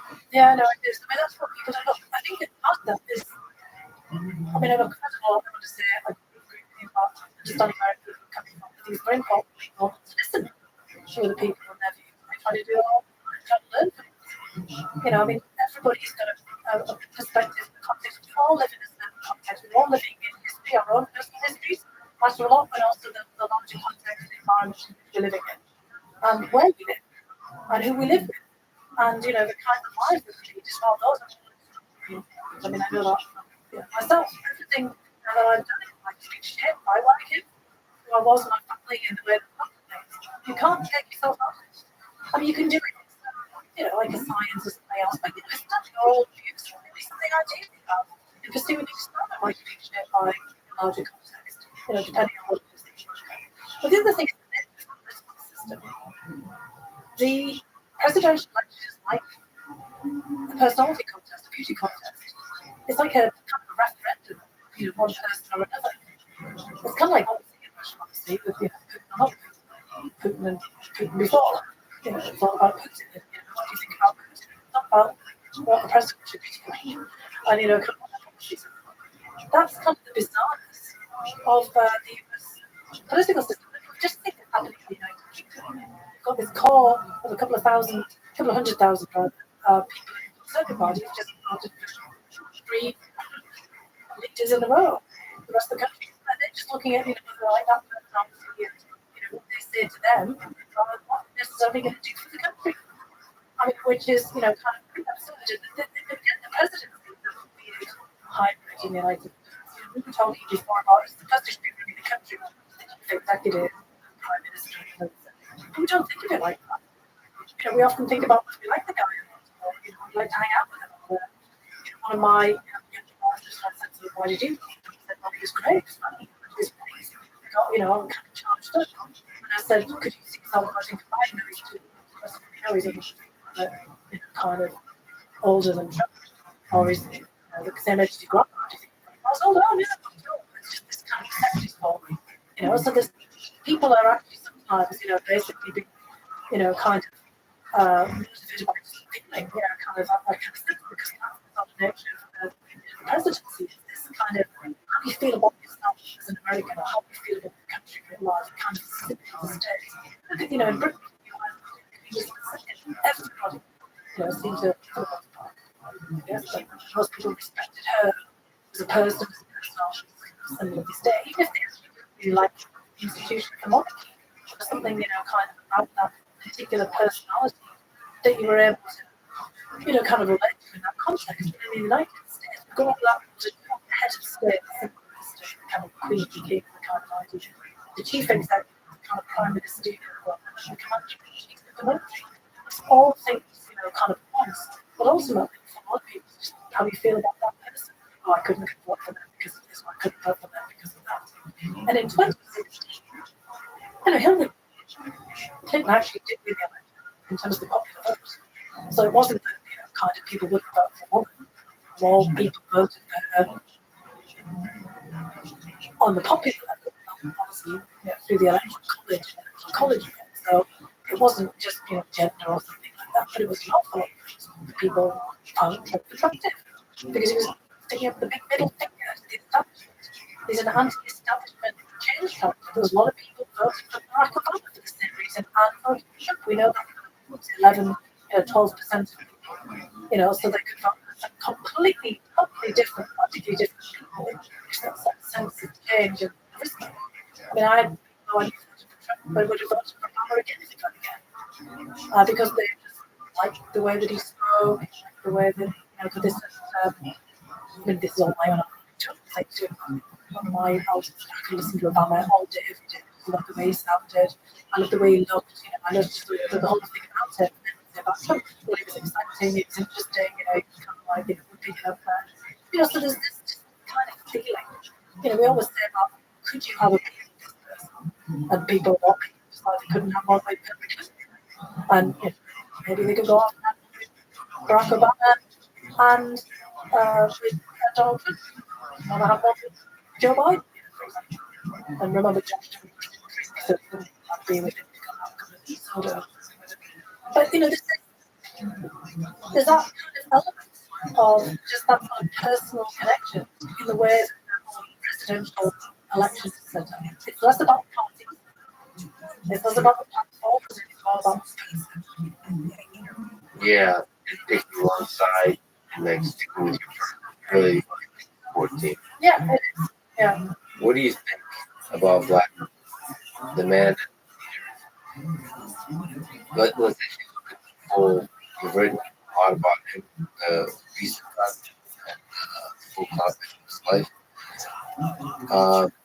Let's zoom out and look at the last 20 plus years. In what ways is it good for Russia?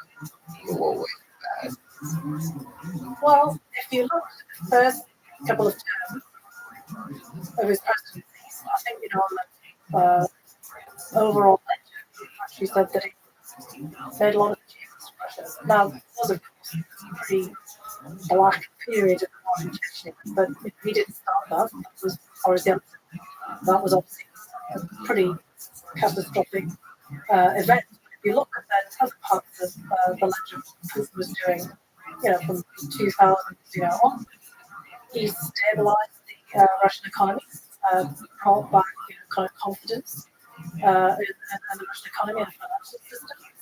He built up a pretty impressive team of technocrats for the central bank and the economic finance industry, really got the country back into shape again, solvent, paid off all the debt, and really started to build the country back up again. And the first couple of terms again, Chechnya to one side, which is a little hard because a lot of atrocities. I have to say that I was pretty involved in that because the FSB had previously was in charge of running up Chechnya, and it created kind of a very strange subsystem of fealty, almost a feudal system, and the kind of relationship between Putin at the top of Kadyrov and Chechnya distortions, kind of as a result of that, the Russian Federation as well. A lot more of an emphasis on the security services, but was also practiced, opening up the country for business. Basically extending relationships. I would say that by the end of those first couple of terms that Russians were living their best lives, there was a lot